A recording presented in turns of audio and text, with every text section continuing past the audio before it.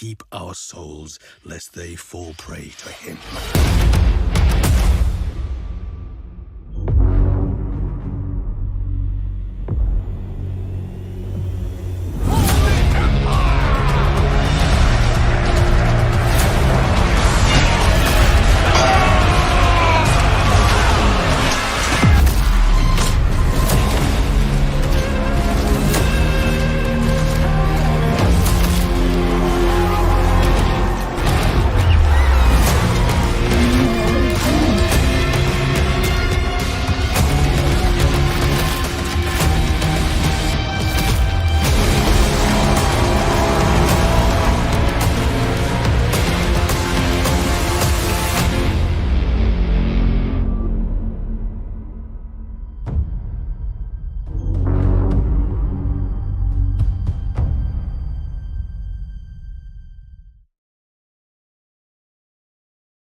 Welcome, ladies and gentlemen, to the grand finals of Total Tavern Season 1. So this is the culmination of our first season on Total Tavern, and it's pretty exciting for sure. You can see the matchups that have been taking place so far. We have to update this score here.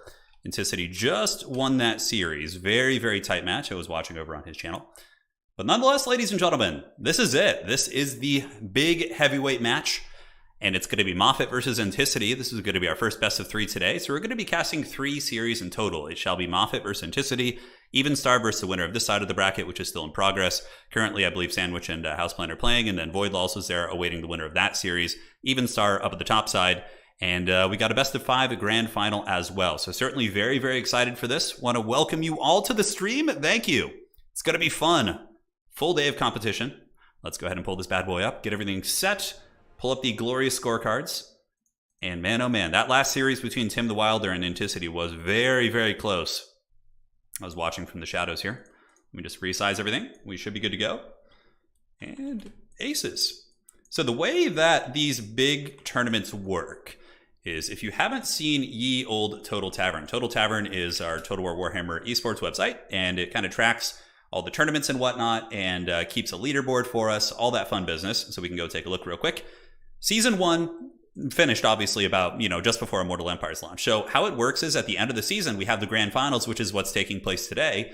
And the individuals who are in the top 16 all get an invite to the top of the leaderboard, or to the grand final event. And the number 1 seed is going to be playing the number 16 seed. Number 2 is going to be playing number 15 in the first rounds, etc., etc. So this is the grand final for today. So should be great. I know, a serious heavy-hitting bracket. Hopefully we don't have any connection issues. I know I tend to, for some reason, when I'm in games with Inticity, it seems to lag, but with nobody else. But, connections are random. Peer-to-peer is weird. It's all based on the servers and things like that. So, yeah, I hope there's no lag. I lowered my bitrate. I don't know. I know he's streaming as well, so hopefully we don't run into any issues.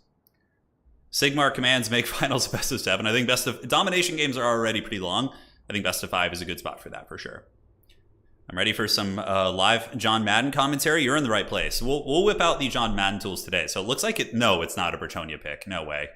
It looks like it's going to be Tomb Kings for Inticity. We don't know about Moffat yet. Moffat, of course, still scheming in the shadows here. What is this picture? Is that like a sea turtle or something? It kind of looks like a little sea turtle. Yeah, something like that. Yeah, we haven't seen Void Laws play that much this season. He must have been training in the shadows. I mean, he did win his first match very decisively today, so clearly he still got the chops.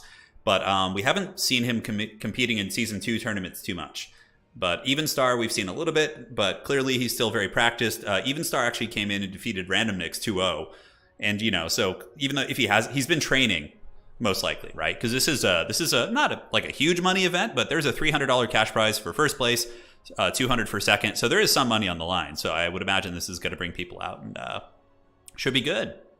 Should be good indeed. I don't think he's playing Bretonia. That would be insanity. I don't know how Bretonia would ever beat Tomb Kings. Tomb Kings could just spam like halberds and spears, and they can out artillery you. Bretonia literally, I think, has no chance against Tomb Kings unless Moffat has some like scheme in the shadows that he's been practicing. I would be insanely shocked to see a Bretonian pick here. That would be just lunacy, in my opinion.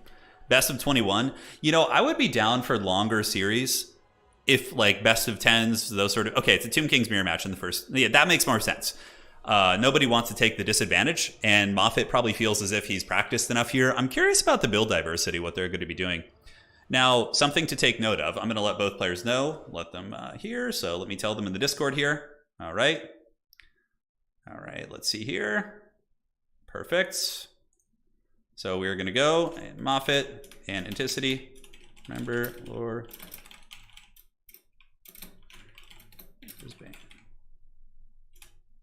I'm just reminding them. So we have a ban on the lore of Nehekara passive is banned in today's tournament, and the lore of vampires is banned for Vampire Coast because it can give them infinite ammo. So that's something I just wanted to make sure both players know, because it'd be very annoying to load into the game and then they both bring it, or one of them brings it and we have to do like a rules call. I mean, theoretically we could just let them both bring it since they're both playing Tomb Kings and it would be fair, but in this case we're just going to make sure to stay consistent with the rules. It's going to be some seriously.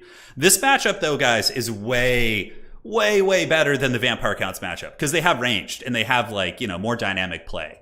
I mean, it can just evolve into infantry spam. I mean, with how good the infantry are in these factions, Tomb Kings are considered to be for sure the strongest faction in the game right now by most people, which is why I'm surprised they weren't banned. Granted, sometimes the really sweaty players, they like to just play the overpowered stuff against each other and just go at it, right? So that's something you do see.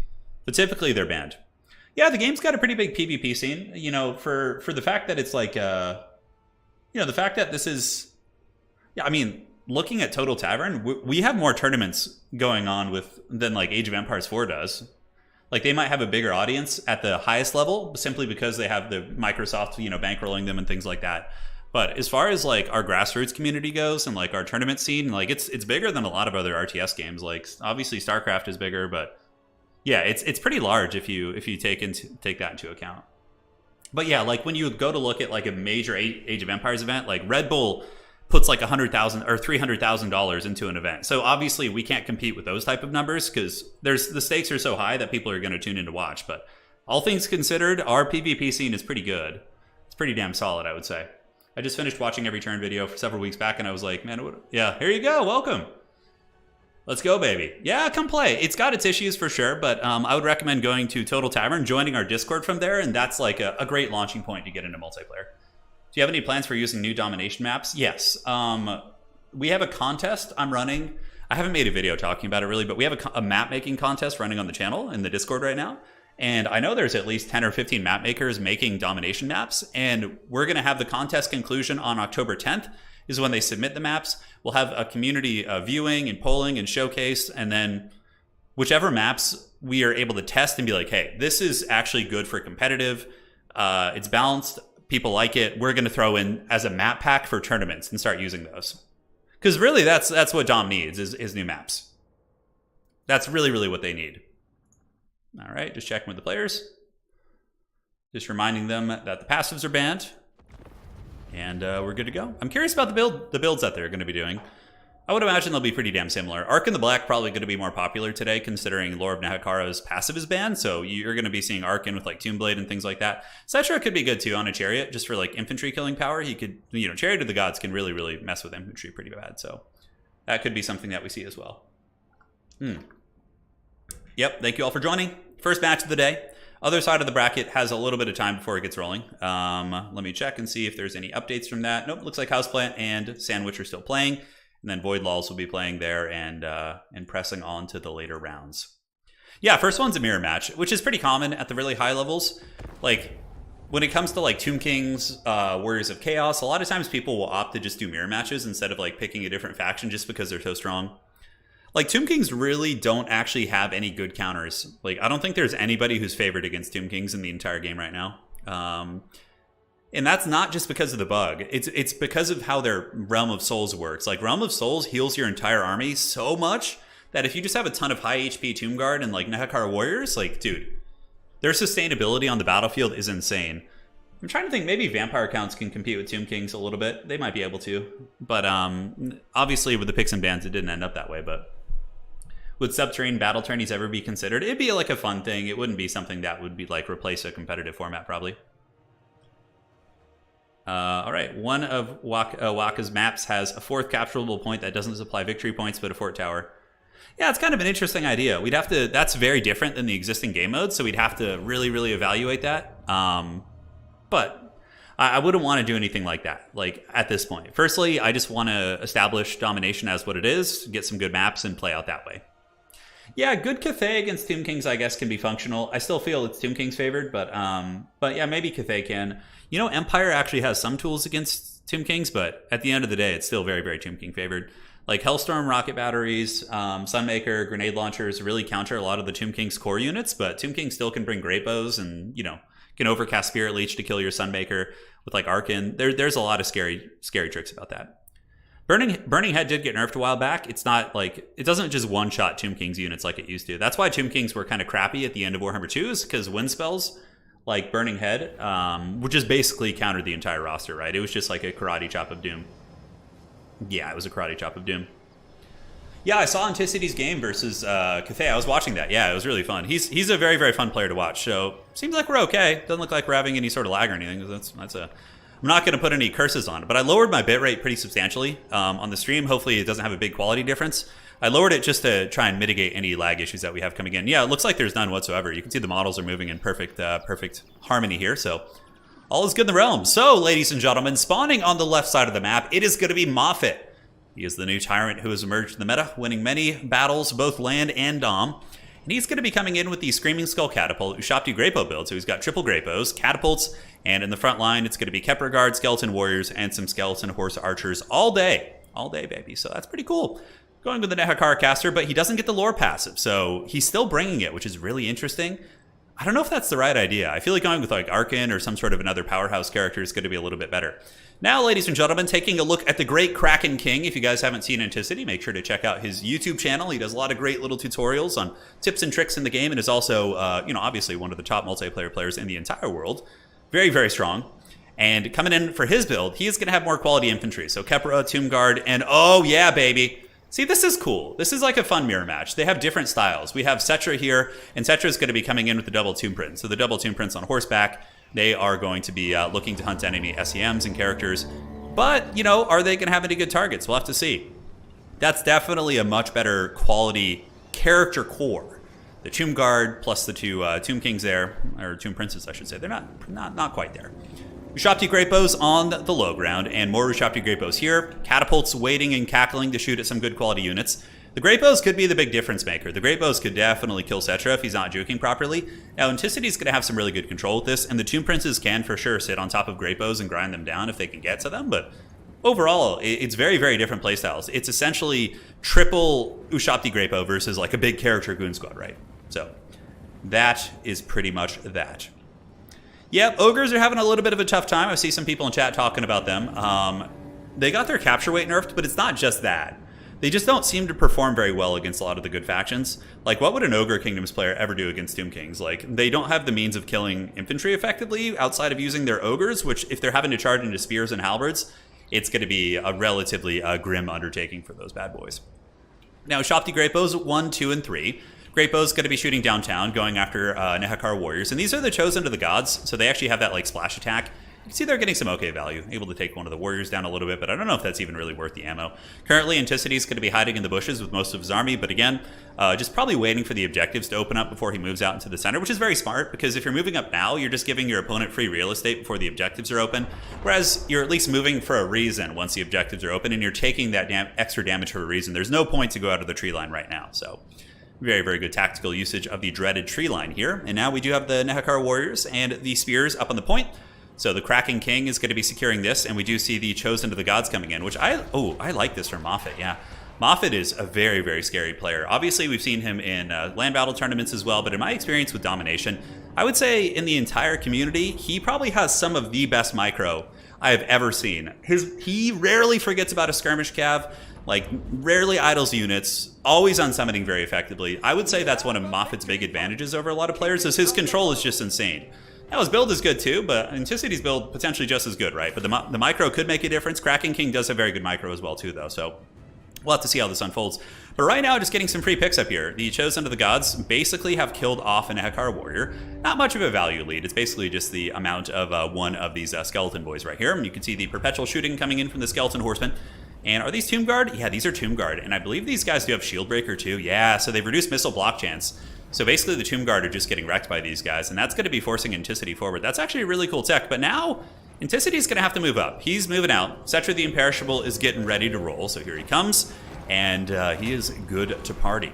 Oh, getting hit by a Screaming Skull Catapult right in the face.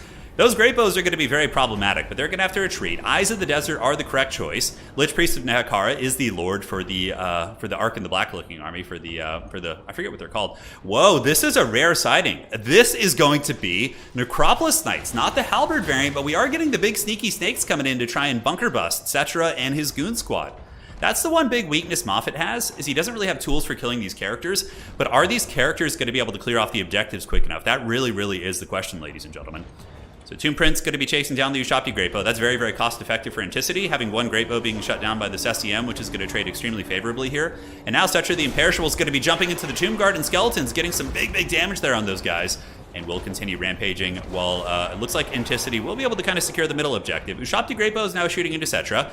And in the back, we do see the sneaky snakes coming in. So they are here, and they have gotten that Tomb Prince a little bit surrounded. Now, what follow-up is there going to be? It looks like some Nehekara Horsemen are going to try and surround these guys as well. And if Anticity does get these Tomb Princes surrounded and pinned in place, that's going to be a pretty rough run for him. But good control by Kraken King. He's able to get away, but Moffat is staying right on top of him. You can really tell when you watch Moffat that he's got like classic RTS mechanics for sure. Now moving in here, Skeleton Horsemen are going to be getting charged by Moffat's Horsemen. Muffin getting the charge, but getting onto the Horsemen here with the Lich Priest helping out. Ushabti Great Bow's looking to pile into melee and help, and they're not terrible in melee. They can certainly help crumble that unit.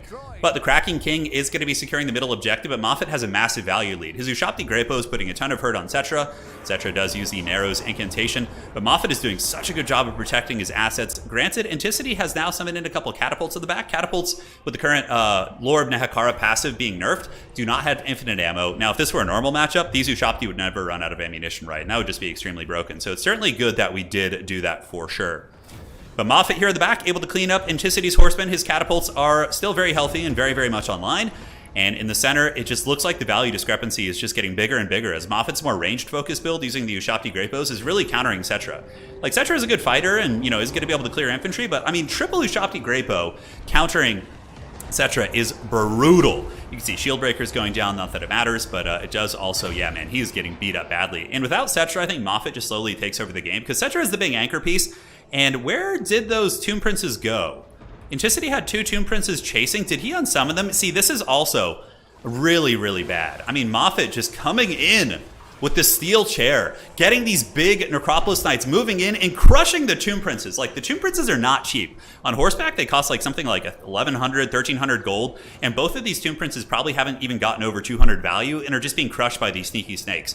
Really, it seems like Moffat is starting to take over the game with a very, very clever build. Very well thought out. 6.1 to 2.4, the ranged firepower against the elite kind of big targets that Anticity brought are really, really being the difference maker here. And I can say with fair certainty that Moffat is going to be taking this game most likely. 2 objectives currently are owned by Anticity, but the value discrepancy is just too big. Cetra is going to be dying here. Really good Ushabti summon to the backfield by Moffat as well. He gets back here with the Ushabti and is able to crush the Screaming Skull catapults. On the other side of the battlefield, we see Objective 3 is taken by the forces of the, what is it? What is the sub-faction called? Somebody in chat let me know. But the Necropolis Knight pick, really cool, man.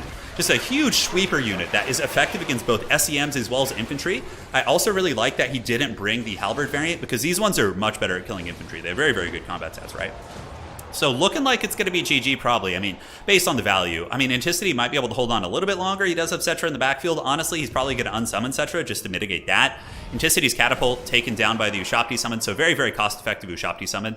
And here we do now see some Ushabti coming out for Anticity, but I think that is going to be a little bit too late. Yeah, I believe it's the Sentinels facing off against the Exiles of Katep, or Katep's like exile faction. But just looking around the battlefield, you see the Sentinels just all over the place with units, and sneaky snakes are coming in. They're rear charging in, pinning in the Nehekara Horsemen at the Kraken King. Skeleton chariots also coming in. Now that Cetra and the mass is gone, these chariots are just going to be so destructive as they get in there and just rampage through these ranks, ladies and gentlemen. And again, you can see all 3 points are being contested. Top 1 is being contested. It looks like Moffat's Nehekara Warriors chasing these down. Good play by Anticity, though. Keeping Cetra alive and allowing him to get some value somewhere and still be useful is very, very good. On the bottom side, we do see the Tomb Prince fighting pretty well, but there's Tomb Guard here. There's Nehekara Warriors. He's not going to be able to do a whole lot. And in the center, though, Kraken King is holding on, and Anticity does have the 2 cap still, although I would wager the top is going to be going to Moffat here soonish. Anticity is actually closing the value gap. If he were able to come back from this game, I would be so massively impressed. That would be one of the biggest comebacks I think we had ever seen. And look, if anybody's going to be capable of that, it is going to be Anticity, right? He is just a scary, scary player. Skeleton Horsemen being used to shut down Ushapti Grapos, beautiful play. These are just crappy archers who've already used about 90% of their ammo, so throwing these guys into combat with, the Ushapti Grapo here is that's an absolute bargain deal. And side objective, pretty controlled by Moffat here. Looks like the Tomb Prince really struggling to find a home. The middle objective, though, Anticity still does have a lot. Chariots being left in combat, so no, they're not actually. They're pinned in place here by the Skeleton Horsemen. And the Necropolis Knights kind of getting a little bit beat up here. Yeah, Necropolis Knights going down. Narrow's Incantation is active. Necrotect is trying to keep them active. He probably has some of the heals. He does have the heals for the constructs. Lich Priest moving in. And, Moffat's going to need to get some objectives soon. He is kind of living his life in the danger zone a little bit. Are the nameplates a little bit screwed up? Let me just double check that. Yeah, they are. So let me just go ahead and flip those. I can do that real quick so it looks better for you guys. All right, perfect. Thank you for letting me know, my friends. And look at this. Cetra's going to be unsummoned with 200 HP, which is certainly smart. But now Moffat probably going to take this objective. I mean, Nekar Warriors, he's got skeletons. He's got some more skeleton warriors moving up here. And the question being at that point is, even though, look at this, guys. Anticity has narrowed the value gap to 2,000. He was down by like 4,000 or 5,000 at one point. Dude, absolutely crazy, crazy stuff from the Kraken King. And I think it's because he summoned some Ushapti of his own, right? I think that's the big factor, but I mean, even still, it's going to be tough. Moffat's got those catapults just crumping all these infantry in the center, and it looks like Moffat is going to be taking the high ground objective as well. We do see the Skeleton Horsemen piling in, these Carrion just getting absolutely beaten down, and this objective is going to be going to the forces of the Sentinels and Moffat here. And looking at the points, it's currently Moffat 566 and Anticity at 726, so not that big of a lead. And here comes the Horseman, going to be charging into the Nekar Horseman, so the fight is on. Narrow's Incantation is going to keep these Horsemen trading reasonably well. Normally, of course, they would get massacred by Nekar Horsemen, but with 40% physical resist, they're going to be much more durable. You can see trading actually kind of evenly there, which is very impressive. So the Haggard Lich Priest is riding around looking for some goodies, and Nekar Horsemen are coming in to just give some extra fighting weight here.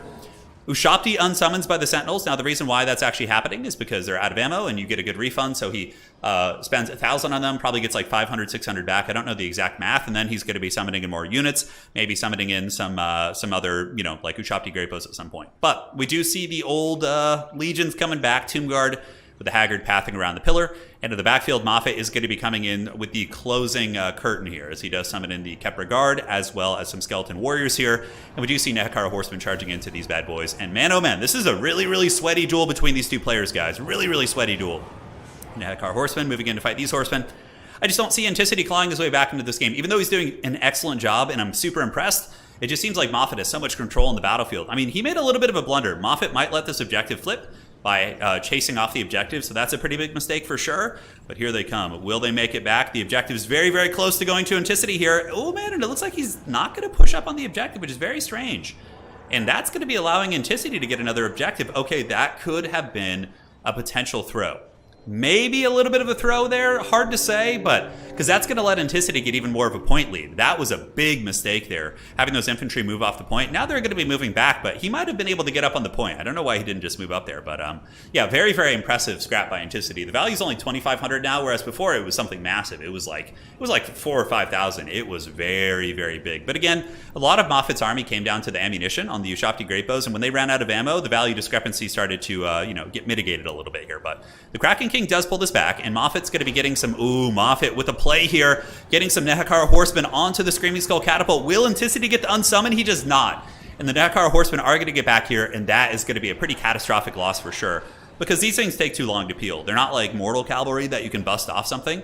In this case, they're going to stay until they die, and the Screaming Skull Catapults are going to crumble, and with that, the pressure on the side objective is going to be going very, very heavily for Moffat. Moffat also starting to take the middle objective. It looks like he does have the capture weight advantage for a moment there, although there still are a lot of skeletons here for Anticity. Lich Priest and Necrotect hanging out. Necrotect has been pretty cool. I do like him as like a support piece for the big knights that he did bring in. I thought that was a pretty cool choice. You do have 3 capture weight too, which is insignificant, but top objective firmly owned by Moffat, middle objective owned by Anticity, but just by a thread. He's barely holding on to this. And Moffat's coming in with chariots. I really, really do like to see the chariot play. So the chariots are going to be just running through these units. And man, oh man, I think this is a cool mirror match. This is actually very interesting. Like, Tomb Kings have a diverse enough roster and the many different playstyles that this actually becomes very, very fun to watch. But They charge in there. Tomb Guard getting run over. The middle objective is currently has the capture weight for the Sentinels. The Exiles of Katep going to be sending some Tomb Guard in there. Anticity does have a little bit of a point lead, but side objective is taken by the Sentinels. And Moffat's point lead is pretty small. But, you know, if Anticity can keep scrapping, and if he's able to catch Moffat with another mistake like that, maybe. And to the back, we do see the Screaming Beam Catapult is taken down by Moffat. However, Anticity does collect his Blood Tithe for this.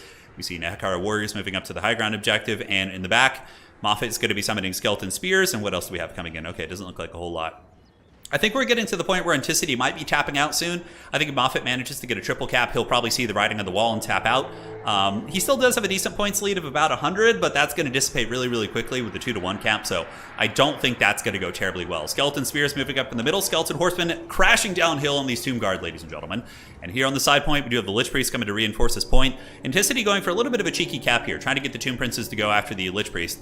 Overall, man, I have to say, I'm really impressed with both players' play. Like, Moffat's build was very clean and traditional, using Ushabti Great Bows, which are very much a staple. Anticity's build seemed like a little bit of a gamble. Like, the double Tomb Prince and Cetra really designed to, like, goon characters and SEMs and things like that.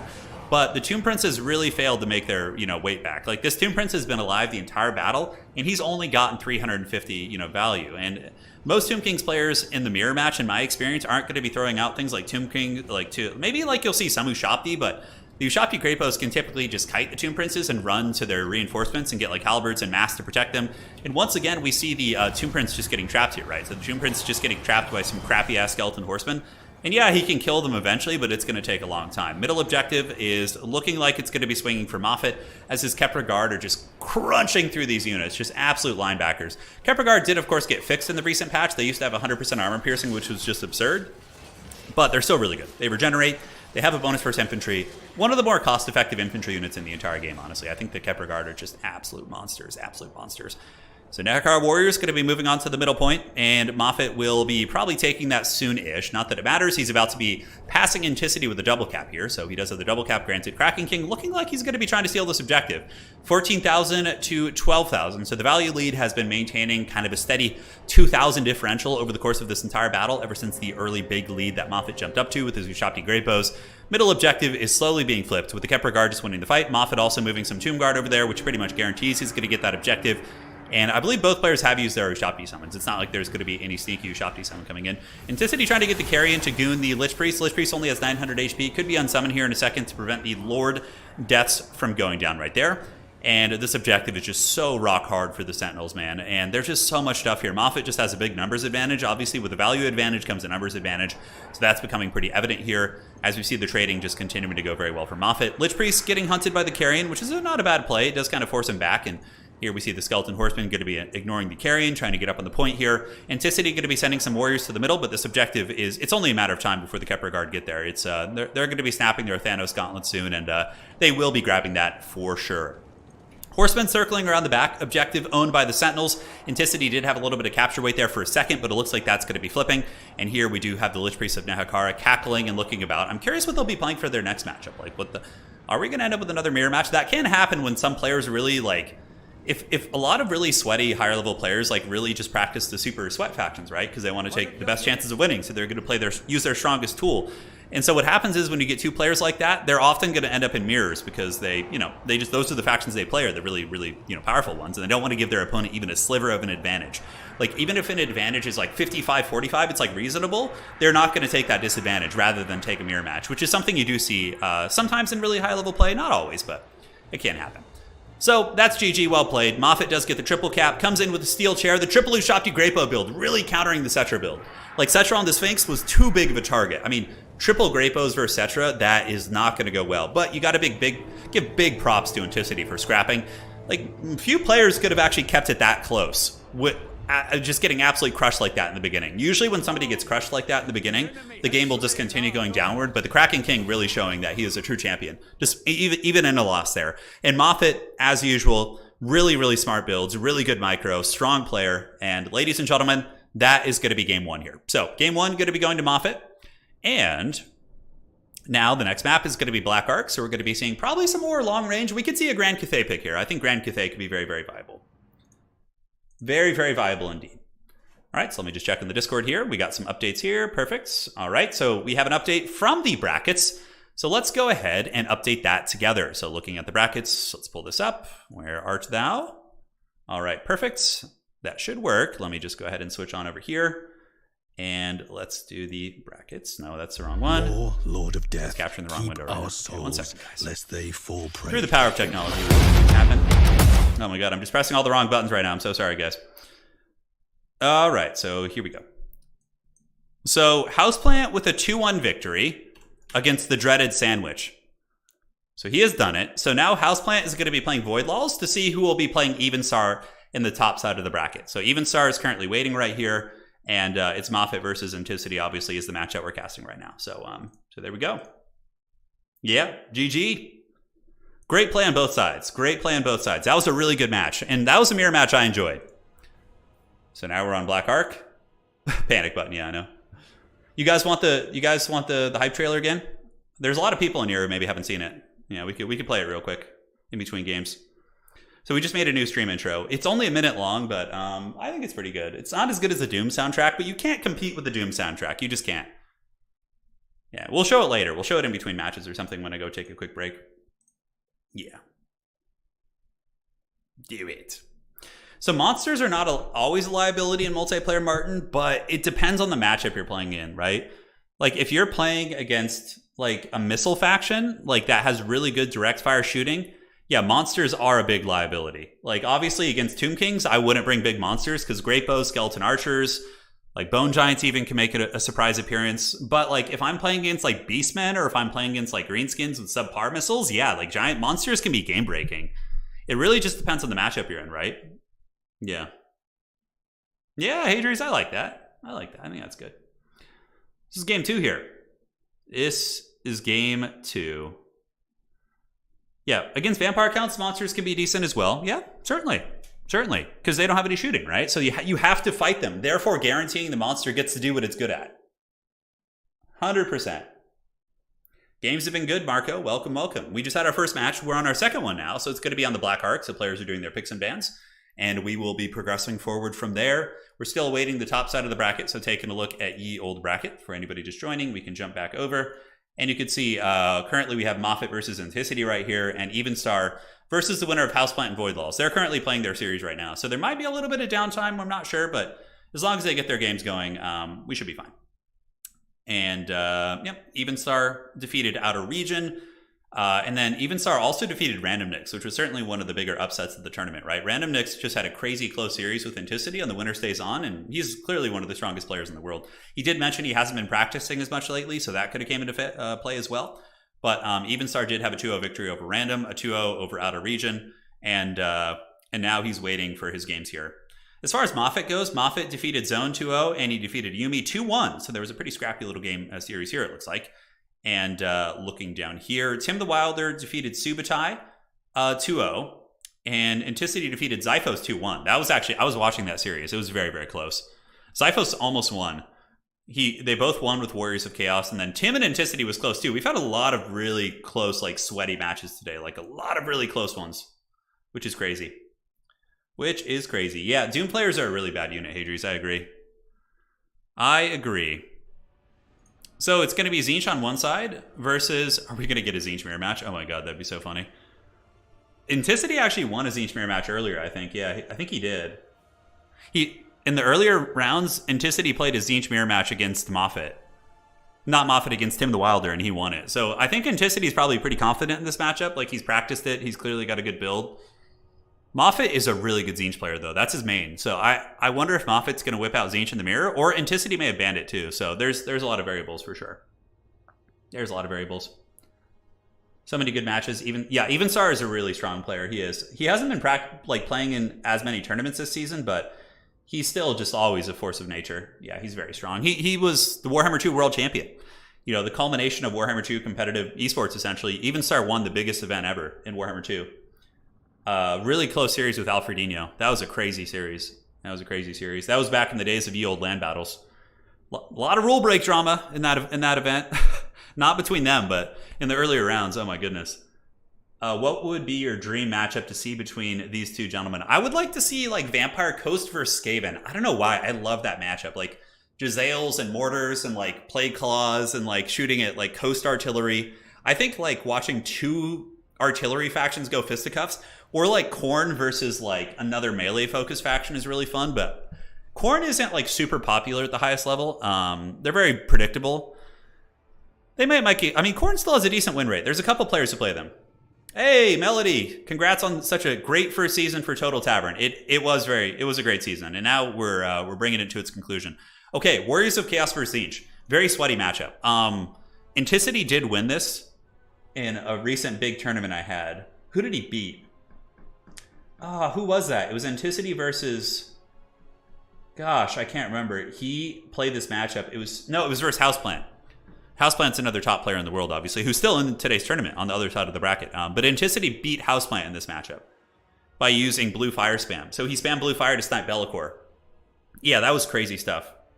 Has anybody ever successfully taken the Shredder of Lustria? Yes. The Shredder of Lustria is actually really good against like beastmen and low leadership factions like Greenskins too. It can be okay. Like it for sure. And it's map dependent. Like Shredder of Lustria is amazing on Broken Lake Gully because it can avoid missiles and it can maneuver between the two objectives really well and just like really, really crush leadership. But I would say the Shredder is only really good against like low leadership factions. So Greenskins, like Beastmen, like these factions that really, really just don't have good range and have to fight up close. I would say, yeah. So this is going to be Hellstriders and Marauder Horsemen for Moffat.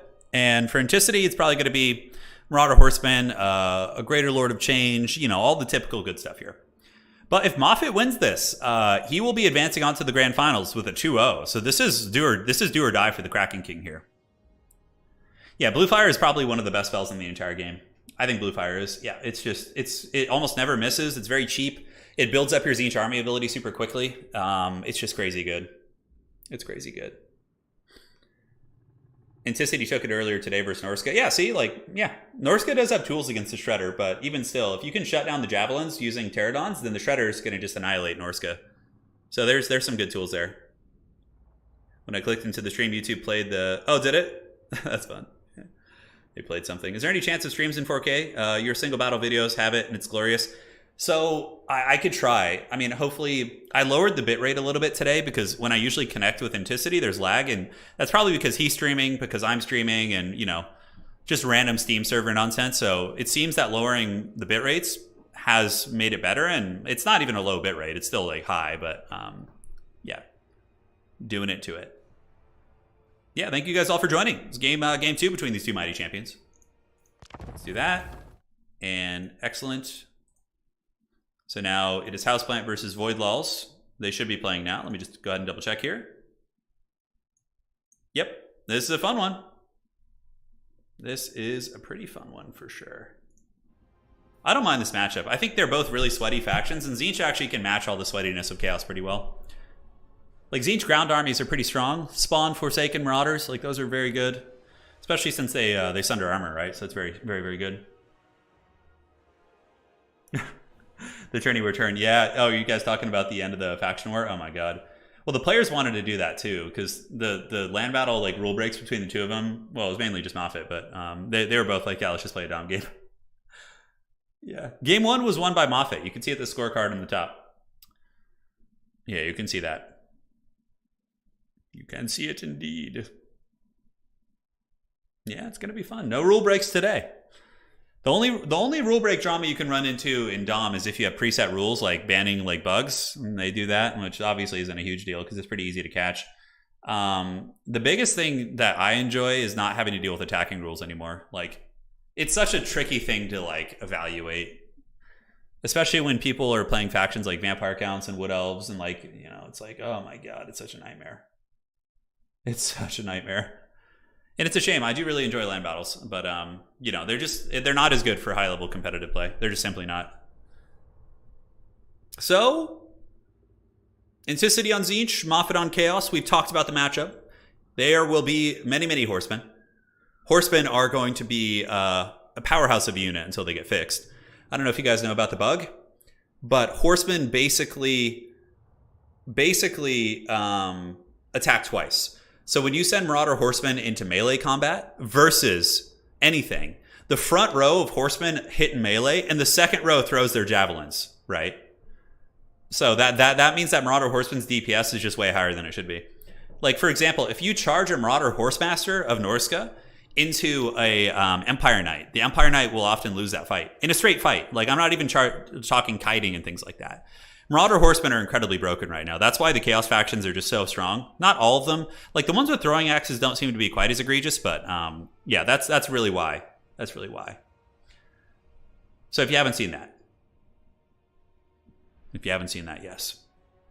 But that should be getting fixed in some of the upcoming patches, hopefully. It's something that myself and several other multiplayer creators have been telling CA nonstop that this needs to be fixed. And they've said they know about it, and I would imagine it's going to get fixed in the next patch. I really, really do hope so. Because it's just so stupid. It's so dumb. If you fix Marauder Horsemen and make them attack normally in melee, and then you also fix Hellstriders to cost like 100 to 150 gold more, the Slanesh Cavalry, then suddenly I think Warriors of Chaos will go from like a 65-70% win rate down to like 55. And they'll be a really solid faction, but they're not going to be like broken. They're not going to be broken. So I think that's a big variable as well. Turn, the most disappointing part to me is okay, let's see. Yeah, Shock Me said, I hear you, man. I hear you. Yeah, honestly though, I'm really happy with how much progress we've made in multiplayer. Like, we got a dedicated game mode.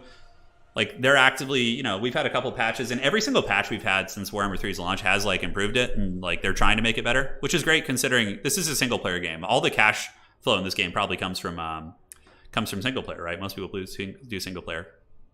But what's good about multiplayer, and I think the reason why we've been able to get changes made, is because it gets a lot of viewership in terms of like people watching it, because it's very fun to watch.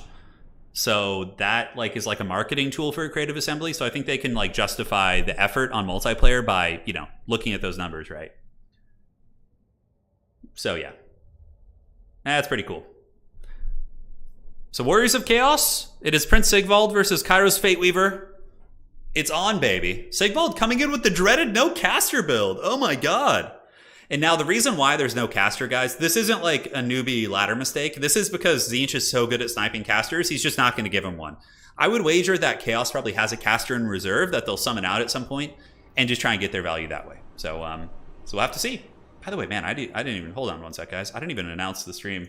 God, I'm so bad at YouTube. Terrible at this shit, dude. I'm just the friggin' worst. All right, let's do this.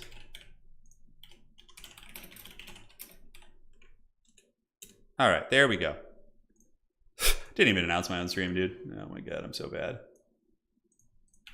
All right, ladies and gentlemen, here we are. Spawning on the north side of the map. It is a north-south.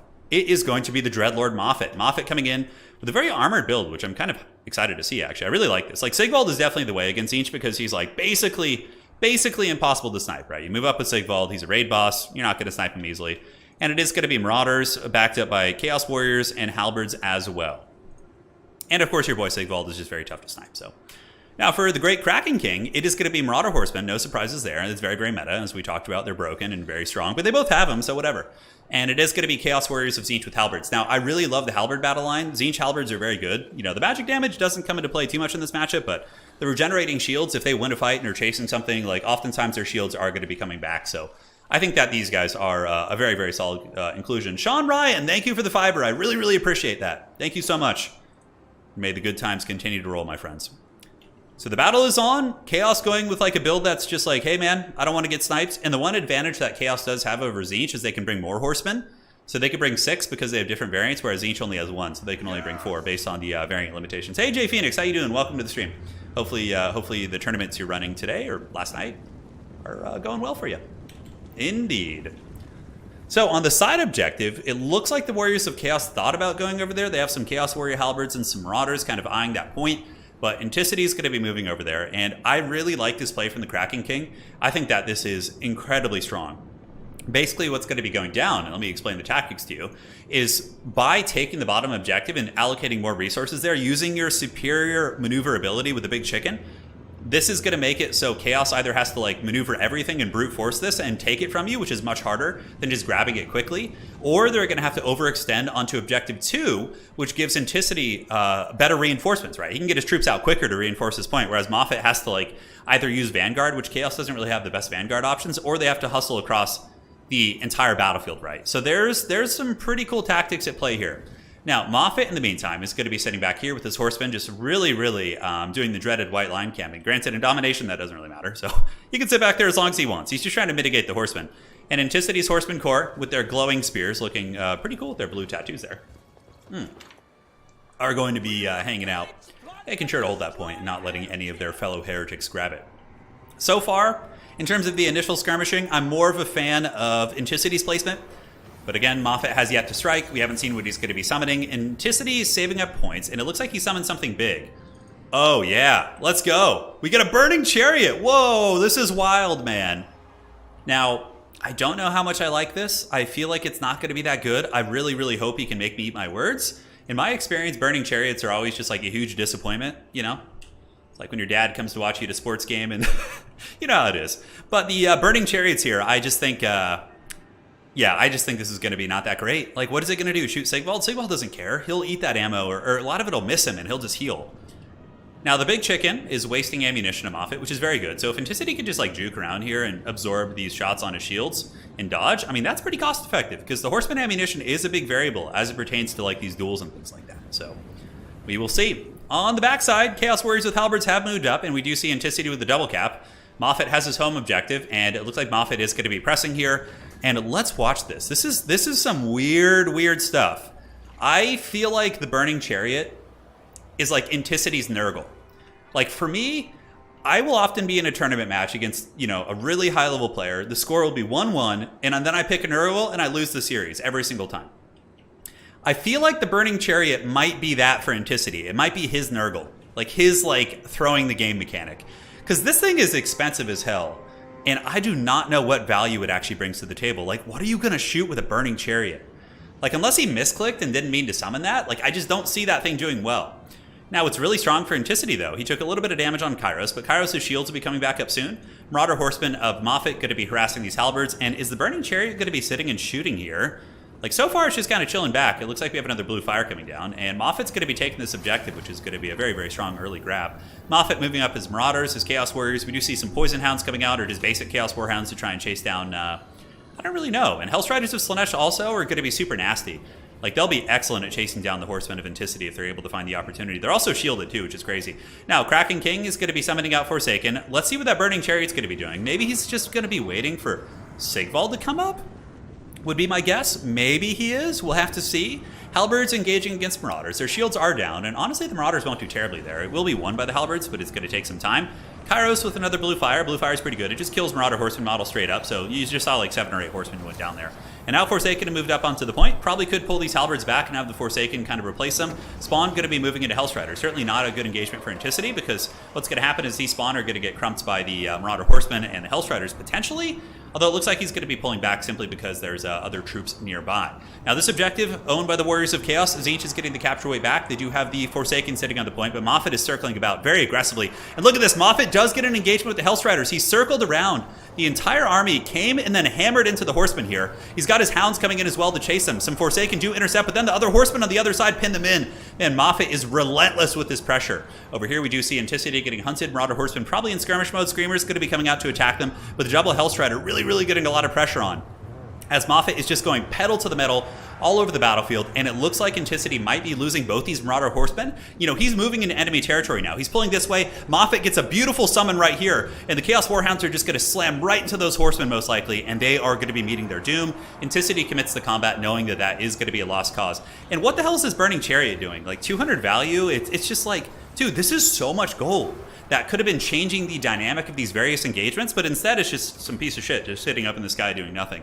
Burning Chariots are just such a trap unit. Like, you think they're cool because they can snipe things, but like seeing Sigvald out on the battlefield, you're not going to be able to snipe him. He is just, that's his whole, like a little bit of damage on Sigvald there, but like that was a direct hit and like ammo's at half. Sigvald's probably just going to heal through that mostly, like with his auric armor.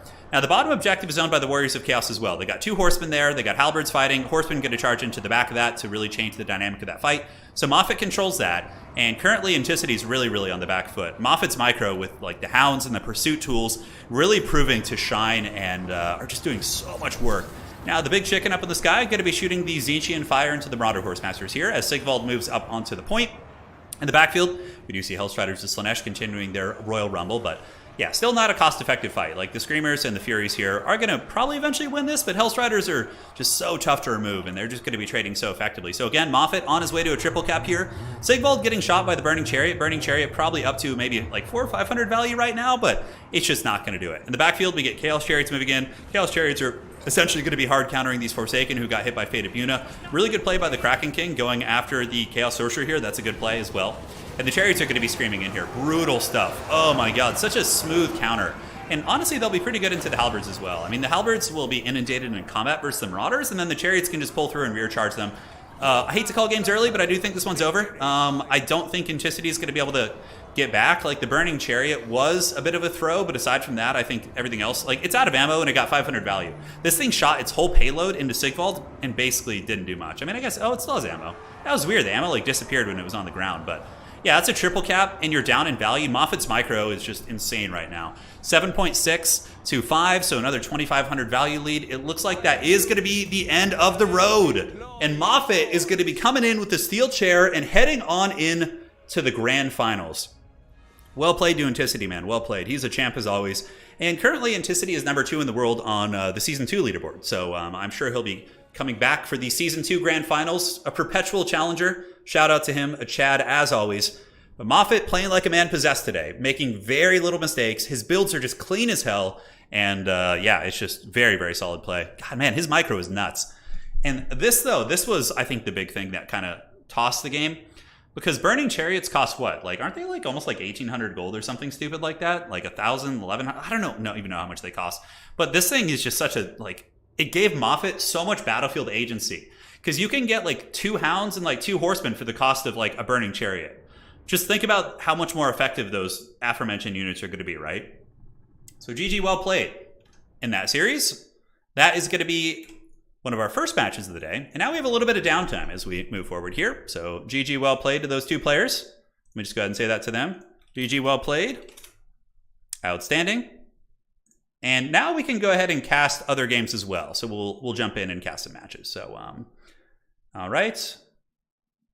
Let's see here. Perfect. Are they playing yet? And Houseplant.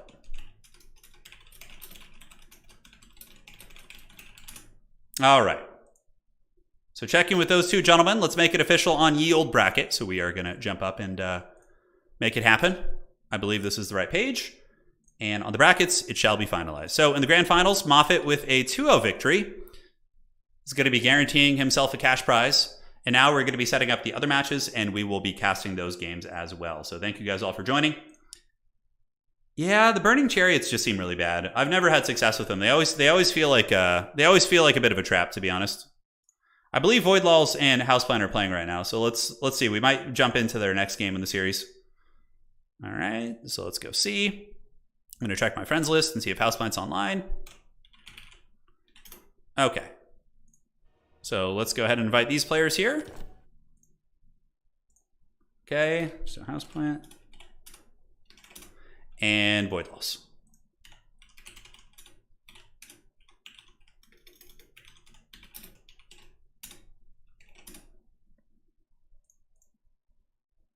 Okay, sounds good. So they're going to send me a code right now, and we're going to be jumping into another match in the lower brackets. Lower brackets. These are all like high-level brackets for sure. Hey, Badger Knight, thank you for the 20. Appreciate it. Have you ever thought about doing a beginner's guide? Yes, I will do that, but the reason why I haven't done it yet is because Domination's been changing so much that I want to make sure the game state is like solidified. Yeah. Okay. Oh, hold on. Okay, so they're going to be joining my lobby, it looks like. Let's get that.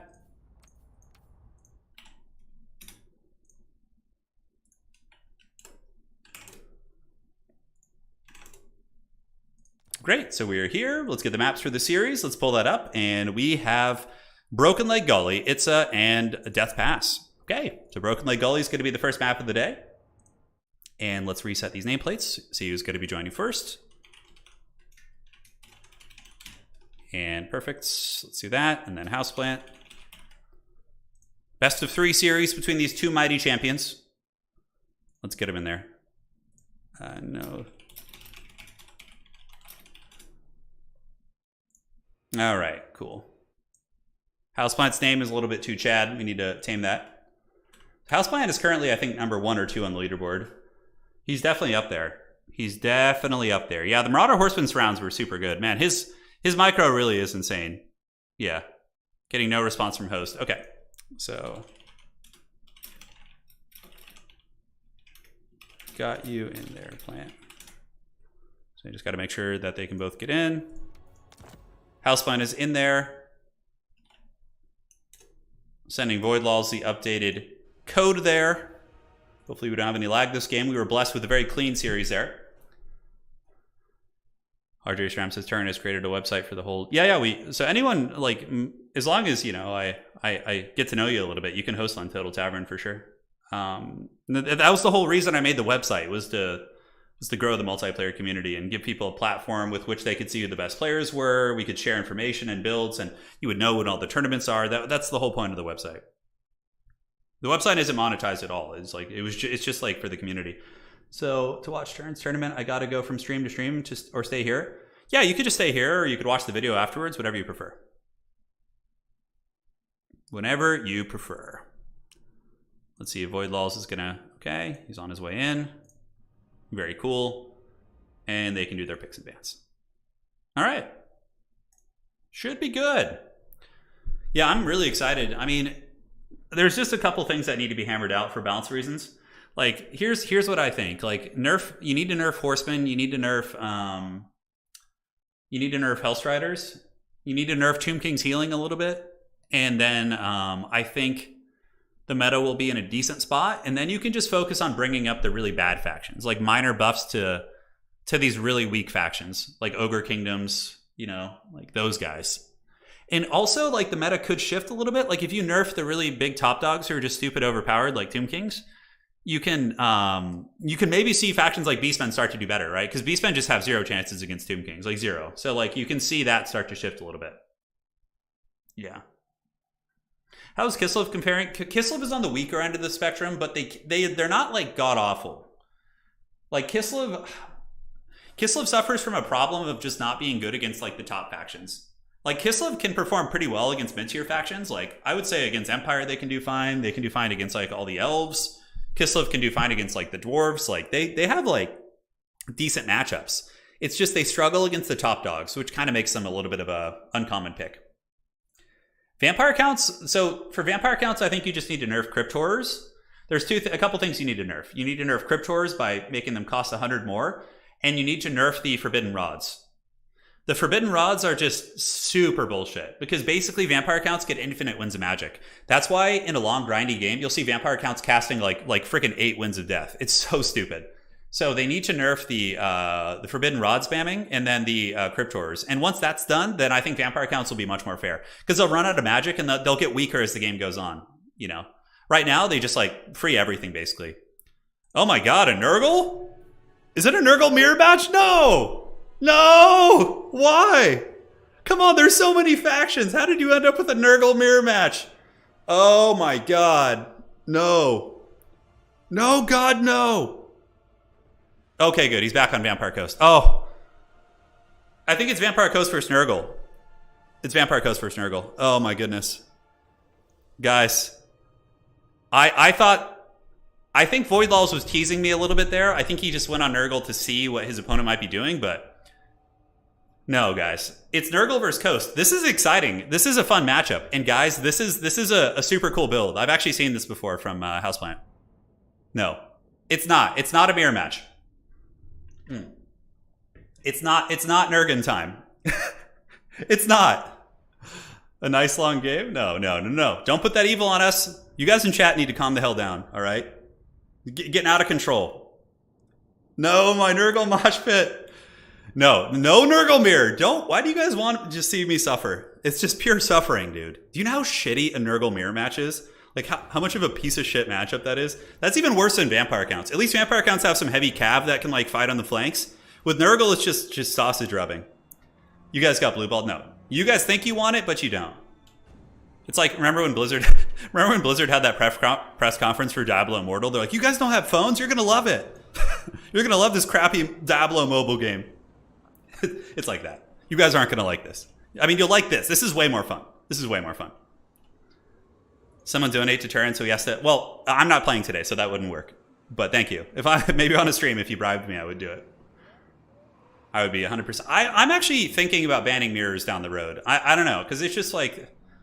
Yeah, I don't know. I'm thinking about it. It's not too hot today. Today's a decent weather. All right, ladies and gentlemen, spawning on the west side of the map, it is going to be Voidlaws.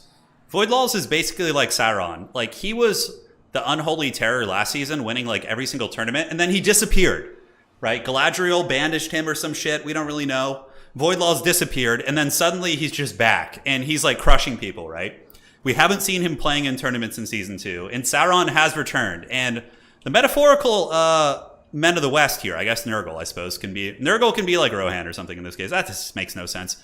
But, yeah, he is back, and it's going to be Celestra with a couple crowd punishing spells. So it's going to be Ghost of the Past, Tide Call, and Vangeist's Revenge. He's got Bomber Mobs, he's got Depth Guard, and he's got Hand Cannons in the back, with more Depth Guard and Bombers moving up the side point. Now, for the forces here of Houseplant, one of the mighty champions of the great RTK clan, going to be coming in with the Chaos Sorcerer of Buna. So basically, you just bring the Sorcerer Lord with Buna, and you use that to kill Depth Guard. That's like 100% what you use it for. And then you just have Marauders moving up in the middle. Looks like it's going to be some Spawn and some Plague Bearers. So very, very heavy-duty kind of Nurgle infantry action for sure. So, it is on. Plague Bearers are hustling up there. We don't know about the global bans in this series. We very well could have seen a ban between... yeah, I would imagine like Warriors of Chaos. Tomb King's probably got a global ban. Like most players who don't want to suffer will ban Tomb Kings. Because each player before the entire series starts gets 2 global bans. So they get to be like, okay, these factions can't be played the entire series. I was thinking about bumping it up to 3 per player and seeing how that shakes out for a tournament, just to really get rid of the toxic elements. You know, like, just to guarantee that one player can get rid of all 3 of the really busted factions if they want to. So yeah, we'll have to see. The battle is on, and we do have Halberds coming up and Bomber Mobs, so they're going to be hustling up to the middle. Nurgle is going to be going for the back objective, so going for a big push this way. So we do see the Spawn coming, as well as the Plague Bearers, and they should be able to wrestle that objective. Voidlaws does have some hand cannons back here, some Bombers, and some Halberds, so maybe he'll be able to put up a decent defense. Celestra could also use Ghost of the Past and get her Knights to go like roadblock here and just run into those guys and kind of hold them back. So a lot of certainly viable options here for both players. We'll have to see. But in the middle, objective's going to be opening up. Nurgle's going to be taking his back objective with the crappy Marauder unit. Obviously, Vampire Coast isn't going to be overextending super heavily there, so we'll have to see. And it looks like Objective 2, man, this is a scary, scary spot for Nurgle to take this fight. And look at this, he actually has a Cultist of Nurgle with the summon. You don't see them often anymore because they need to be below 75% HP to actually get their summon off, but what a play. He could actually send it up, let it get nuked by shooting, and then get a Plague Bearer summon. That's probably what you do here, right? So this objective is currently being taken by your boy Nurgle, but Vampire Coast is moving up, and they're going to get equal capture weight here in a second with the Bomber Mobs. And yeah, look, now the objective is being contested pretty heavily, right? So Nurgle up on the high ground is here. Plague Bearers moving forward. Depth Guard and Bombers stand at the ready. More Halberds coming in from Voidlaws. And will Houseplant break the formation of Voidlaws? We'll have to see here today. Voidlaws, of course, appears to be representing the BM clan. And yes, we do have a clan duel here, as it looks like Nurgle's going to be conceding the middle, pulling back these guys, and they're going to be sending their characters up to the high ground. I would imagine there's going to be like a big fade of unit, like right here on these guys, just to soften them up, and then Nurgle will move in with the spawn and try and contest that point. But the Bombers are very, very nasty, and this is not going to be easy for sure. This is not going to be easy at all. Deckhand mobs cackling in the shadows, handguns sitting on the hill on the low ground with a very good arc of fire. These handguns are like in the perfect spot, like perfect spot. So they're sitting there and they're going to be just getting ready to drop pot shots down here. We'll certainly see how that goes. Now Depth Guard going to be hustling up to the middle. Depth Guard are amazing against Nurgle. They buzzsaw most units, and Nurgle doesn't really have a ton of great like armor piercing options outside of their warriors. You can come in with the great weapons and try and fight Depth Guard, but even still, it's not like a great trade because the Bombers and other things like that are going to be supporting the Depth Guard. Depth Guard have access to some good healing, I guess, but no, it doesn't look like it. It's just Celestra. Celestra are going to be summoning those Knights in. Nurgle is just really, really biding its time. Basically gathering a Doom Legion. I love how both players are basically playing chess right now. Like, you know, here we see Houseplant. He moves his bishop to e5, right, or whatever. And he's moving it up, and then we see Vampire Coast, you know, moving out their pieces to counter it. And it's just kind of like a time bomb here while these guys gather their forces, which is pretty fun for sure. Now, Celestra maybe going to be getting a Vangeist's Revenge. Oh my god, a Vangeist right here would just absolutely obliterate Nurgle if they didn't move. But obviously both players here have pretty good micro, so we'll have to see. Nurgle definitely going to be getting a big push, though. And it looks like there's going to be some spawn of Nurgle coming here. That's kind of an interesting choice. Oh, okay. So animated Hulks from Void Laws. Now, this is actually a really good choice because the Hulks cost 500. These things cost 1,000. And he baited out a 1,000 gold unit to stop this 500 gold unit. That was actually a big win by Void Laws. Now, Fate of Buna going down to the bats. Nice, nice. So the bats do get crumped a little bit. Looks like one bat unit's going to be crumbling. Fate of Buna is just a very, very good spell. Instantly kills, you know, a 500 gold unit. I think the Bomber Bats cost about 500 or 600 or something like that. So, but the Bomber Bat's still causing disruption. Now we're going to be seeing Furies coming in. So Furies getting ready to party. And whoa, what is this? Is this going to be a Vangeist Revenge? Is that really worth it against Marauders? Like, I don't think so.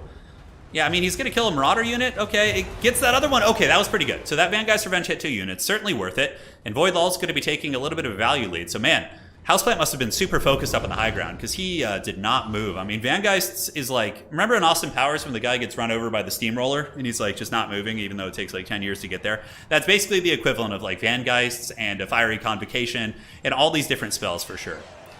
So the Mordor buildup is going, but Void Laws isn't really just letting him build up peacefully. He's still just moving in and harassing and trying to get value on Nurgle here. We're not seeing any artillery come in. A single cannon, I think, could have been pretty good from Coast. And we do get the animated Hulks moving in, but the spawn of Nurgle just getting free real estate. So this is I don't know why Void actually took this fight. He could have just ran away, but I guess it is occupying these units and keeping these spawn over here, and you know they're all more or less unbreakable.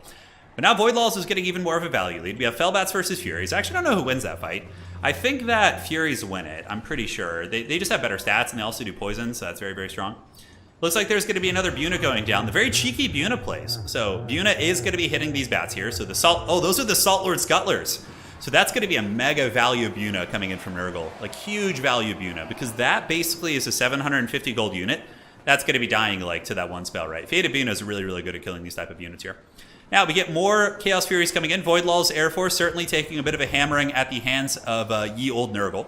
So Chaos Fury is going to be chasing those guys down, but if they chase too far the handgun mobs, you're going to be able to kind of turn about face here and take those guys down.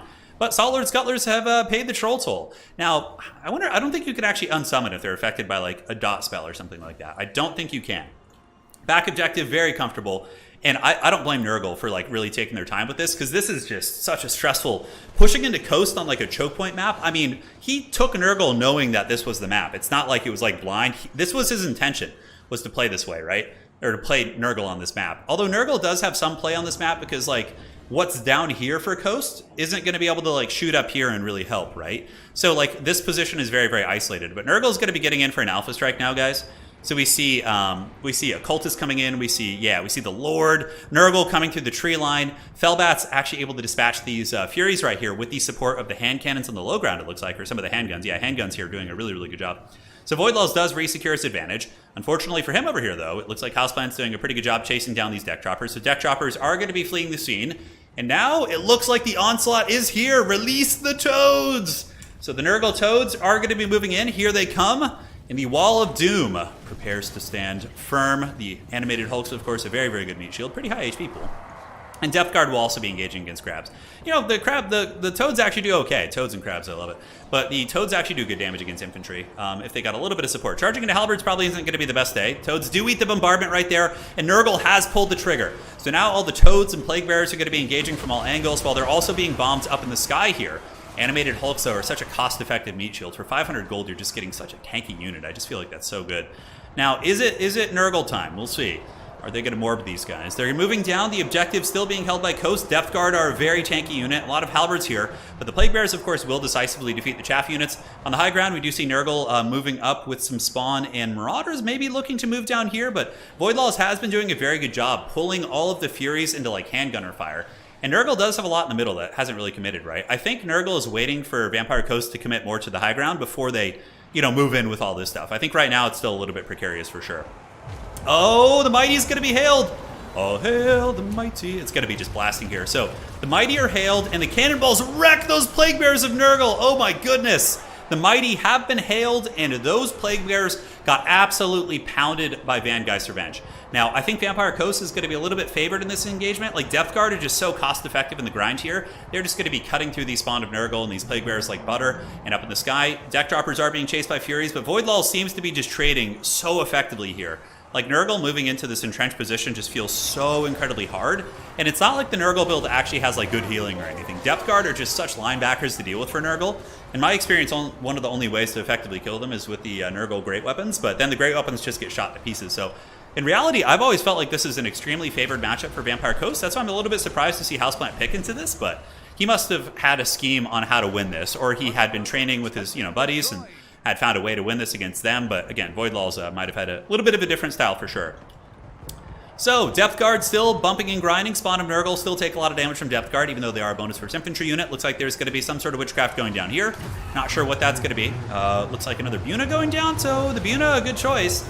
It does hit those Depth Guard, and Nurgle is down by 3,000 value. We see Nurglings coming in, but Nurglings are going to be intercepted probably by some Haggard Scurvy Dogs. And it looks like, yeah, just Coast is very entrenched here. And in the middle, we don't see any semblance of Nurgle getting any success. Voidlaws is, like, pressuring everywhere. He's moving up with these gunnery mobs, going to be shooting at the spawn of Nurgle, and, of course, will be shooting at these guys. Like, he could just press here, and if Nurgle wants to sit there and not engage, they're just going to get punished and won't be able to return any value. That is for sure. So over here, looks like Nurgle is running out of steam. Their knights were summoned, but have dissipated. Fate Buna, a very powerful tool. Depth Guard just got killed, which is certainly a big one for Nurgle. Fecundity going down, going to be healing a little bit, but the Nurgle character is actually surrounded. He's pinned in by animated hulks, also trapped with the Depth Guard. Nurgling's coming in. I hesitate to call games early. I know I've said that a couple times this stream, but this one is probably over. I don't see any way for Houseplant to get this. And Sauron has emerged, and he has defeated the garrison at Osgiliath. And Houseplant is going to have to fall back to Pelennor Fields into the White Tower and try and make his last stand in the next game, because this is not going well. The Mumakil have arrived. Whatever other analogy you want to use. We'll see. We'll see if Rohan arrives. Forsaken being summoned out, but again, this is the classic Reaganomics situation. When you're just so far behind, you're just going to be using trickle-down economics, and it is not going to work here in this case, as the Vampire Coast just has the quicker reinforcements. GG, well played. Voidlaws showing that despite not really playing publicly this season, he's still probably been practicing in the shadows, and has won. GG, well played. That's going to be game one, going to Void. All right, so next up, let's take a look here. Okay. Yep, values. Bunacaster 1700, not bad. Certainly was a cool attempt by Nurgle. You know, would have actually probably worked better would have been the Soul Grinders. As much of a meme as they are, they probably could have bombarded this build pretty well. But yeah, looking across, Voidlaws was pretty ready for that. Depth Guard just trade so well. They trade so well. It's a tough one. All right, so game two. Let's see what Houseplant can do. The next map is going to be Itza. All right. Itza me. Itza. Where is Itza? There you are. The battle for Itza is upon us. Thank you all for joining. There's no life in the void, only death. That's just a bad matchup for Nurgle, but Houseplant thought he could win it, so he went with it. Actually, Turin, what do you think they need to do to make Nurgle better? I don't know. I don't know what you do for Nurgle, honestly. Because Nurgle, like, I think if... Like, Nurgle is always going to have bad matchups, some bad matchups based on their playstyle, but Nurgle should be very good against other melee factions, in theory. Yeah, I don't know. I think Nurgle's win rate has been going up quite a bit. Like, they went from, like, 21% to, like, 41%. So people are playing them and people are doing well with them in tournaments. So I wouldn't, like, call Nurgle out. But, like, Nurgle against, like, an unbreakable shooting faction is not going to have a good time in my experience. Like, they're straight up just not going to have a good time. So the winner of this, let's go ahead and show you guys the bracket. So this is an earlier round matchup because the bottom side of the bracket had an extra match, so it took a little bit longer. But let's just go ahead and show you guys the brackets here. So here we go. So this is Houseplant versus Voidlaws right here. The winner is going to be playing Evenstar, and then the winner of that match will play Moffat in the grand finals. Moffat, of course, came off a 2-0 victory against Anticity earlier, which is a really, really good match. And that is the tale of the tape, my friends. So thank you all for joining. And that is where we currently are. That is where we currently are. Yeah, you got to be careful with overbuffing Nurgle. The amount of healing mechanics they have is pretty crazy, so that can be oppressive if you give them...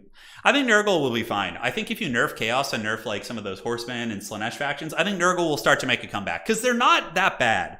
Nurgle like is definitely on the weaker end of things, but they are not like terrible. They have some tricks.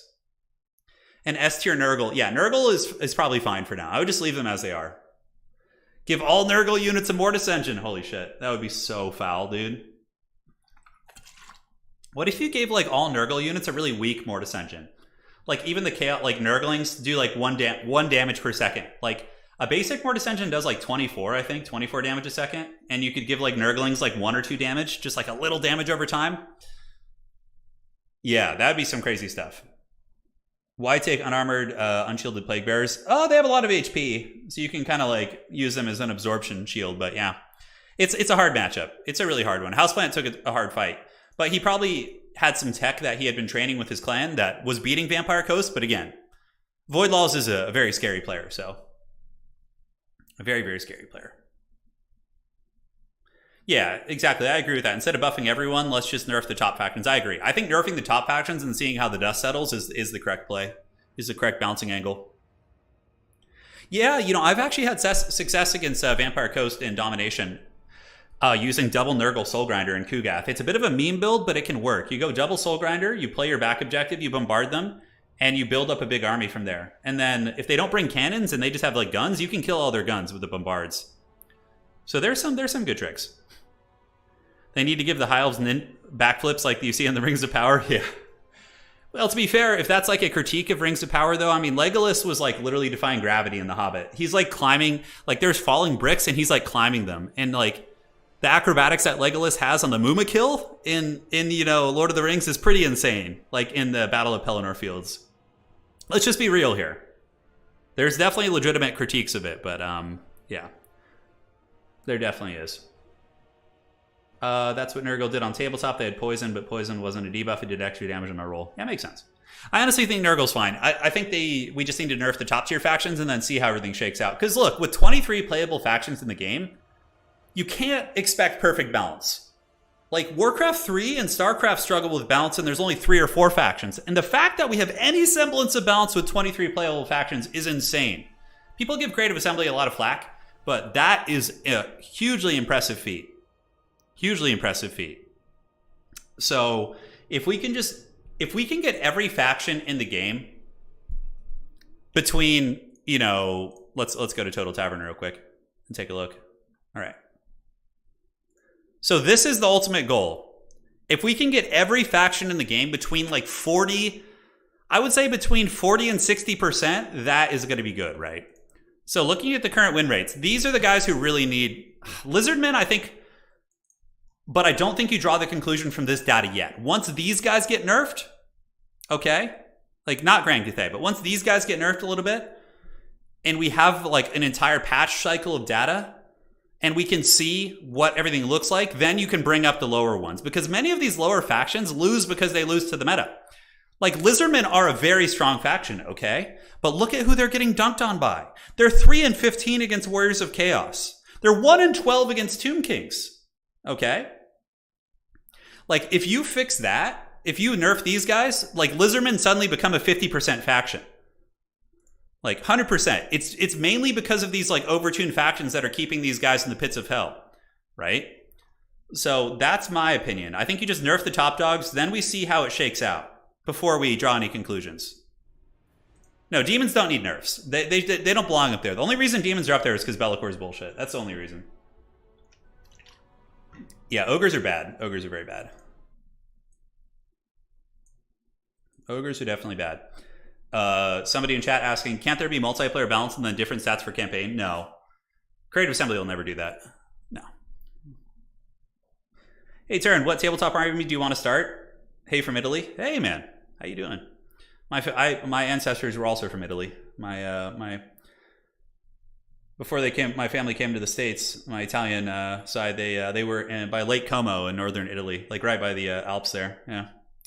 But I have an Empire army. I'm not sure what I want to start. Basically, I'm going to see what my wife wants to play in Warhammer Fantasy Tabletop when Old World comes back and whatever she wants. Because I'm going to get a Kislev army and probably a Cathay army 100%. Then I need some bad guys, right? So I'll have Empire, Kislev, and Cathay. And I'm going to need to get some like villains for them to play against on the tabletop channel. So we'll see. We will see. Yeah, Dowie are solid. They're not bad. They're not bad. They are not bad at all.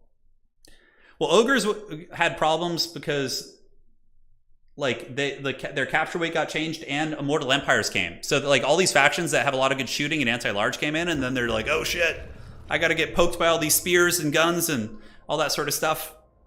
I don't really have any interest in playing Lizardmen. I don't know why. I don't know. Like the dinosaur thing is cool, but yeah, we'll see. I need more villains because lizardmen aren't. They're like kind of like middle of the road, you know.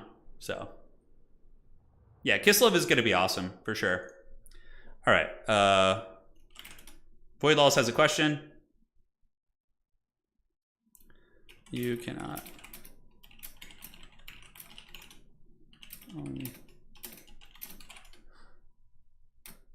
All right. Sorry about that, Void. Hopefully I got to your question. That's why I was taking so long. They were waiting for me to answer something. Cool. I was just explaining to him that you can only ban a faction once. So you can't just ban Warriors of Chaos every single game. So it's part of the tactics. Honestly, you have to like save your bans for the correct maps and positioning and all that sort of stuff. So all right. Looking good. Looking good. Yeah, I wouldn't mind playing a greenskin army. That's like a classic. Like Empire versus Greenskins is a really fun matchup in tabletop because that's like the Battle of Blackfire Pass. That's where Chad Sigmar came to his glory, right? Turin is from Italy. Yeah. Hammond. Hey, yeah. Thank you for the $2. Thank you for the $2. Speaking of Spartacus, I'm trying to get him to play to do tabletop stuff with me. Yeah, he's just I can't quite get him. I can't quite get him there. Yeah. But yeah, I'll probably get like, because I'm going to be starting a tabletop channel where we do Warhammer Fantasy bat reps for Old World when Games Workshop releases the rules for that. And I want to have 6 armies to start with, so we can get like a bunch of different matchups on the channel. So I only have Empire right now, so it's going to be, I'll probably have to hire some people to commission some of them because I can't paint all that. No, Turin is my actual middle name. Yeah, it has nothing to do with Lord of the Rings. It's just straight up my middle name. Yeah. Although it is cool, Lord of the Tolkien references are always fun. Okay. Looking good. Chaos Dwarfs would be cool, but they're really expensive, yeah. I feel like Chaos Dwarfs are going to get a new model range. I don't know why, I have a looming suspicion. Like, their models that they had on Forge World were all pretty nice. Like, I can see them just getting re-released at some point as well. 100%. Have you looked at Conquest yet? What is Conquest? I don't usually use a face cam, guys, because I'm just here. I usually am just in my swim trunks, no shirt on. It's been hot weather, so. I mean, well, yeah, I've never understood the appeal of face cams. I get it for like games with like horror games and things like that to see somebody's reaction when something happens. I guess in Total War you could like, yeah, like I guess most streamers use them. Like Grubby uses one, but yeah, I don't know. I've never like been that into it. I will someday, maybe. I don't know. I have in the past. Tomb Kings need to have a nerf on their healing. Because here's the thing. In Warhammer 3, the Realm of Souls got buffed super hard, and the Lore of Nehekara passive got buffed super hard, okay? So basically, when you look at like a Tomb Kings infantry unit with like, let's say 10,000 HP, they actually have something more like 17,000 HP with all the passives from Lore of Nehekara and the Realm of Souls healing them for like 2% of their HP per second. It's insane. So Tomb Kings, like, their entire army is so much harder to kill than it should be. It's just super OP. Yeah. In my opinion. If you start an army, will you accept a donated painting? Oh, for sure. But they would need to be like similar. They would need to be like match the rest of the army, sort of. So yeah. We will see. We will see. Yeah, Dusty, I see what you're saying. I see what you're saying. I appreciate that, Ashes. Thank you for the kind words. Warriors of Chaos is going to be the pick for Houseplant. Obviously, this is the the big tournament. So they're going to go for the sweatiest picks possible. Now, what will Void Lulls? Oh my God, it's a Warriors of Chaos mirror match. That makes sense. I would, if I were in their shoes, probably do something similar. I mean, I wouldn't. I would probably play Empire and lose. But they're going for all the marbles here. Yeah, they're going for all the marbles. Okay, Conquest? Yeah, I'll take a look at it. Yeah, I'll definitely take a look. Thank you, Divinity. Point the camera at my dog. My dog is, she's not... So Wookiee passed away a couple years ago, and our other dog is like this really neurotic Chihuahua who's just like super tense and like afraid of everything. I don't know if she would like sit and enjoy that. Nah, she might actually. She might. Oh god, she farts so bad though sometimes. It would just be destruction. I was like sitting in the bath last night and she just was next to me just ripping ass and I was like, oh my god, this is torture. Yeah, that's the problem. If you nerf the Tomb Kings, that would make them less fun in campaign. Yeah. I don't know how they do that, because Creative Assembly probably won't do any big nerfs that affect the campaign gameplay. It's usually just price increases and things like that, so I don't really know how you deal with Tomb Kings. Other than maybe just doing a cost increase on a lot of units so they don't... you take that into account, right? With the Realm of Souls. You're painting some Dowie for Age of Sigmar. Right on, yeah. And you'll be able to use those in Old World, too. They'll probably have, like, base trays and things like that.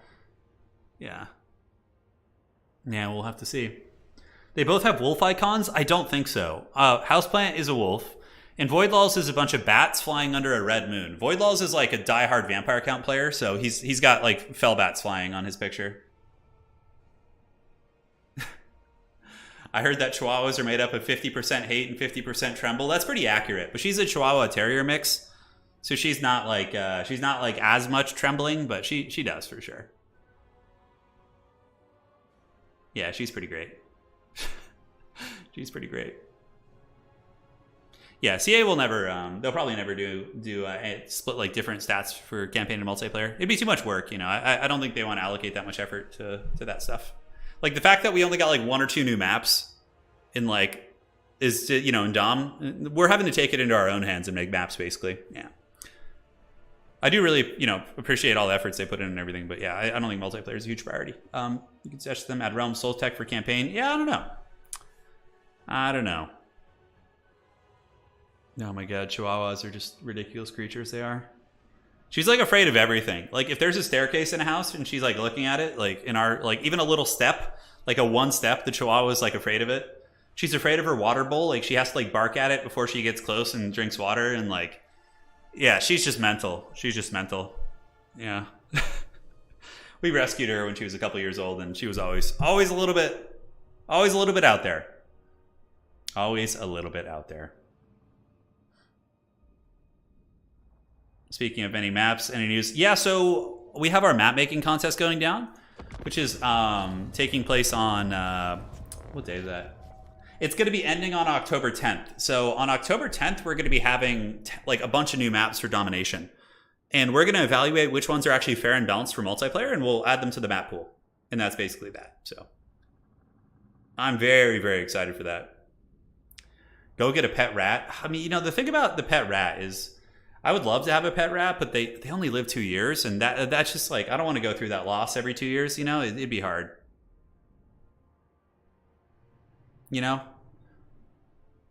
Yeah, I just like the loss would be tough, man. Like when Wookiee died, it was just so like, so sad. Like with dogs, it's like, what they live to be like, what, 15, 14 years, depending on the size and everything. But yeah, like with getting attached to a little rat and then having it croak in 2 years would be rough. That'd be, I just like, it's hard.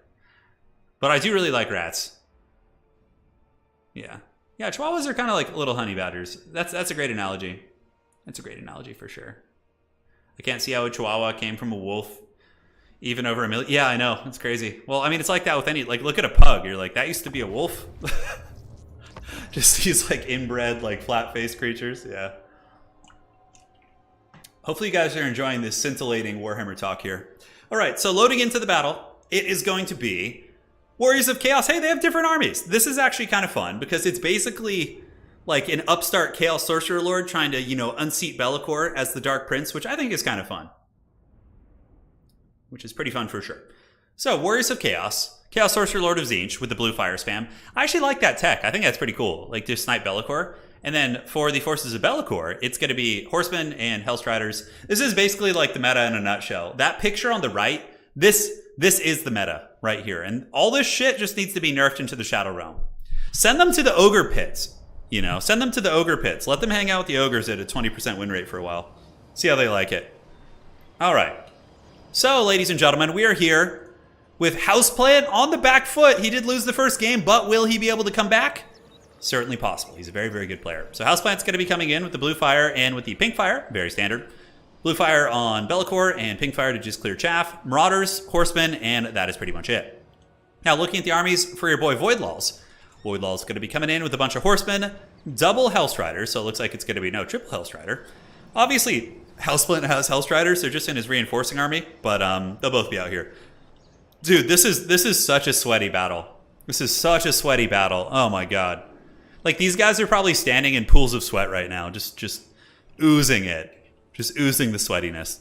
Yeah, Be'lakor definitely needs a little bit of a nerf. His HP is absurd. The fact that Be'lakor has like 10,000 HP and like costs like 3,000 gold, and then you look at like Karl Franz and he has like 6,000 HP and he only costs like 400 less. You're like, wait a second, that doesn't make sense. All right, let's rotate the nameplate. Did we screw that up? Hopefully that'll fit properly. Look at that. Oh, Houseplant's name needs to be fixed. There we go. All right, we got it. Look at that. Power of technology, baby. So Blue Fire is going to be going down. Does nail the Horsemasters. And here we do have the Horsemasters of Houseplant. They're going to be rubbing their giant shafts together. So here they come.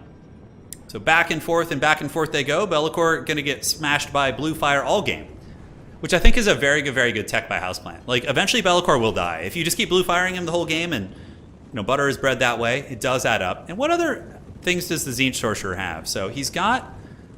oh, that's right. He can summon Chaos Spawn too. That's pretty cool. So he does have the Sword of Change.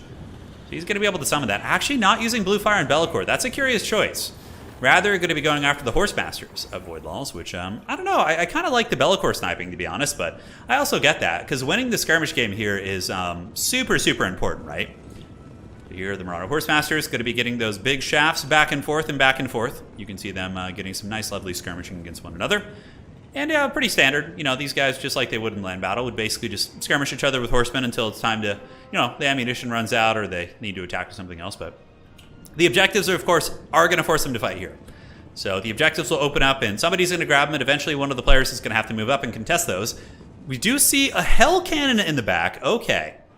So check it out, guys. We have the dreaded Soul of Damnation, Yelling Blood. The Chaos Dowie DLC has arrived here early. And I actually really like this pick. I think the Soul of Damnation here is going to be a great choice.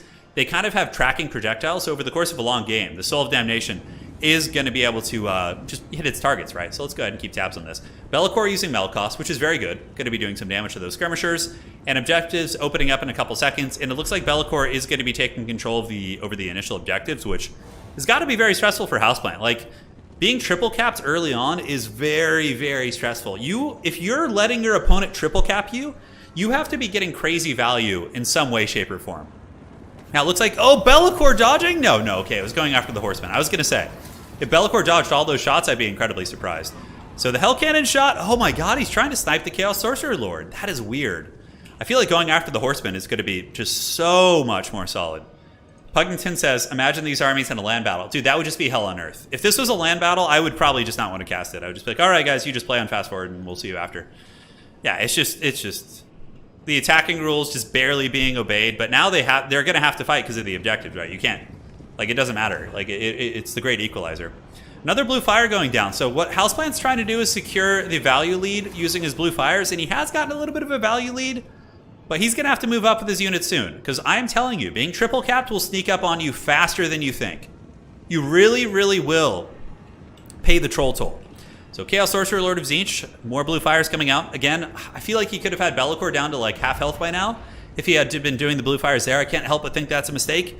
And now the Chaos Forces are going to be moving up, so the Marauders, he knows he needs to play the objectives. He's got Marauders going up to the high ground. Marauders will defeat Hellstriders in combat, I think. It depends. I guess Hellstriders can cycle charge, so it's a little bit of a different variable. But in the back, we do have Ye Old Soul of Damnation still generating good value. Another Blue Fire going down, so the Marauder Horsemasters are getting punished a little bit. We're seeing some pretty heavy casualties, but Voidlaws is also getting return value on the Soul of Damnation. And eventually, you will have to deal with your boy Be'lakor. He's basically like the Thanos of Total War. He's like, and Be'lakor is extremely broken in land battles because you always have to fight him in the end. He's really overtuned in terms of his actual combat capabilities. So in domination, he's not quite as bad because you can win on objectives or just ignore him and win on, play that style. But here you always, in land battle, you always have to deal with him, which is just so stressful. Hell Cannon going down, Blue Fire going down the side, going to be shooting into the Marauder Horsemen, and we do see the old Marauders moving up.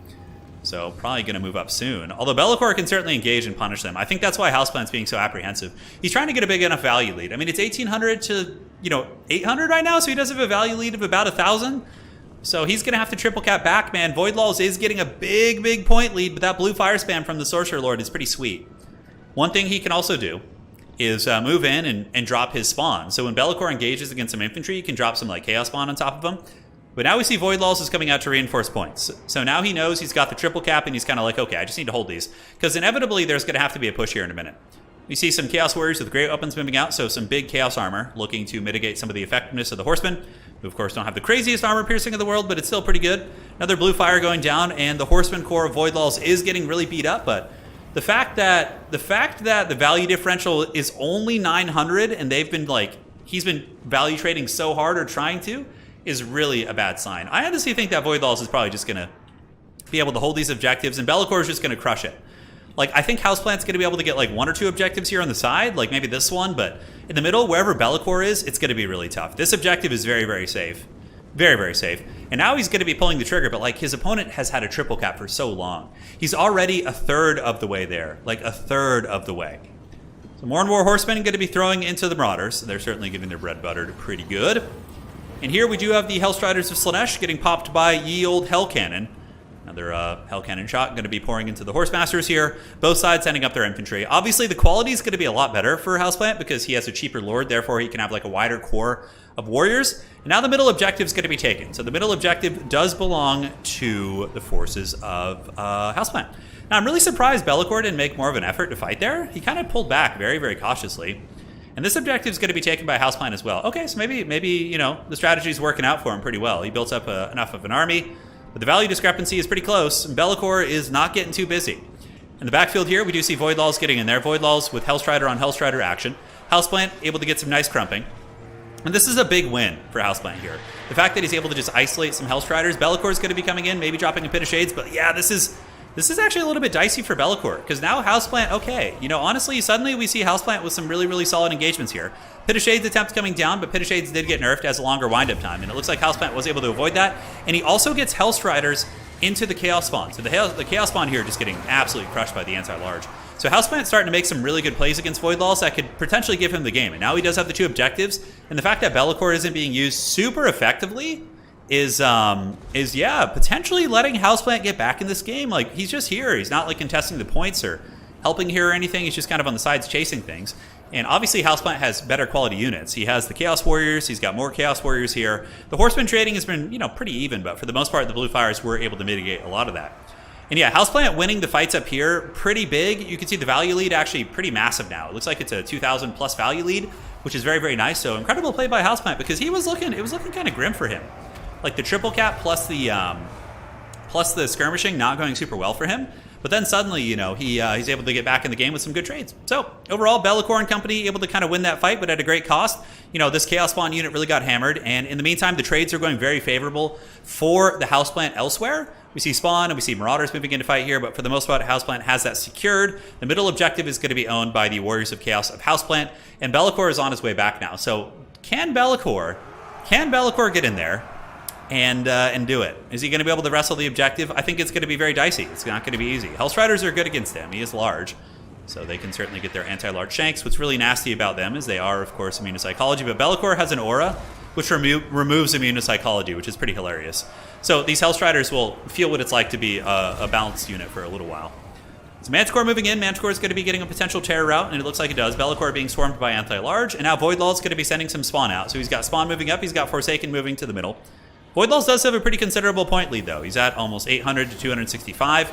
So it's going to be a little bit dicey. If like Void Laws can recapture a point at some point during the game, that could really, really put Houseplant on the back foot in terms of actual points and things like that. So we'll have to see.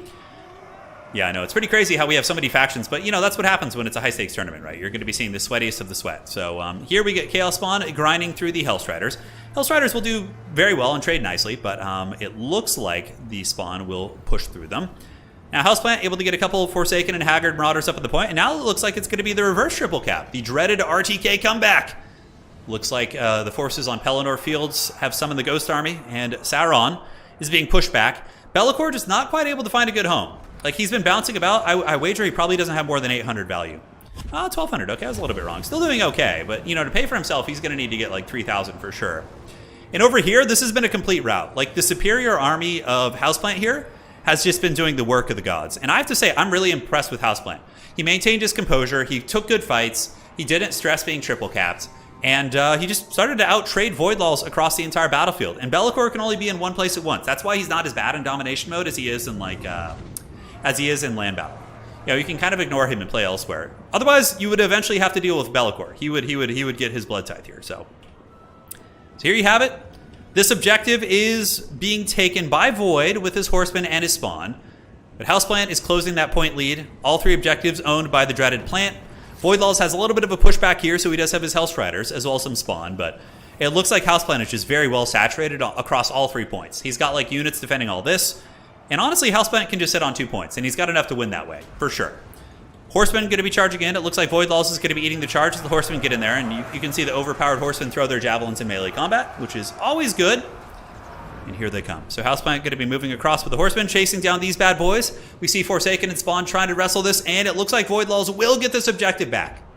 Pit of Shades going down, potentially a big one. Nice Pit of Shades. It does hit Chaos Warriors. Be'lakor trying to break that Manticore. He does have the Dark Master active, which is going to be lowering the Manticore's melee attack to almost 0, but it looks like it just wore off, so that Manticore is back in business. But Be'lakor will obviously very, very decisively win that. I don't know about the magic. Chaos Sorcerer might still have a little bit of blue fire left. Looks like his shields have regenerated. The Sorcerer could actually do some really good cycle charging against Be'lakor as well if he wanted to. Now here we do have Hellstriders moving out. And more Hellstriders looking to move up on the point here. Voidlaws does have the top point, so he's going to be starting to get points again. And is he going to be able to get the middle? Voidlaw's getting in there, and that big old Manticore getting its butt kicked. Be'lakor obviously a very, very good duelist character, but he's not going to be able to tear out off these Chaos Spawn. That is for sure. And Voidlaw's going to be crashing down from the hills, looking to get a big engagement here. Hellstriders against the Marauder Horsemen. Obviously, that's going to be favoring the Hellstriders. And Voidlaw's getting a decent little pick over here, but having trouble getting through this massive horde of Marauders here, although he does get a little bit of a surround. And the objective is actually going back to Voidlaws. This could be a little bit scary for the Houseplant. And that's the thing. Be'lakor is going to be able to kind of wrestle here, right? He's going to be able to wrestle and fight. We see a blue fire going down. Blue fire does hit Be'lakor in the back. Shadow Shroud is active, which looks really cool. Yeah, it's a shame. Be'lakor is such a cool character. If only he was, you know, a little bit more appropriately priced. But Shadow Shroud does give him 40% ward save, which is insanely good. And this objective, it looks like Houseplant is going to be able to secure it, so he's getting some infantry coming in on both sides, which is going to give him the capture weight. Side objective firmly owned. Chaos Warriors with Halberds there are going to be very, very tough to remove. Top objective owned by Voidlaws. This is just straight up a Royal Rumble in the middle, ladies and gentlemen. And will Houseplant be able to hold on? He does have a big value lead, but Be'lakor is closing the gap. The value is 11.5 to 8.6. It was a little bit worse. Blue fire going down on your boy Be'lakor. Certainly a good idea. You know, I wonder if like blue firing Be'lakor the entire game would have been better, because he'd probably be close to death right now. He'd probably have like 1,000 HP if he just blue fired him at this point, right? Forsaken moving up to the high ground objective, so Houseplant's going to be putting a little bit of pressure up there as Be'lakor continues to cause a lot of disruption here. As far as value accrued, Be'lakor is up to 3,100 value, so he's now broken the threshold of having paid for himself. The real variable is that the rest of Void's army hasn't really paid for itself super well. But with Be'lakor continuing to fight here, and Void's army really crashing in and getting a nice surround on Houseplant's army here, is Voidlaws going to be able to get back in this game? If Houseplant's able to get this top objective, that's going to be very tough. The fact that Voidlaw committed everything to the center and means he might lose this. And if he loses his top objective, that's really going to allow Houseplant to get a value lead, which could be very problematic. But it looks like here, Void is going to be taking the side objective. He gets Poison Hounds, Horsemen, and Hellstriders over here, man. Dude, he is such a scrappy player. Marauder Horseman going to be heading over here. Be'lakor still just grinding and bumping in the middle. And when you guys look at this value, you're probably like, okay, Houseplant's super far ahead. Why is the battle not going better for him? A lot of that value is just Be'lakor being beat up. And Be'lakor is still fighting at basically full strength. Yeah, he has the wounds on him, but like, who cares? He's just a raid boss. So Voidlaw's going to be sending over some of his Hellstriders to collect this objective. The side point has been taken, and just like that, Voidlaws has the double cap now. He's got the double cap. Be'lakor going to be coming in, trying to rout off these Forsaken, but Spawn moving up from Houseplant.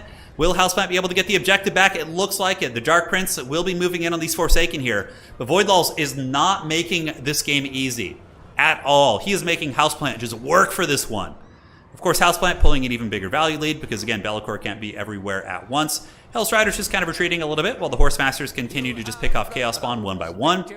Down in the middle, looks like Houseplant's going to be taking this objective pretty cozy. He does have the Forsaken and Spawn fighting, but of course the Chaos Warriors who are able to defeat those units.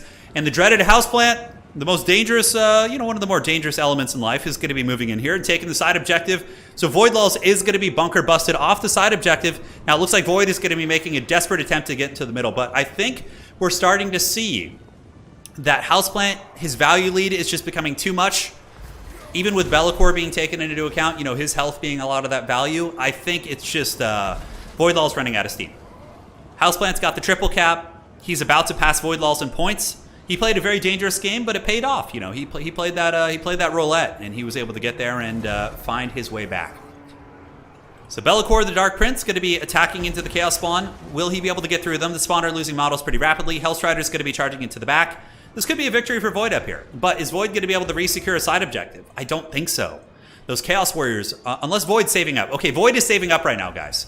He's got 1,000 points. It looks like he's going to be trying to summon 2 units at once, most likely. Maybe like some Hounds and Hellstriders. We'll see. This objective is going to be going to Void, but it doesn't matter. You know, Houseplant has passed him in points.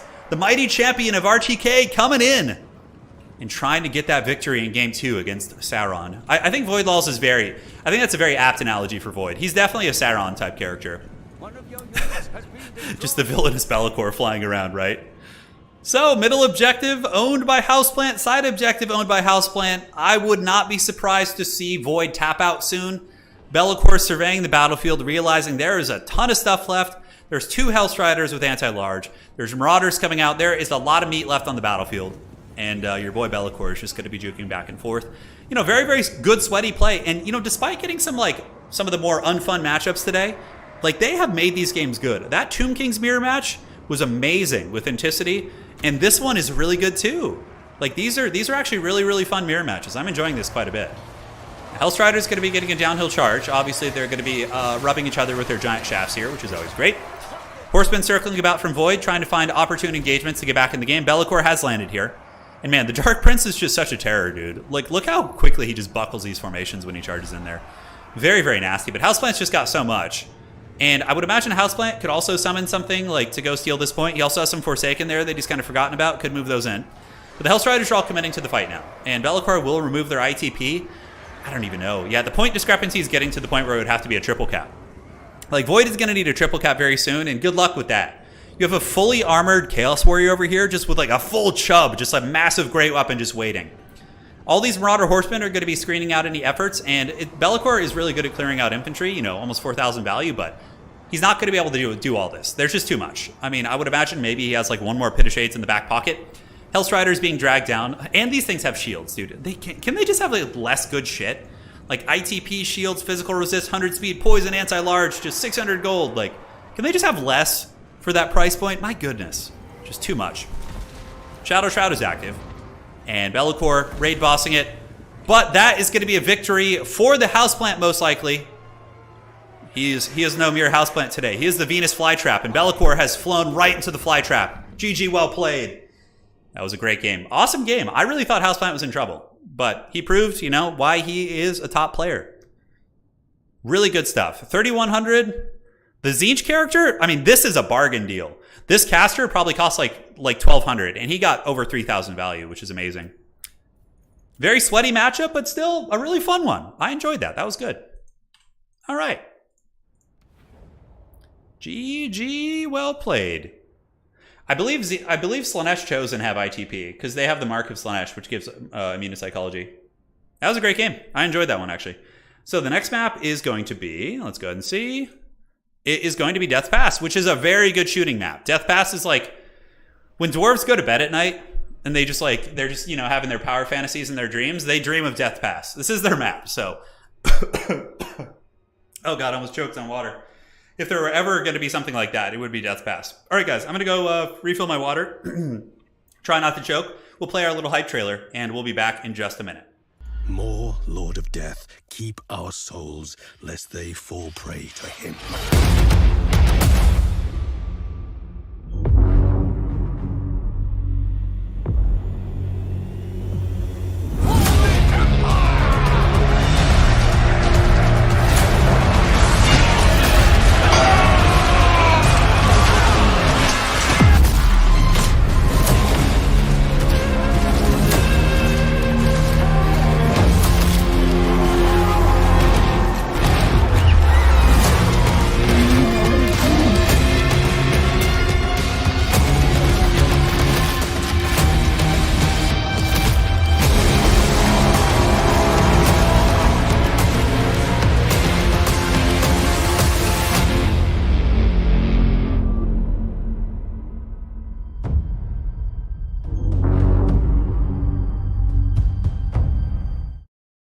All right, guys, we're back in business. Hopefully you enjoyed that one. I think That soundtrack's really good. It's really, really good. Going extra wild today. I even got a second coffee, man. It's time to get down. Double coffee. I don't even want to know how much caffeine are in these things. It's pretty wild, man. That's how Starbucks gets you. You know, they like if you go to like a diner, let's say like a mom and pop diner, like those coffees are probably going to have like 80 milligrams of caffeine. Then you go to like Starbucks and it's like 300. Just like gets you so wired, dude. Yeah, it's good times. No Doom Wheel. That's true. There wasn't a Doom Wheel in there. Yeah, there wasn't.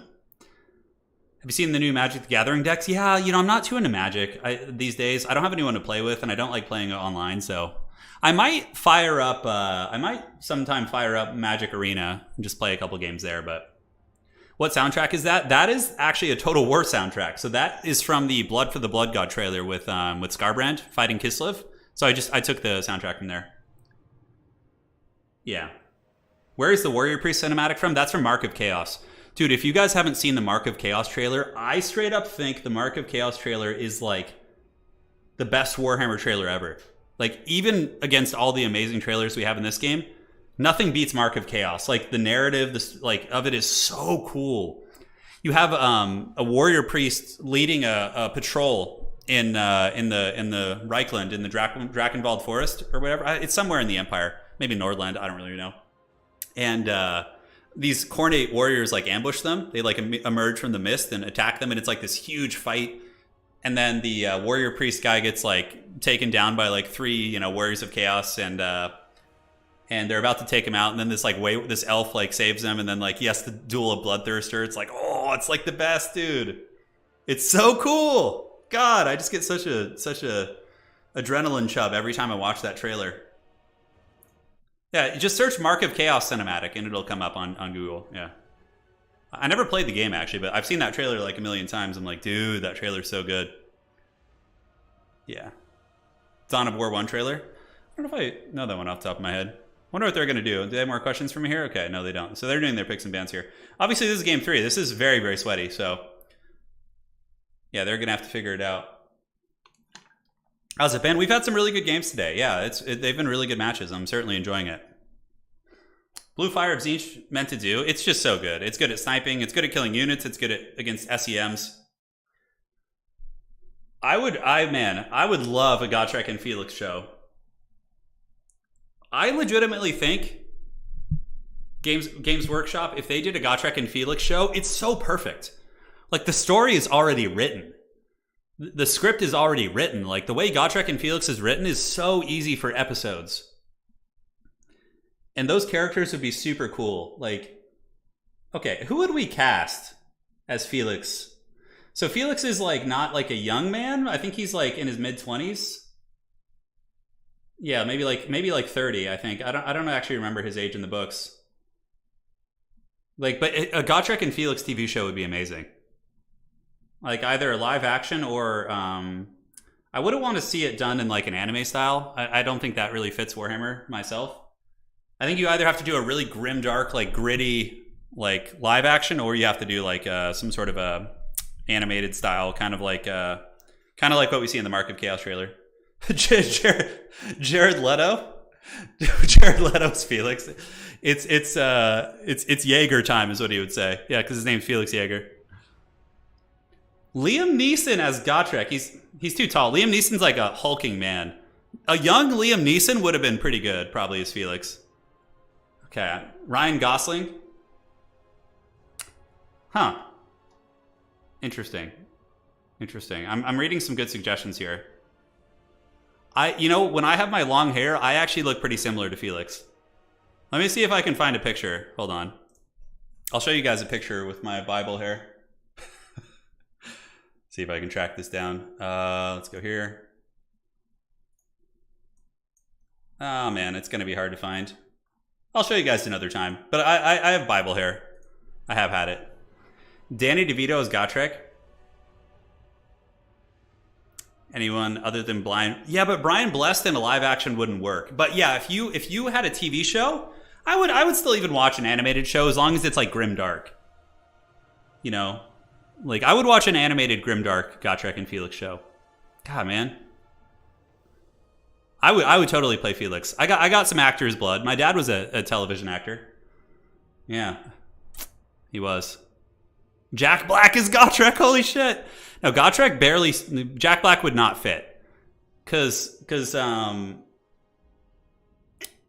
Jack Black is a very talkative and kind of boisterous, and like Gotrek barely says anything in the books. He's very quiet and very like sullen most of the time and very like bitter.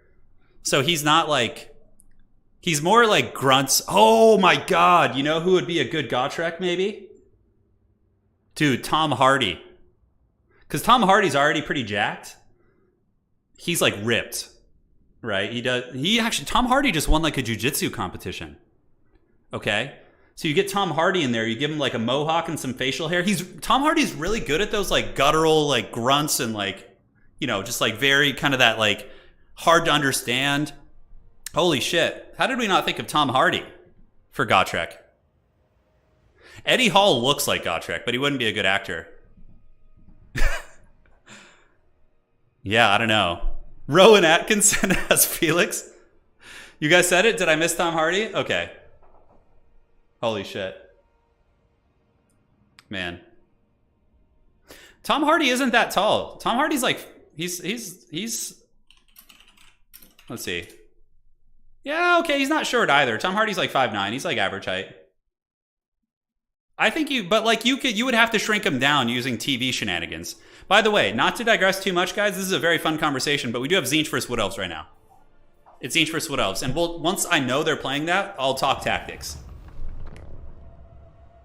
Yeah. Rowan Atkinson is Thankful? Yeah. Yeah, like you would have to I mean, no, look, it says he's 5'9", but in reality, Tom Hardy's probably more like 5'8", 5'7". My dad was a TV actor, and my dad was actually like 5'5" and a half, and he used to, you know, on his bio, let's see how tall it says my dad is online. Yeah, see, my dad was 5'5", but when I look him up on IMDb, it says he's 5'7". So let's take that like 2 inches with a grain of salt there. And a lot of these Hollywood guys wear these shoes that literally make them like 3 or 4 times taller. Yeah. 3 or 4 inches, not times. That makes them 18 feet tall. No, it makes them 3 or 4 inches taller. So they're like these like shoes that have like a hidden insole. So like it looks like it's pretty crazy. My dad used to have a pair. Yeah. Stallone is Gotrek. Oh, Sylvester Stallone's awesome. Yeah, that'd be cool. Yeah, Zyphos had a great run today. He did great. Steve Buscemi could play any sort of like an orc or a goblin or a skaven or something, yeah. Henry Cavill's too jacked for Teclis. Henry Cavill would be like a Tyrion type. You'd have to dye his hair though, but yeah. Henry Cavill is like, oh no, Henry Cavill plays Eltharion the Grim. Who are we kidding? Henry Cavill would be a super good Eltharion the Grim. Oh yeah, dude, sign me up for that. How tall am I? I'm 5'10". I'm 5'10". Yeah. 3 or 4 times 18 feet tall. No, but yeah, my dad had those shoes because there was like certain shows that he was on where my dad's character needed to be taller. So they gave him these like shoes that added like 3.5 inches to his height, if not 4. It was crazy. So I would like stand next to him and he would almost be the same height as me. I'm like, well, this is weird. Yeah, so those exist. Yeah. It's crazy stuff, man. It's crazy stuff. Danny DeVito is Skarsnik. Yeah, no, for sure. Henry Cavill would be a great Carl Franz as well. That would be awesome. Although I think Henry would be better suited as an elf, just because I think Franz needs to be a little more like kind of rugged looking. Oh, who's that one actor that I always suggest for Franz? He's in what's that movie where like people can't have kids anymore and like the Owen something. Clive Owen. I always felt like Clive Owen should be Carl Franz. Cause like, you know, he's like, I think that would be a better fit. Tom Hardy as Archeon. Well, Archeon, it doesn't matter who you cast because you'll never see his face. Archeon, you just cast for his voice. So you would just find someone who could voice him well. Jason Statham as Balthazar Gelt doing like roundhouse kicks on people and shit. Oh my god. Steven Seagal would 100% be Greasus. Just like morbidly obese, being carted around eating food and like pretending to be good at fighting. That's like Steven Seagal in a nutshell. Children of Men, yes. Clive Owen's in that. It's a great movie. Okay, who would you cast? Dude, Jensen Ackles from The Boys and Supernatural. Dude, he's Tyrion. He is Tyrion. He's like fit enough to be like a warrior, but he's also got the elvish kind of Tyrion look, I feel. Yeah, Clive Owen looks like Karl Franz already. James Earl Jones' Archon would be pretty metal. Yeah. That would be really good. Okay, Boris Todbringer, I don't know. Yeah. That's just like I can think of some people. Adam Sandler is Throt the Unclean. Just riding on a giant rat. Oh my god. Steven Seagal's method acting for his role as Greasus. Holy shit, man. Jensen Ackles as Tyrion is perfect. It's literally perfect. Making Homelander Tyrion? Yeah, that could be good too. Although I think if we're talking the guy who plays Homelander, we got to do someone who's like, oh no, he could play Sigvald even. The Homelander guy as Sigvald would be pretty good. Yeah, I forget his name off the top of my head. Carl Urban does not play Boris. Carl Urban plays Marcus Wolfhard. Dude, Carl Urban already looks like Marcus Wolfhard. He would be perfect. He would be perfect for that. Yeah, there's some good ones. Saul Goodman is Zinch. There you go. I'll have to look that up. Yeah, I don't know. Gerard, that actor, I don't know who that is. Tom Cruise? Tom Cruise is King Lou and Leon Kerr. That would be a funny one, dude. Yeah. Brad Pitt is Sigvald? Yeah, that's true. Brad Pitt would be good for Sigvald. If you get him back on steroids like he was on Troy and just... Although he's a little bit older now. Sigvald is supposed to look like he's like 18 years old. Yeah, so Sigvald stopped aging even though he's like old because of, Slaanesh and whatnot. Yeah. Fun times, man. Ian McDiarmid can be Kemmler. Yeah, Ian McDiarmid is the guy who plays Palpatine. He could just play any necromancer character. Any sort of like... He could play Heinrich, yeah, 100%. I think Malekith needs to be played by the guy who plays Loki in the Avengers. Marvel. Tom Hiddleston. Yeah, it would be a great Malekith. Tom Cruise plays High King Thorgrim. Okay, guys, stop. We're here for a tournament. I gotta focus. I'm having too much fun. Ladies and gentlemen, spawning on the northeast side of the map, it is going to be Houseplant representing Clan RTK. And over on the other side, it's going to be Voidlaws here in this 1-1 series coming in with the Hardwood. So we're getting some faction diversity, which is very, very exciting. For the Wood Elf build, it's going to be a Prey of Anoth Raymond Lord, taking it all the way back to Warhammer 2. We have Eternal Guard backed up by Glade Guards, which I think are the best unit on the Wood Elf roster. So Glade Guards into the Sun, Firebark Elders, as well as more Glade Guards. So really just kind of going with the classic Wood Elf good stuff, Eternal Guard and the Starfire Shafts. Now for the armies of Houseplant. Houseplant going to be coming in with Kairos, looking to blue fire spam and snare things in place. Marauder Horsemen, which aren't going to be quite as good against the old archers, but the really broken thing about Marauder Horsemen is that they beat skirmishers in melee. So if they're fighting Glade Riders, they actually defeat them in melee, which is really stupid because they throw their javelins. So you got to watch out for that. Chaos Warriors, Marauders, and on the other side, it's going to be the same thing. Chaos Warriors, Marauders, and it looks like the forces of Tzeentch are going to be playing the two side points here. So they're going to be moving in, looking to control the side objectives and live their best life. So we'll certainly have to see how that all unfolds. Up in the sky, I think we saw some blue fire spam. Yeah, blue fire, it took out like 7 Glade Guard Starfire Shafts. Honestly, that's not really great value. Like, it's not going to feel super good. The Wood Elves haven't really given him too many good targets, except the Glade Lord, but obviously Voidlaws is a very seasoned player. He has a Life Caster to heal through that, so he's got Earthblood, and he can also just keep the Glade Lord far away from Kairos and screen him with missiles, which I think is going to be very, very good. Now, Firebark Elders are basically impossible for Tzeentch to remove for a multitude of reasons. Firstly, they have high armor, so blue fire, pink fire isn't going to do much against them. On top of that, they also have fire resist, which is pretty massive. I believe it's, let's take a look, 20% fire resist and 40%. Yeah, I don't know if that's with that, but they have 40%. So Tzeentch's fire damage, which is most of their roster, isn't going to do much against them, which I think is very cool. Up in the sky, we see a Great Eagle. What the hell is this? Dude, Voidlaws with the surprise plays, right? Bringing out stuff you don't normally see at all. Yeah, so here comes the Eagle. It's going to be hunting this thing down. Nobody's gotten any substantial value, but Void Lulls, if he loses this Eagle for no reason, that's going to be a pretty big blunder. I mean, Void obviously at this point just pull back the Eagle, and it looks like the Eagle's going to be turning around. It has 110 speed. Oh, the Gaze of Fate! Good play there by Houseplant. He uses the Gaze of Fate, and now is going to be blue firing this Eagle down, and that Eagle is getting wrecked pretty bad. It's snared for another 6 seconds, 4 seconds, 3, 2, 1, and it is free. I don't know if Void Lulls knows how badly Glade Rider's doing to Skirmish Cab, but it looks like he's going to be just pulling them up as kind of a safety net.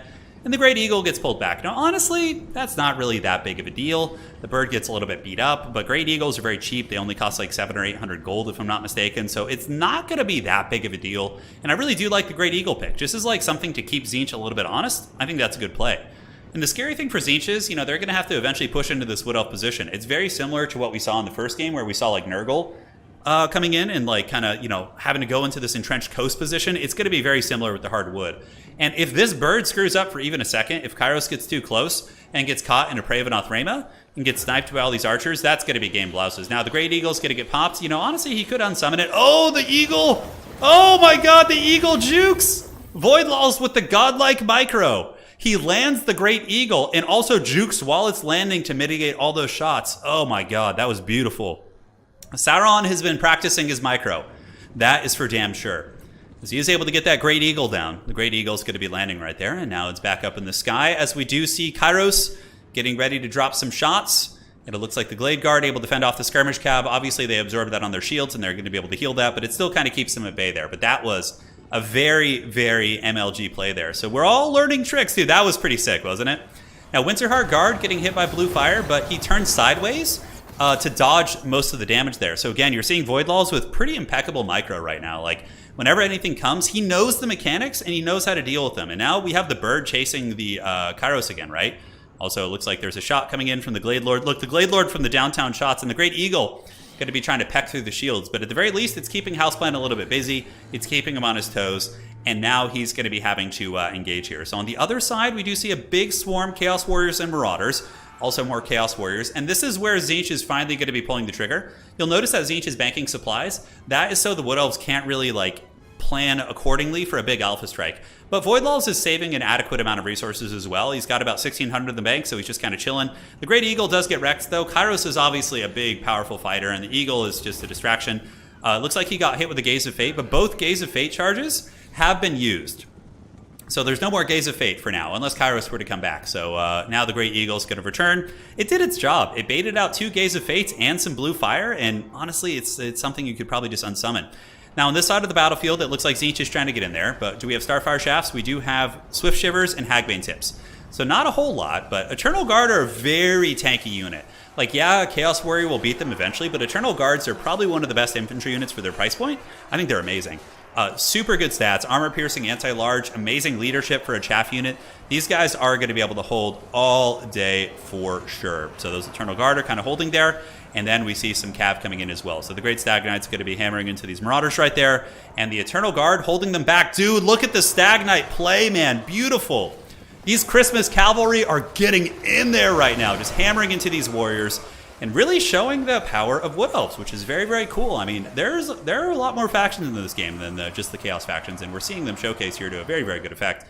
Now in the middle, looks like Chaos is going to be moving in. The Glade Guard do get some massive volleys here on top of the Marauder Horsemen. A little bit of a haggard blob here, though. We do see 2 archers stacking on top of each other, so if Houseplant does see this, he's going to be able to get a big blue fire on those. And now Chaos is going to be descending from the hill. So this is where Chaos is going to be coming back and getting its value, right? Wood Elves are getting pressured. The Great Eagle getting sniped by a blue fire, so the Great Eagle is going to be paying the Troll Soul. Glade Riders with Spears trying to intercept the Horsemen here, but it's not going to be the best fight for them, but at least it does hold them in place, allowing the archers to continue generating value. Middle objective is owned by the Hardwood, and we do get the Wild Hunters of Kurnus coming out. So the Wild Hunters of Kurnus going to come over and hammer down these Forsaken. In the meantime, this side is completely won by the Wood Elves. These Great Stag Knights have just hammered that entire position. And now we got to focus on this other rock hard charge. Man, the Wood Elf cavalry play has been very clean. But again, Kairos is causing a lot of problems, and Chaos is really coming in heavy, heavy numbers here. Looks like another blue fire coming down as the Cav have to push past their own archers, and these Forsaken are going to just get hammered. They're going to take a big charge there. Though it looks like it was a little bit of a limp charge. It didn't quite do a lot of damage, but it does waver them. And, Wild Riders are pretty good in sustained combat, so we'll have to see how that all unfolds. Now, on the backside, we do see a lot of the Glade Riders trying to chase down these Marauder Horsemen, and they are getting some decent damage, though they are being kited. Chaos Warriors of Tzeentch trying to help instead of collapsing on the Archer line. The Archers seem to have maintained their concave, although the Wood Elf front line is really starting to get pressured. Nice army ability. Oh, there was another Gaze of Fate. Okay, I was wrong. But that was a really good Gaze of Fate by Houseplant. It nails those Wild Hunters of Kurnus, basically KOs them. And in the front, we do see the Firebark Elders doing their job, man, holding back 2 infantry units, which otherwise would be in the backfield. And yeah, there they go. Great unit, barely taking any damage. But that Tzeentch army ability was a thing of beauty for sure. Now, looking around here, we see that army ability going down. On the backside, we do see the Eternal Guard fighting against the Dryads here. A little bit of a lag spike, but we will continue going here. And Deepwood Scouts and the Archers continuing to move up as everything does start to subside here. Now, is each going to be able to move in? Are they going to be able to continue to trade evenly? It looks like Void Lulls is up by a pretty considerable amount. The Big Chicken has landed, and the Great Stag Knights, dude, hard countering these Chaos Warriors. These Christmas Cavalry delivering presents how many months early? Yeah, about 3 months early here. And yeah, just getting a ton of work in against these warriors. But is the Chicken going to be focused? I see a lot of Wood Elf Archers. It looks like they're focusing more on value trading, which I think is a smart play by I think it's a smart play by Void not to try and kill the Big Chicken, because if you invest in killing the Chicken, you're not able to finish it, then the rest of the army can often overwhelm you. We do see a big Dweller's Blow coming down, so Dweller's going to be hitting both these Marauder units, probably will kill them. And the Wood Elves are being pushed back. The side objective pretty firmly owned by the Wood Elves there. I don't think they have anything to worry about here. But Void has a big Archer position, and if his Archers get compromised or stuffed in some way or shut down, I don't know how Tzeentch would do it, but it just seems like the Wood Elves are really dragging Tzeentch through the mud here. On top of that, we saw the 2 Glade Riders. They were able to catch those horsemen after their shields had been taken down by the shooting, and they were able to defeat them. So very, very strong stuff. More Cav coming in. Great Stag Knight's going to be hammering into these Chaos Warriors, so these Chaos Warriors are getting their bread buttered pretty damn bad. And this Archer line just isn't getting shut down, and I have to say, Void Lulls is doing such a good job running interference here, guys. His Great Stag Knights bouncing back and forth are just doing so much damage. And now what we're seeing is all these Archers fanning out, and they're going to create what I like to call the RTS Concave, which is a giant semicircle, and they're just going to start shooting in. Middle objective, though, is owned by Tzeentch. Back objective is being backcapped by the Hardwood. Looks like a couple of these Glade Riders going to be catching Houseplant slipping here, and these Marauder Horsemen going to get killed by the charge. And maybe they're going to be able to get back and get that objective, although there are some Forsaken from Houseplant coming in, which are going to be able to address that. Now, Houseplant is getting into the Wood Elf lines pretty well. You always have to take value with a bit of a grain of salt when you're looking at the Tzeentch because of their shields, which is basically free healing across the roster. So that's something to consider as well. But these Stag Knights have pinned in these Forsaken. They're backed up by Dryads as well. Spawn are getting very, very beat up. And most of the Archer units are being forced back, but they're still somewhat healthy, and with good micro, Void should be able to be okay.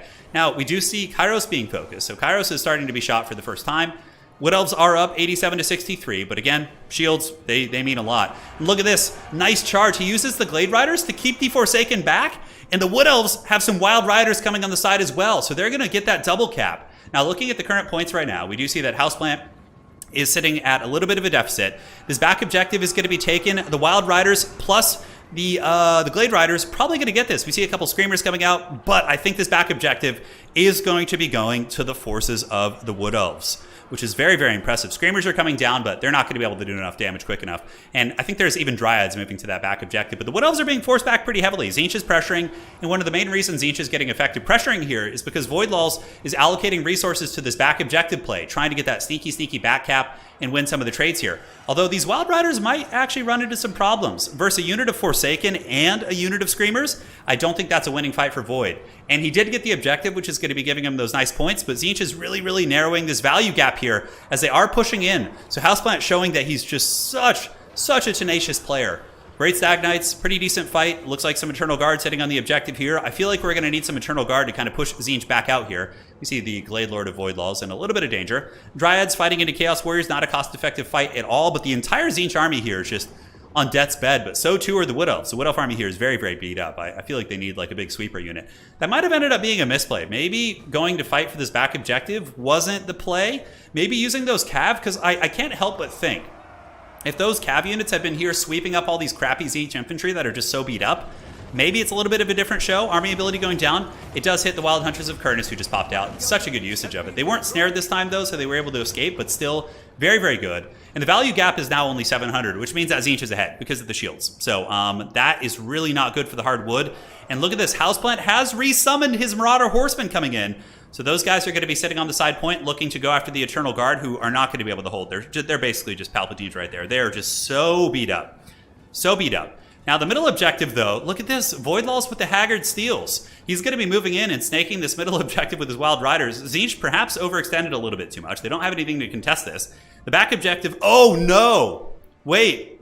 Oh no, I thought the Wood Elves kept that one. For a second, I was like looking at that. I was like, oh my god, did he not fully capture that? That would have been really bad. Was Tzeentch going to be getting the middle objective? Tzeentch on the back objective looks to be in danger of the Eternal Guard or fighting, but, you know, just the numbers here. It's just a numbers game. These 2 cav units are going to crush them. It's not enough.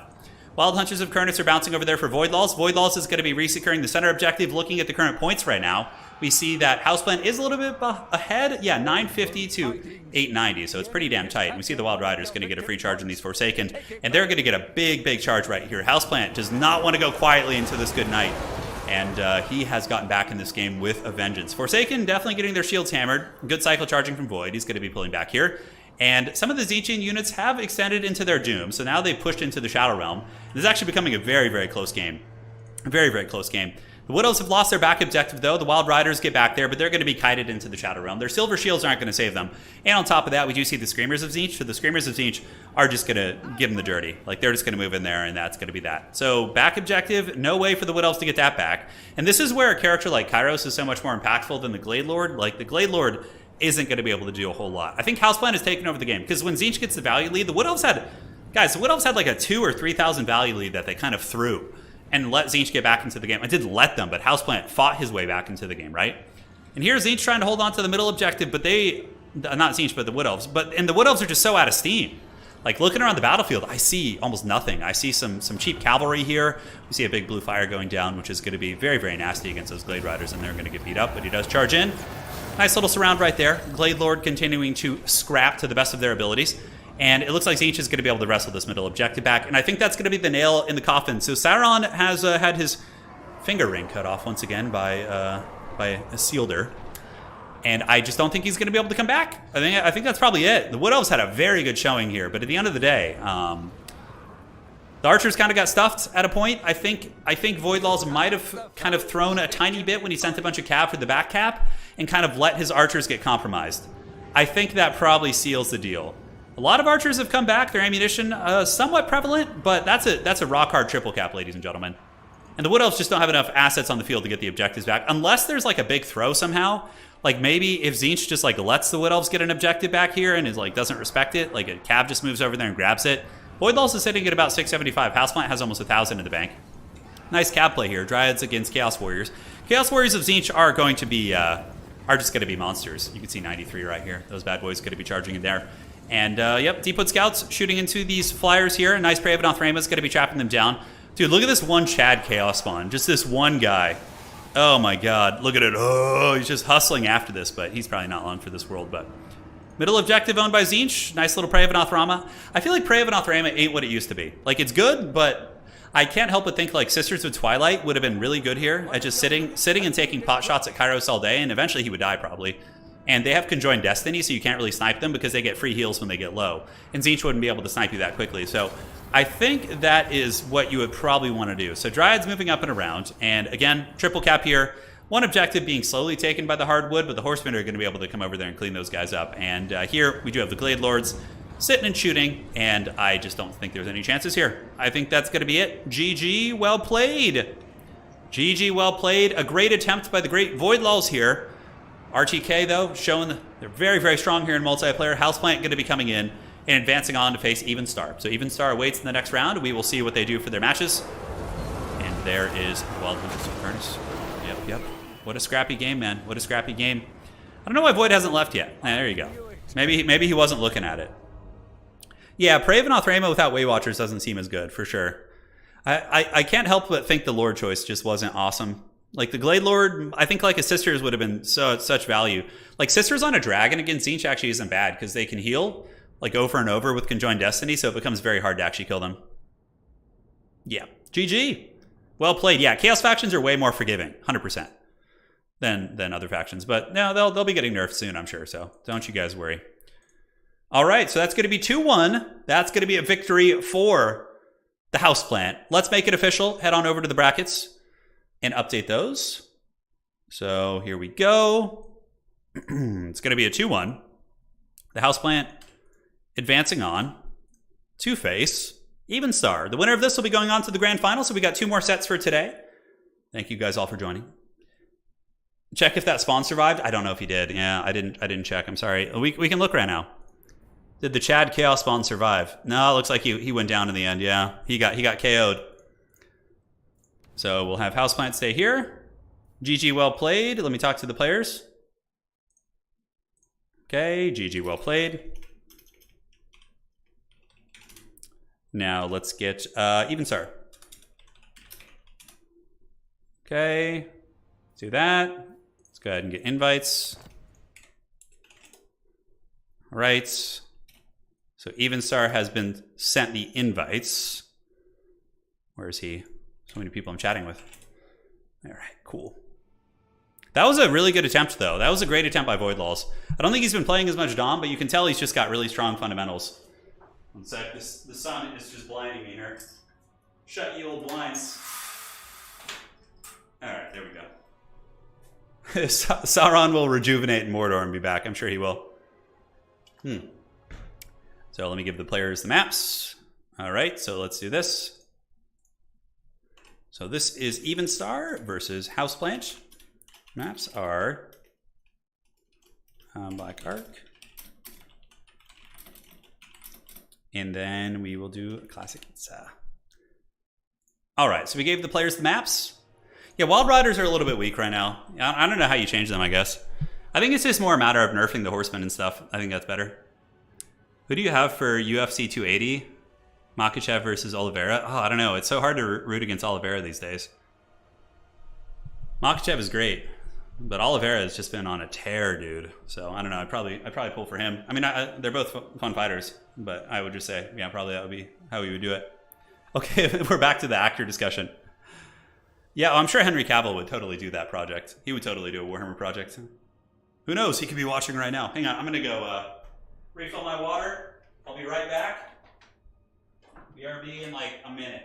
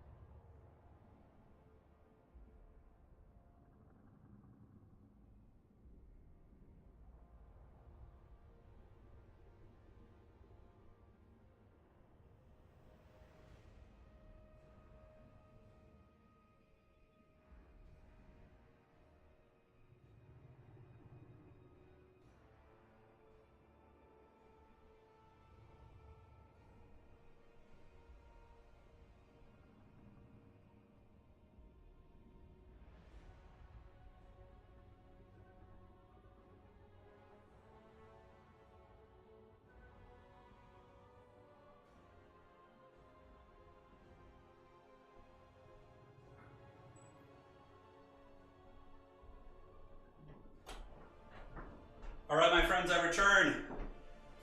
Back in business, baby. I like how they always like tease us. There's like always like a Bretonian on the selection screen here, and then they just like don't do it. It's just someone else. Oh my goodness. You guys are still talking about the movie thing, huh? Hell yeah, brother. The finals, I know. It's been really good today. We've been having some really, really good matches. It's been incredibly fun. A lot of sweaty matchups. Obviously, a ton of chaos, because chaos is the strong stuff now. It's very, very safe, but John Malkovich as Ghost Alton. I could probably think of some other choices. I'll probably do another video on that, like casting Game 3 characters. I already did one for Game 2, but there's been a lot of new stuff. Wild Riders weak, but where does that put Silverhelms? So Silverhelms are actually probably in many situations more cost effective than Wild Riders because of their armor. Even though Wild Riders are quicker and have better damage output, Silverhelms the durability is more valuable. So Silverhelms with martial prowess might arguably be better than Wild Riders, if we're talking about that. Yeah, 100%. So that's just my guess. So the first map here is going to be Black Ark. God, I can't wait for our map making contest to finish for us to get some new maps. Oh my goodness. That's just going to make the game so much better. It's going to be so much better. When we get like 5 or 6 really good maps, especially some more open ones that, you know, I think we need a little bit more of that. Mila Kunis is the Tsarina. Isn't she originally from somewhere in Eastern Europe? I don't know. Mark Hamill is Coast Alton. Mark Hamill would be great for a lot of different characters. He would be great for a lot of different characters. Yeah, Silverhelms still aren't great. Like, those type of cav units aren't really good in general. Like, Silverhelms, Empire Knights, Jade Lancers. They serve a purpose as like a roadblock, but when they lose the 600 gold Hellstriders of Slaanesh, you know they're not going to be super good against any of those factions that can bring those. Yeah, Benedict is an easy... Benedict Cumberbatch is techless, not Tyrion. Yeah. What do you think about Packmasters on Brood Whores as an alternative to the Abomination? I don't know. I don't like them that much. I think the Hell Pit's probably just better because the infinite regeneration makes them pretty crazy. Yeah, they're really hard to kill. I think Hell Pits are just better objectively if you're looking to play that monster style. We're not in the grand finals yet. We're in the semifinals. We did one semifinal match. We did a round of 8 match, and now we're in the next semifinal. And then we have the grand finals right after this best of 3. Yeah. Vin Diesel is Durthu. Yeah, that's a pretty easy one right there. I think that's... Oh, thank you. I picked the wrong map. Okay. I told them what the map was in Discord, so they should be aware. I think they're still doing their picks and bans here. So, okay.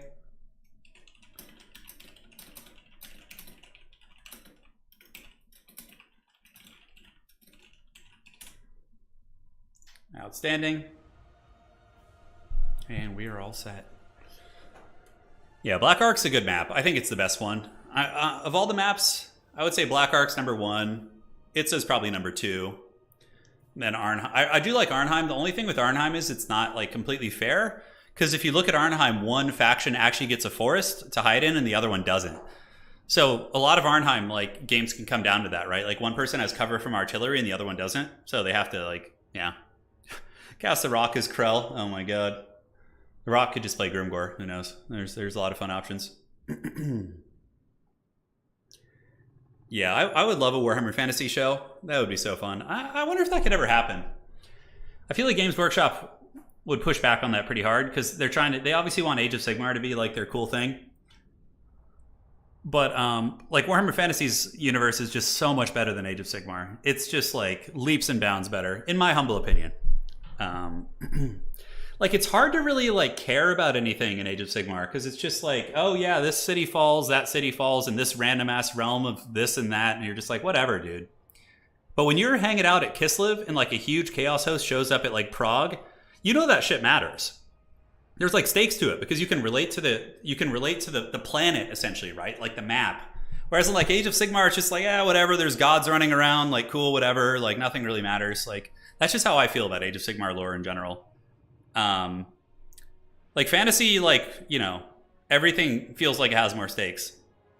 Yeah, it feels like it has more stakes. Of course, characters are going to have plot armor and stuff, but that's often why, like, the Warhammer 40,000 lore is fun, and it's pretty great, but that's also, like, why, like, they can constantly be like, oh, yes, this Chaos Lord of the Black Legion has conquered 100 worlds, and you're like, okay, well, there's billions of worlds, so whatever. You know, like, it doesn't really matter that much. Yeah. The not Earth map of fantasy makes it easier to empathize. Yeah, for sure. For sure. It's a shame. Age of Sigmar as a game is pretty fun to play. It's very simple. That's what I like about it. Like I learned Age of Sigmar in one afternoon, and like it was very easy. That's like the big entry. That's like the big advantage Age of Sigmar has over fantasy. Is like learning to play fantasy is very difficult and complicated. There's a lot of like weird nonsense compared to Age of Sigmar. If we're getting into that discussion. So when they bring back Old World, which is Games Workshop's revival of Warhammer Fantasy, I really hope it's more of like a simplified version of fantasy. Like I hope it's not like just obtrusive to get into. Like, I would like there to be smaller armies in Fantasy. Not like super small, but definitely smaller than the armies at the end of Fantasy. So that would probably be some, AOS models are amazing for sure, but those could have been Fantasy models if they just didn't abandon it. And they would have been even cooler, I think. Yeah, this AOS as a setting sucks, but the game is good. I would agree with that. I think that's a good statement. Yeah, but I played Age of AOS games and enjoyed it, but like, I don't know.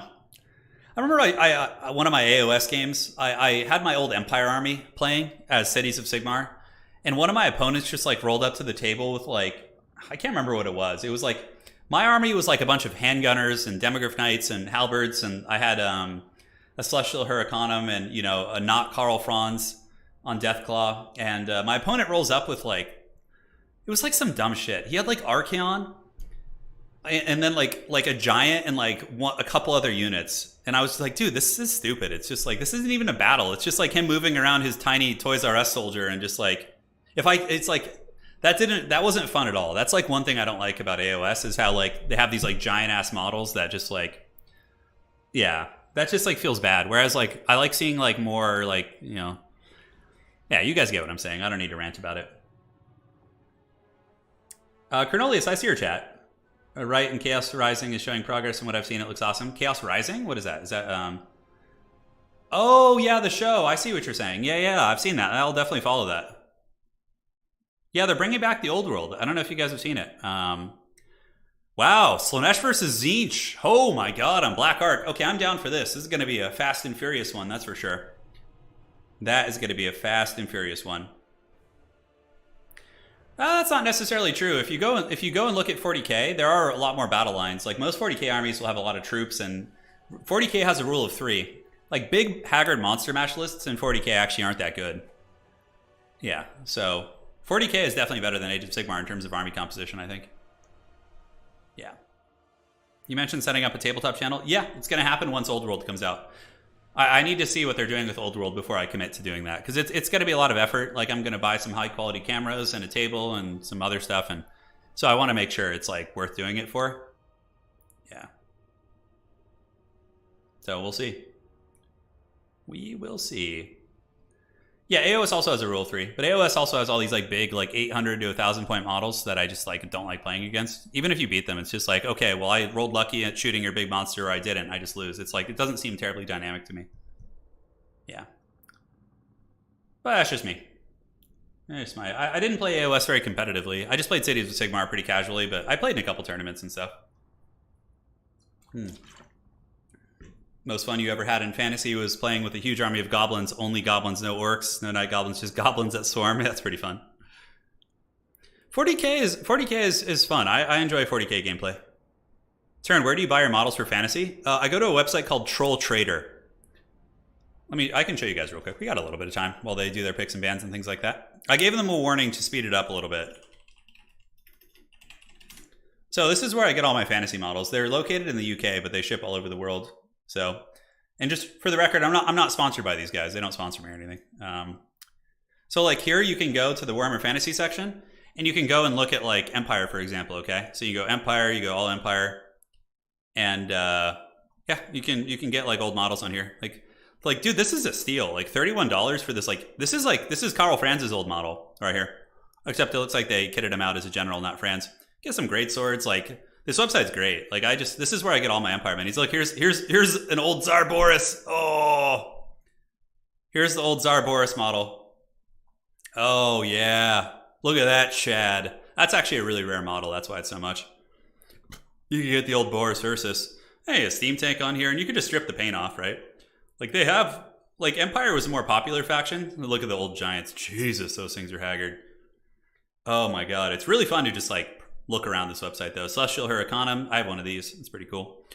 Yeah, Battle Wizard on a horse, cannons. Like, I'm waiting to buy a lot of stuff though until I know what models are going to be in the game, because who knows how they're going to do it, right? But yeah, you can go look at like some pretty fun stuff, like High Elves, for example. Like, if you wanted to, like, some factions are really easy to get into. Like, you can get yeah, like, look at that, Flamespire Phoenix for $22. I mean, that's a pretty good steal. Yeah. You got the princes. Here's some silver helms right here. Here's a model of dragon princes. You got High Elf Spearman and Lothern Seaguard. You could like kind of, you see they have bows on their back, so there's some Lothern Seaguard here. Archmage, yeah, here's an Archmage right here. Like you could straight up make like a good High Elf army here.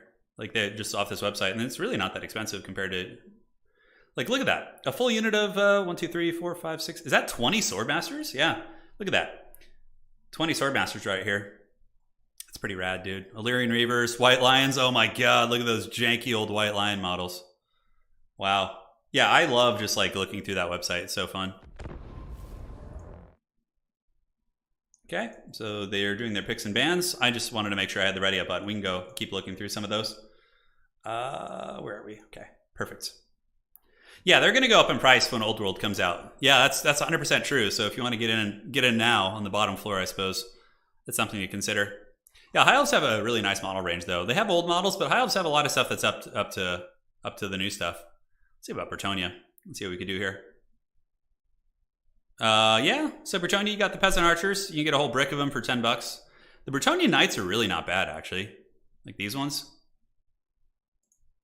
Yeah, you can see. These are pretty cool. These are, I think those are like Knights Errant or something. And you got some like, yeah, you'd have to strip paint on a lot of these. He was going for, I always thought a Musion scheme would be really cool. Like what I always wanted to do for Bretonnia was make a Bretonnian army, but make it Musion. So change their heads to be like skeleton heads and vampire heads and stuff. I thought that would be super badass to do like a Musion kit bash. Yeah, it's fun. So I was taking a look over here. Also want to look at, oh my god, Dogs of War. Oh my goodness. Vampire Counts, Wood Elves, Warriors of Chaos. The Tomb King's models are really haggard. The Tomb King's models are, look at that Ushapti, just, oh god, they're so janky looking. The Tomb Scorpions are pretty cool, but those things... Look at the Bone Giant! Oh my god. These models are horrific. Okay, the War Sphinxes actually look pretty sick, though. And the Necro Sphinx here, that thing is badass. Yeah, Necropolis Sepulchral Stalkers here don't look bad. A lot of the Tomb King's models are just really old. And they're expensive as hell. Tomb Kings are not a cheap army to do. They did, like, apparently, like, nobody played Tomb Kings. So there's not, like, a whole lot to... Look at this. He put like little like headstones on all of those. Holy shit. Okay, let's look. Somebody in chat wanted to see Skaven. Sure, we can go look at Skaven. Yeah.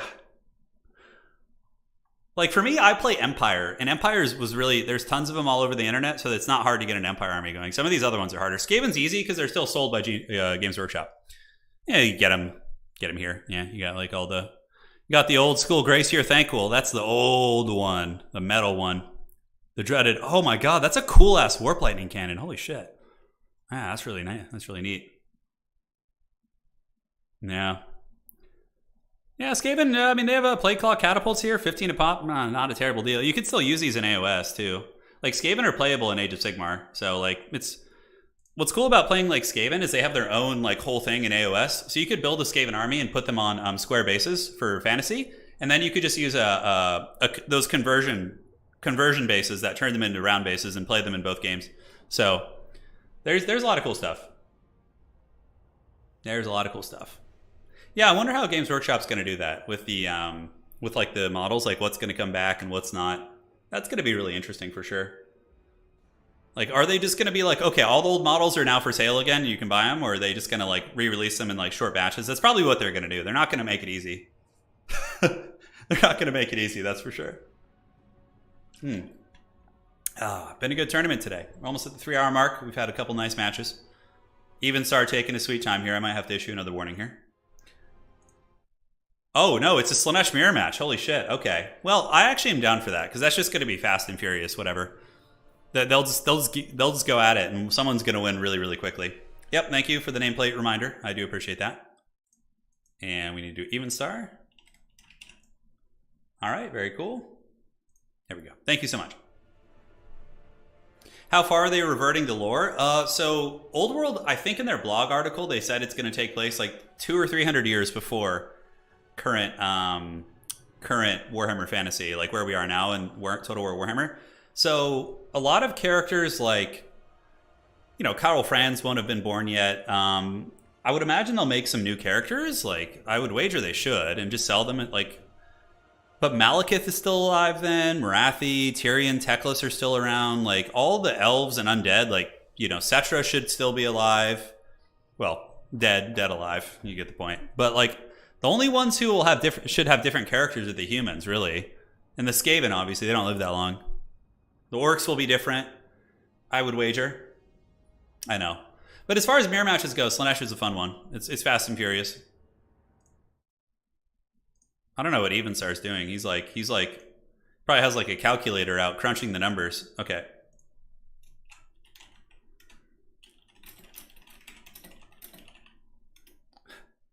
I think it's been 5 minutes. Let me check when they finish their picks and bans. Okay, the 5 minutes just passed. Okay, so I'll give him another minute here, and then I'll give him a warning. Yeah, I'll give him a warning. I know. Well, they have 5 minutes from the time the bans start or finish, or the picks and bans, and it just passed. 5 minutes just passed. Yeah, so they oh, never mind. It finished at 3:18 and it's 3:23. So 5 minutes. Yeah, it's just passing right now. So, all right, cool. Yeah, Magnus the Pious could be there. That'd be pretty cool. I hope they give us some new models. I have my Karl Franz still on Deathclaw, which is pretty rad. Did they fix the bug with using different faction flags? It still causes problems for greenskins, but I don't think it does for Slaanesh anymore. Yeah, Spice Wars will come. I'm going to do Spice Wars and some Age of Empires this week. We're going to get back to covering more stuff, for sure. Oh, I did. I gave him a warning, yeah. And here we are. It's time. Taking it back to the Summer Championship, baby. Slaanesh mirrors all day. And who doesn't enjoy rubbing their Slaanesh business against one another? It is going to be Prince Sigvald with most likely a Shadowcaster on a shrine versus a Chaos Sorcerer of Slaanesh on a shrine. Mortis Engines, Horsemen. Only one Horseman, though, for the Slaanesh player on the right side, which is kind of interesting for Evenstar. I don't know. He expects to play the skirmish game against that. That's going to be tough being down on Horsemen here. We'll have to see. Yeah, I don't think you don't need DLC for every race to make them compete. You just need to nerf the really top-end stuff. Like, for example, I was in Discord the other night with a couple of the guys from RTK, and I was playing one of the guys who played in today's tournament with Empire against their Warriors of Chaos, and they were using all the overpowered shit, and I still almost beat them with Empire. It's like, it's close to being fair. Like, I was up in value, but I just couldn't get the objective. I was like, just barely almost had them triple capped, and I lost on points at like the last second. And that's with Empire against Warriors of Chaos. And the reason why, I lost predominantly was because the Marauder Horsemen were just, or the Marauder Horsemen of the Hellstriders were just bullshit trading in all my stuff. And I still had a value lead. Now, had that not been those type of units, or they had been nerfed a little bit, it would have been like a win. Like, we're close to achieving that state of balance. It's close. You just need to nerf the Horsemen and the Hellstriders. And then, like, the game is like aces, I think. Yeah. It will be aces. All right, so we are here in the battle, taking a look at the forces of Yield Houseplant representing Clan RTK. He's going to be coming in with Prince Sigvald and a Shadowcaster on the mount. The rest of the army is going to be devoted Marauders, and we have a bunch of Horsemen and Hellstriders of Slaanesh. Now, on the other side of the battlefield, it's going to be Evenstar. I don't think he's in a clan at the moment, but he's going to be here with his spawn, and it looks like he's a little bit more infantry heavy, backed up with his Mortis Engine. So, no Lord, which allows him to have a wider force, but he has given up the Horseman advantage. Obviously, Houseplant's going to be having that. I would imagine he can summon in more of those bad boys. We'll have to see, but just time. Let us know who you think is going to win, Houseplant or Evenstar. Who are you rooting for in chat, by the way?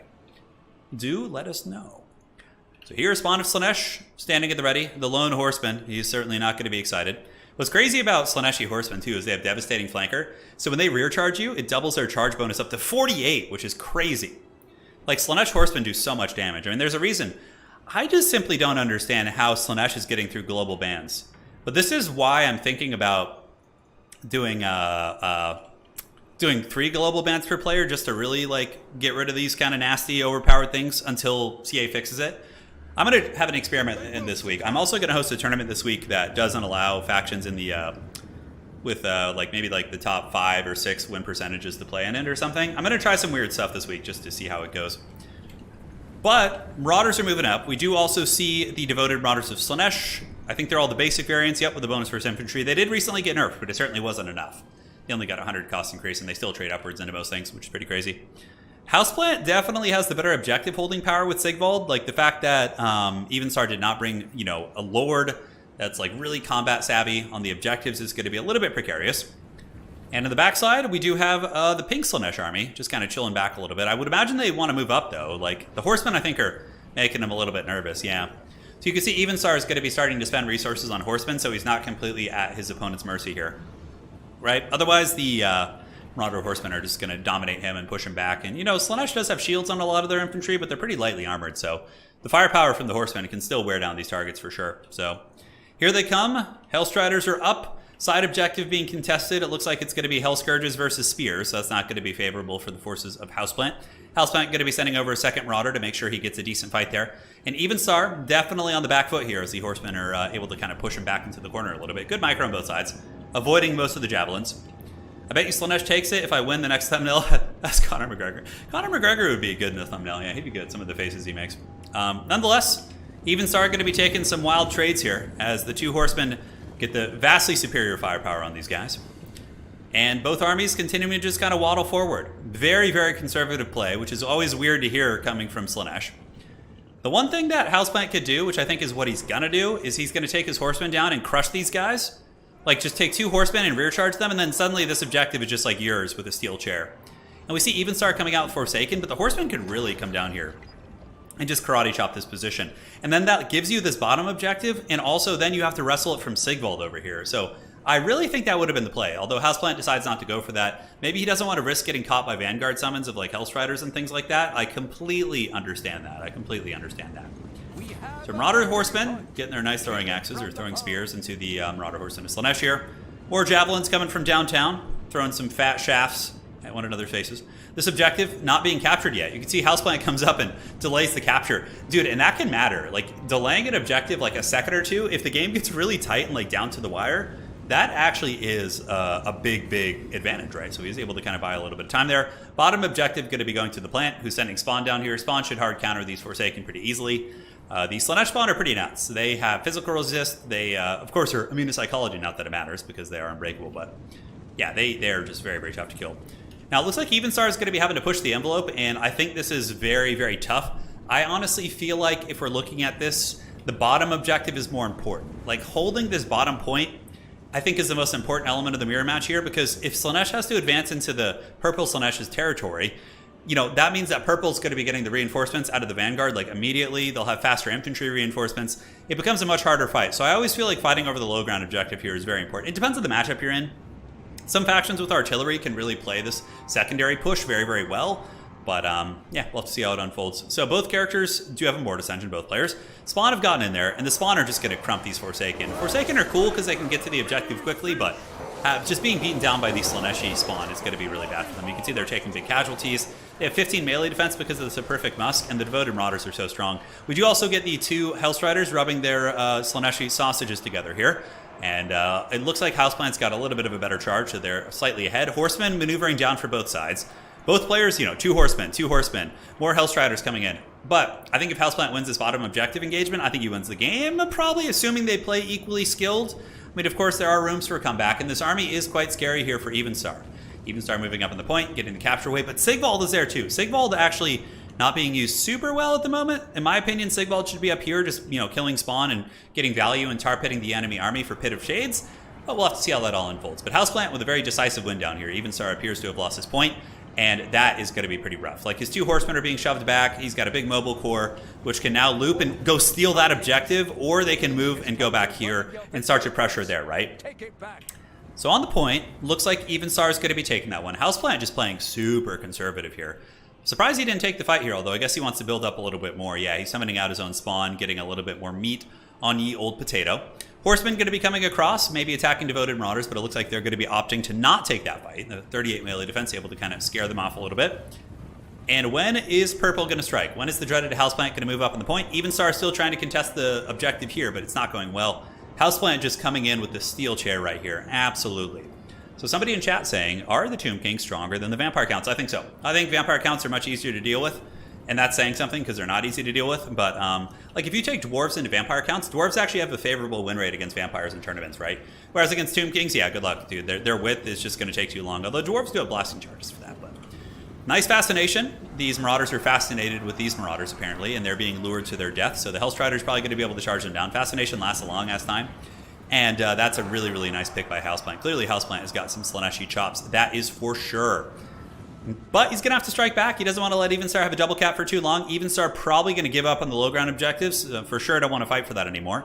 And just start reinforcing objective 1 and hoping to have, you know, a good fight here. But again, I don't know why Sigvald isn't fighting. Like, Sigvald should be up here. He's, like, impossible to kill for all this stuff. He could have just farmed, like, 300 value by now just against these units. And that's really, really how you go for Sigvald, that's for sure.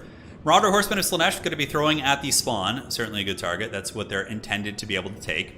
A couple horsemen here trying to get picks where they can. Evenstar trying to scrap some value, but obviously Houseplant does have a 800 gold value lead, which is quite substantial. In this matchup, you know, value discrepancies do mean a lot. Neither of them have access to traditional healing.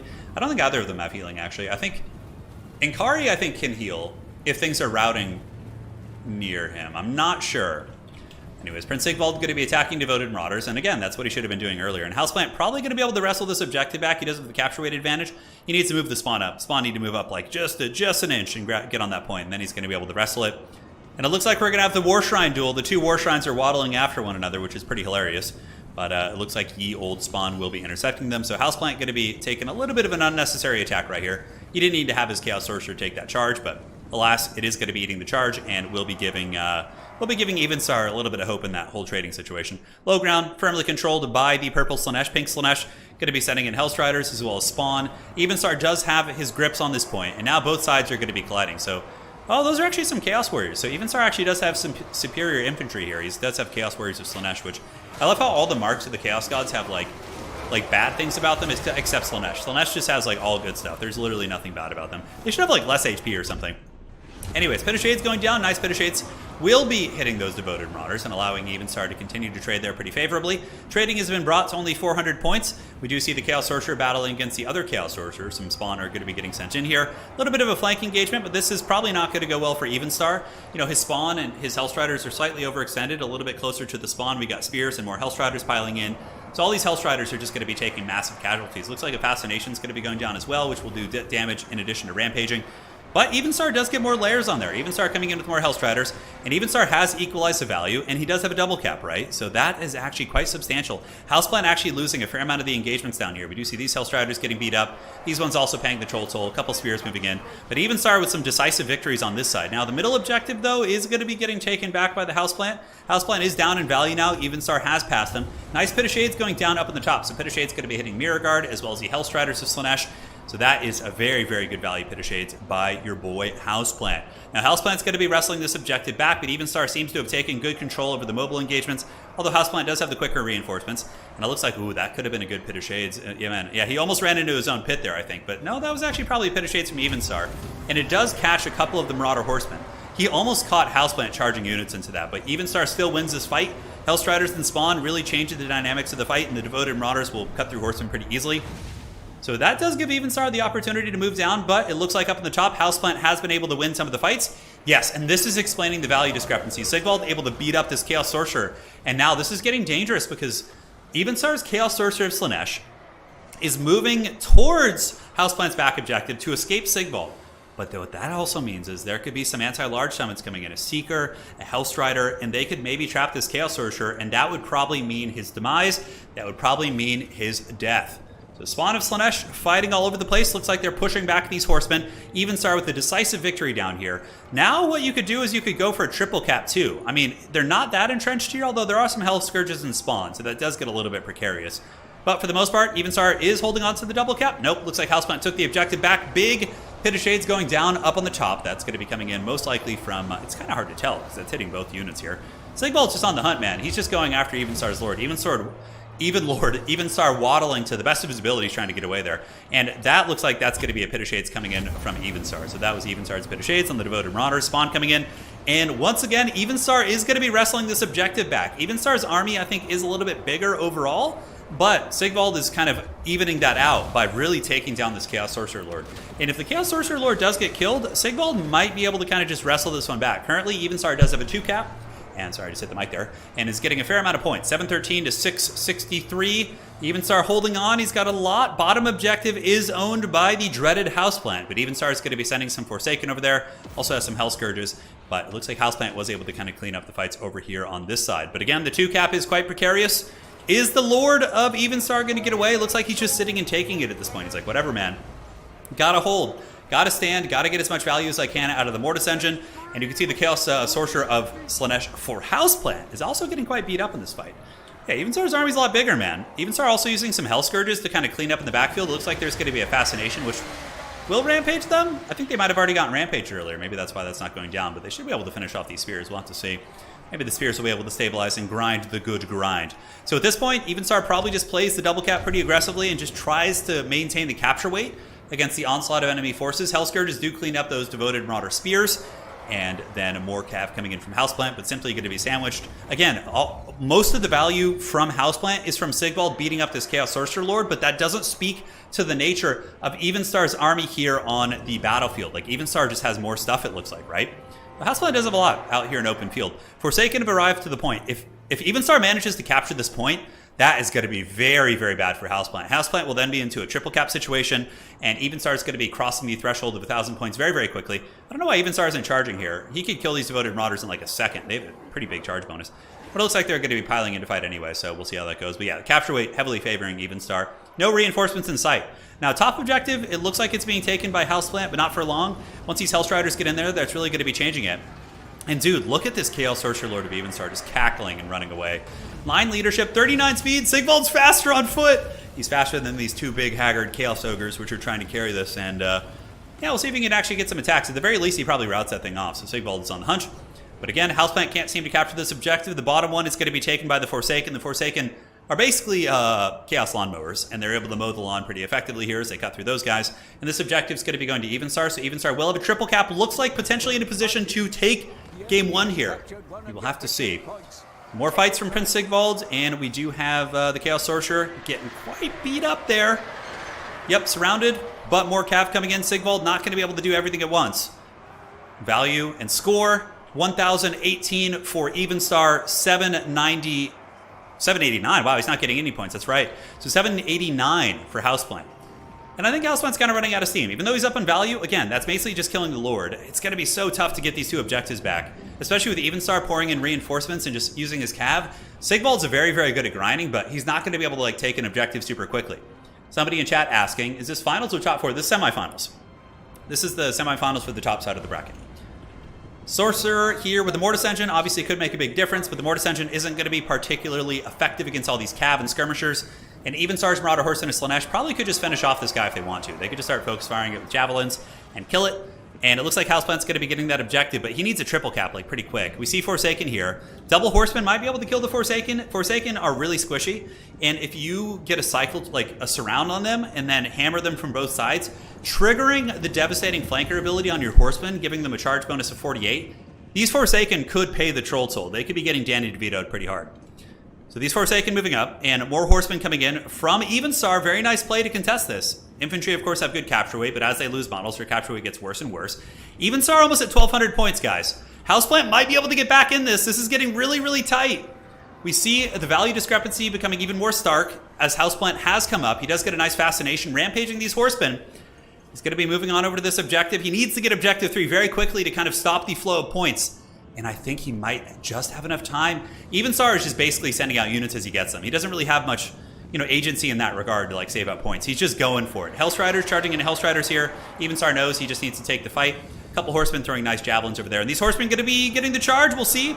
Forsaken getting hammered as well. And there's going to be a rampage coming down. So that's going to be a Fascination into the Forsaken, which would be very, very good. So they're going to get rampaged in. Horsemen of Evenstar get a nice charge into the back of Houseplant's cav here. And looking at the high ground, your boy Sigvald, he's coming in. He's the Thanos, baby. He's going to be looking to get that objective, and he is coming for it. I don't know if there's going to be any quick Slaanesh infantry that can get there. The capture weight is going. Evenstar's at 1,300 points. Can Evenstar win the bottom fight? No, it looks like Houseplant's able to get it. More Hellstriders are on their way in, but there's just so much here, guys. Wow, man, Houseplant scrapping super hard this game. He was really, really on the back foot. And I'm telling you, even though we've had kind of obnoxious mirror matches today, they've still all turned out to be really good games. Like, just the nature of the games is very, very good. So that, at least, is very solid. Now, objective going to Houseplant. Evenstar desperately holding on. He's at 1,350 points. Hellstriders into Hellstriders, but Houseplant's just got more stuff. This is where Sigvald shines. In the fourth quarter, coming down with the... I don't even know what he would really wield in a WWE arena, but... I don't know, probably some shiny piece of metal. So I guess the shiny steel chair. Hellstrider's battling. Evenstar has been triple capped, ladies and gentlemen. And that is going to be a victory for Houseplant. GG, well played. Evenstar desperately sending units out. 1381 points. Crazy, crazy close to victory, right? Like a couple little things different here and there. And he wins this game. And he wins this game. So, yeah, there's no coming back from Evenstar at this point. He's just going to get karate chopped. Fascination. Anything he sends out will be methodically karate chopped and just slain. Yep, not going to be anything. Here they come, the rear charge. The old ram in the back. There they go. The devastating flanker. Game 1 going to Houseplant with the clutch comeback. He was definitely on the back foot. But Sigvald, there was no quitting him. He was going to the very end there and certainly paid his dues. All right, so Houseplant 1-0 here in the series. Next map is going to be a very different map. It's going to be Mountains of Morn. So this could certainly change up the factions we see. But the Mountains of Morn are upon us. Let me see what their global bans were. Did they do it? No, they did it in chat with one another. Okay. Yeah, Sigvald would use a gender plate. Yeah, I guess he would. A crowbar. All right, we're getting down to it here. Yeah, Slanesh always has a second win. It would appear so. It would appear so. Mountains of Morn, a very different map. We don't see it too often, but I figured throwing it in would be a nice mix-up of kind of aesthetics for everyone. God damn, can these stupid heat waves just go away? Man, I thought I was over. Like, there was like a week of solace and peace, and now it's just like, surprise, 95 degrees again. How about you sweat profusely while you cast?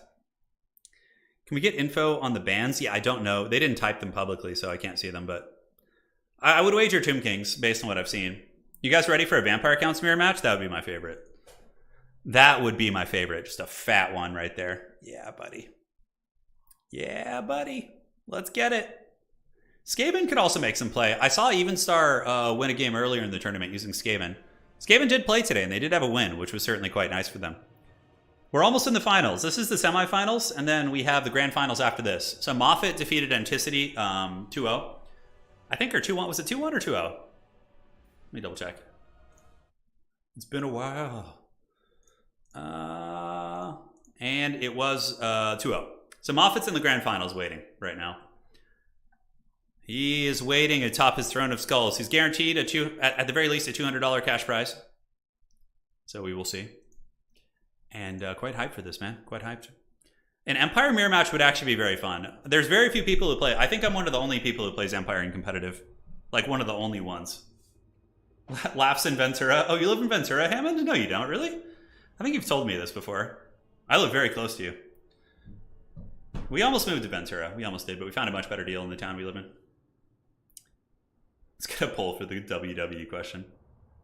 It's so just miserable hot. Just so miserable hot. I hate this. I used to like hot weather when I was young. When I was like in my early 20s and I was just all ripped and in shape, I was like, yeah, dude, this is great. I feel loose. I feel strong. Now I'm just all old and decrepit and just like, oh, God, it sucks. All jokes aside, I'm not that decrepit. But a Vlad versus Vlad mirror match. Yeah, that would be pretty horrible. I think I'd rather watch, oh man, Vampire Count or Nurgle mirror. They're both horrible. Probably would rather watch Vampire Count, so, because at least there's some big Godzilla fights. Nurgle is just pure misery. Pure misery. Michael says Dov likes Empire. Yeah, but Dov doesn't really play in tournaments. I don't think he really competes or plays in tournaments ever.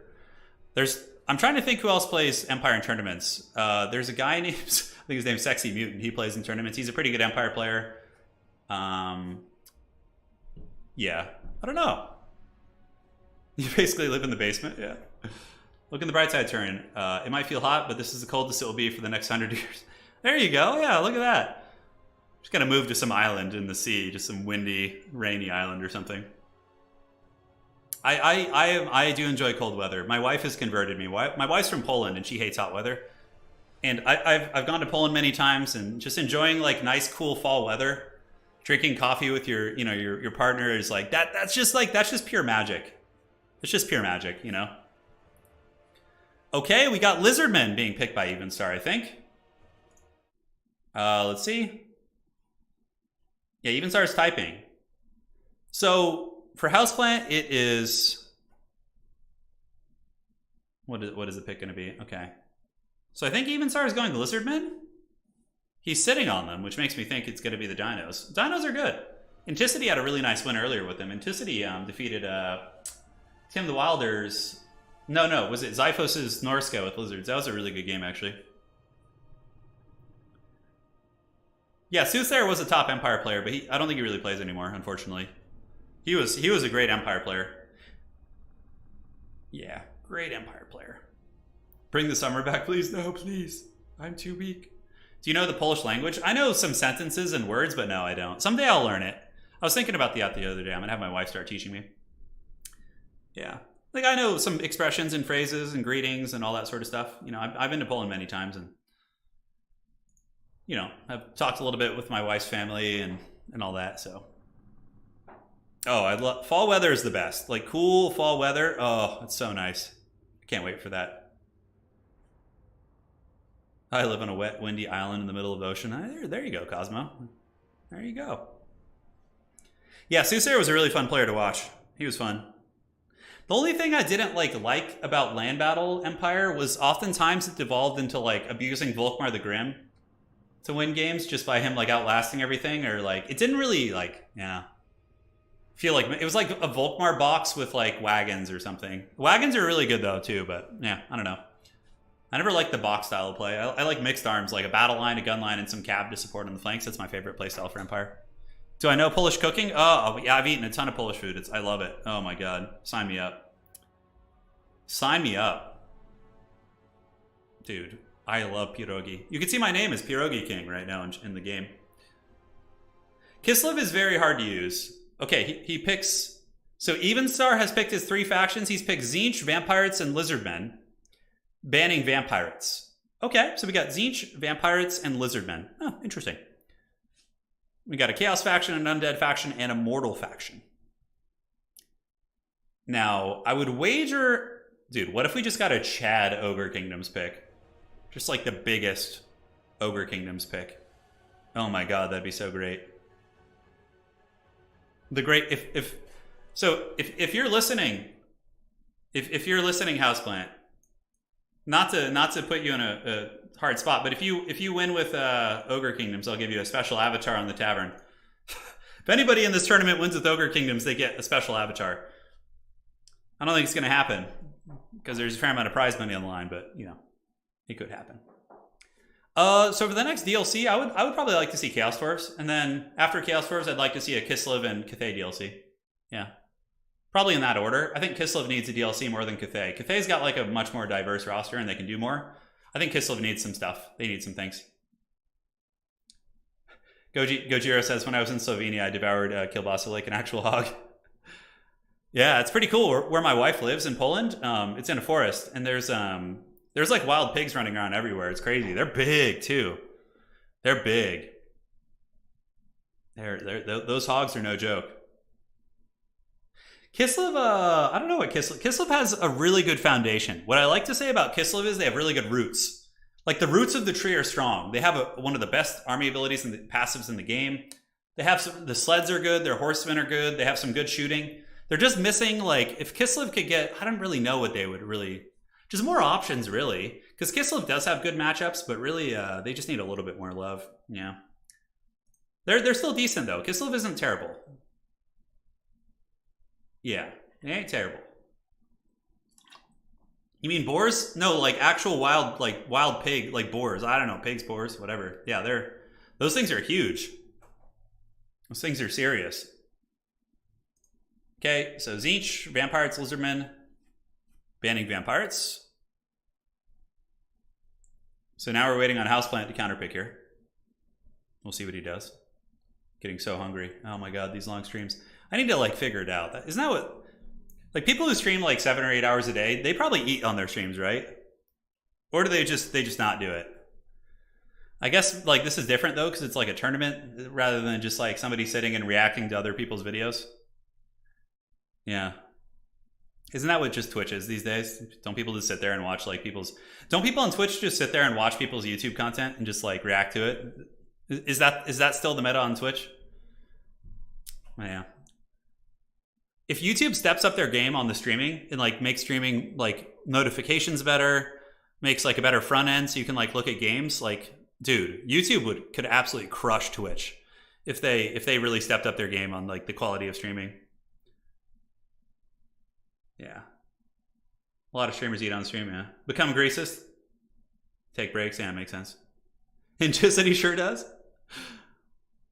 Yeah. Turn React Twitch chat channel. Oh god. Oh god. Oh, I'm not going to do Twitch. No, I have zero intention of doing Twitch. If I do things, it'll be new YouTube channels. Like I'm going to start a podcast eventually. Just like that isn't related to Total War. I mean, we might talk about it every now and then, but it's going to be just like a general one, just shooting the shit, talking about movies and just nonsense. And then a tabletop channel. Those are my like plans for a quote unquote expansion in the next like 2 years. Yeah. We just watched Steven Seagal movies on Twitch and oh my god. That'd be great. That would be great for sure.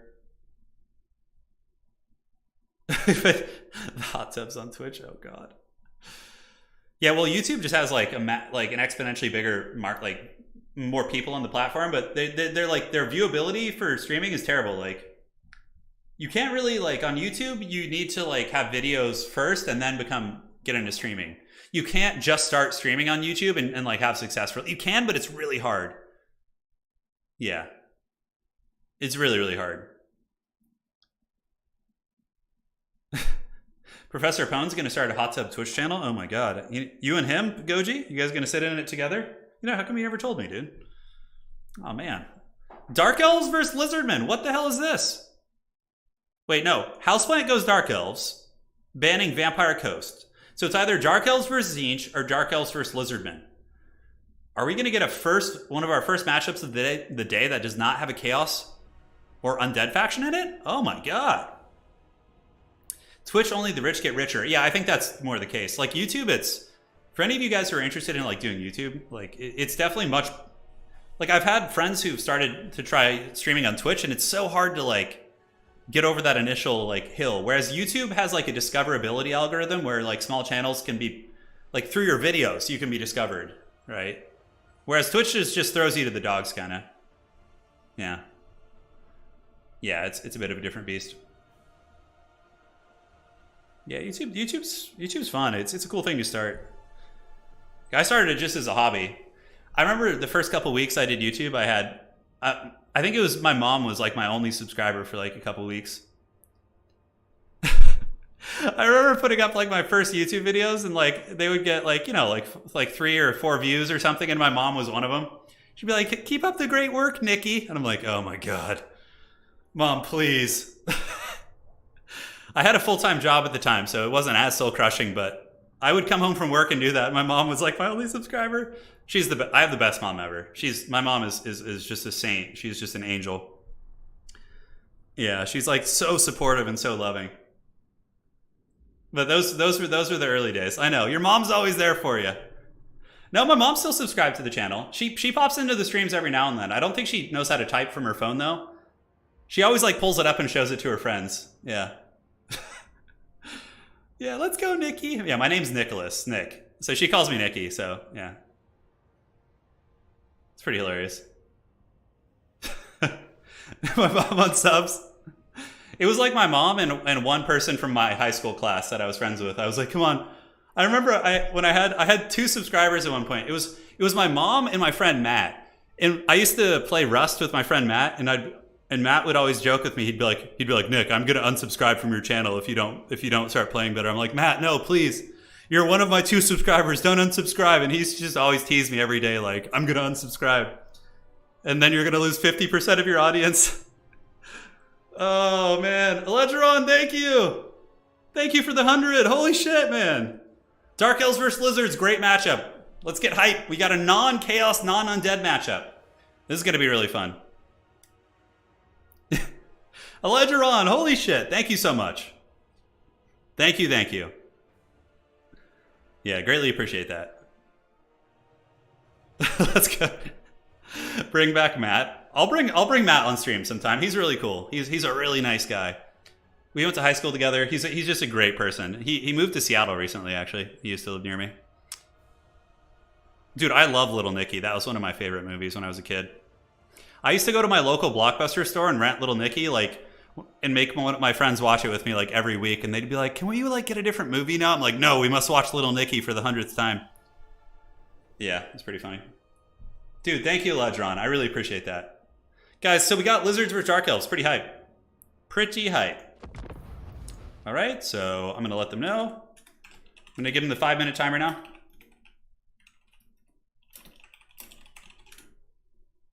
All right, great. Yeah. Yeah, my mom's still on the channel. I've never... She doesn't know how to type on her phone, though. She just pops in, and usually she'll just look at the videos. Yeah. It's pretty hilarious. It's always like kind of a funny thing, too. Hammond, thank you for the $2. So this happens like quite a bit. Like my mom will be at like a dinner. So it'll be like me, my mom, my mom's partner, and like a friend or something, like one of their friends who doesn't know anything about gaming, you know? And my mom, like, she likes to like brag, you know? She'll be like, "Oh yeah, my son does YouTube, and like, here, let me show you a video." I'm like, "Mom, please no. Please no." And then she pulls up one of my videos and it'll just be like, "Oh my God, and the dragon just went balls deep on that," you know, whatever, like some commentary like that. And I'm just like at the table, just like cringing, like, "Oh God." That has happened many times. There are times where she goes in and shows like proper, like I'll get lucky and it'll be like good commentary. It'll be like, "Oh yeah, you know, like this is a very tactical play, whatever." You know, but there's a lot of times where she'll go into like the cringy stuff and I'm just like, "Oh man, that does not sound good outside of the spectrum of our community." Oh my God. Hammond, thank you so much, man. Thank you. Yeah, it's pretty hilarious. Good times. Good times. Yeah. That happens, dude. That's happened several times. I own it, man. I own it. Yeah, I own it. I don't care. I'm like, well, I'm able to feed myself with this job, so it is somewhat respectable. Oh my God. Yeah, that's funny. See, yeah, holy shit. The Forbidden Rod thing is pretty good. Oh no, yeah, no, we try, man. We try. Yeah, some good times. Yeah, some good times. Yeah, there's a lot of funny stories like that. The funniest is like when she shows my grandma, because my grandma is like very old fashioned. You know, very conservative, very religious. And like when she looks at my videos and my mom shows my grandma videos, there's like demons fighting and there's just this really crass stuff happening. I'm always like, "Oh boy, let's hope grandma doesn't watch too many of the videos." Oh man. Yeah, dude, the mic on the old videos was really bad. It was really bad. Also, if you look at my like really old videos, I had really bad allergies that I wasn't treating back then. So like I could barely project my voice. It was very muted because like I didn't know what I was allergic to, and I was basically just could barely speak, and I had like super bad asthma because of it. So I could like really struggle with my commentary. But when I figured out that stuff, and I still have it pretty bad, but I can do better now. Yeah. Taking giant shafts to the face. Yeah, good times, man. Good times. It's good talk. Good talk. I know it's getting a little bit late for some of you guys. Appreciate you hanging around, and let's see how we're doing on the 5-minute timer. So they have 2 minutes left, 2.5 minutes left, and then I'll give another warning.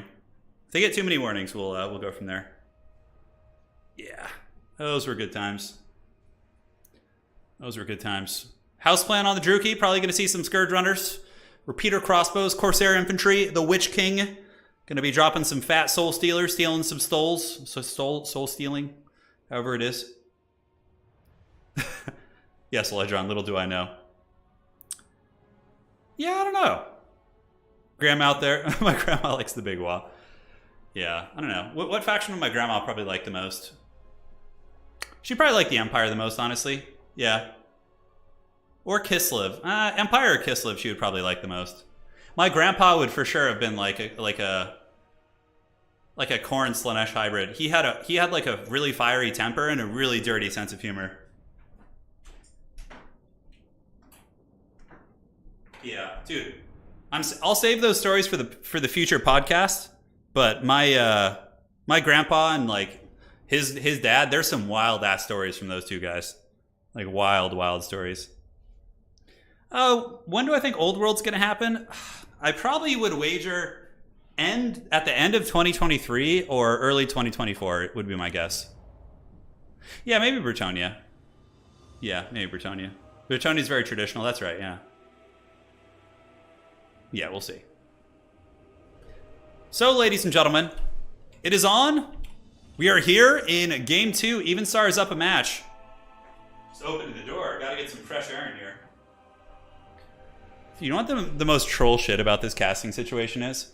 Here, so I have this like giant window with access to the outside, but I am like really allergic. I'm only allergic to like 3 things really, like a certain type of grass, like several grasses, a certain type of mold that's like pretty much everywhere.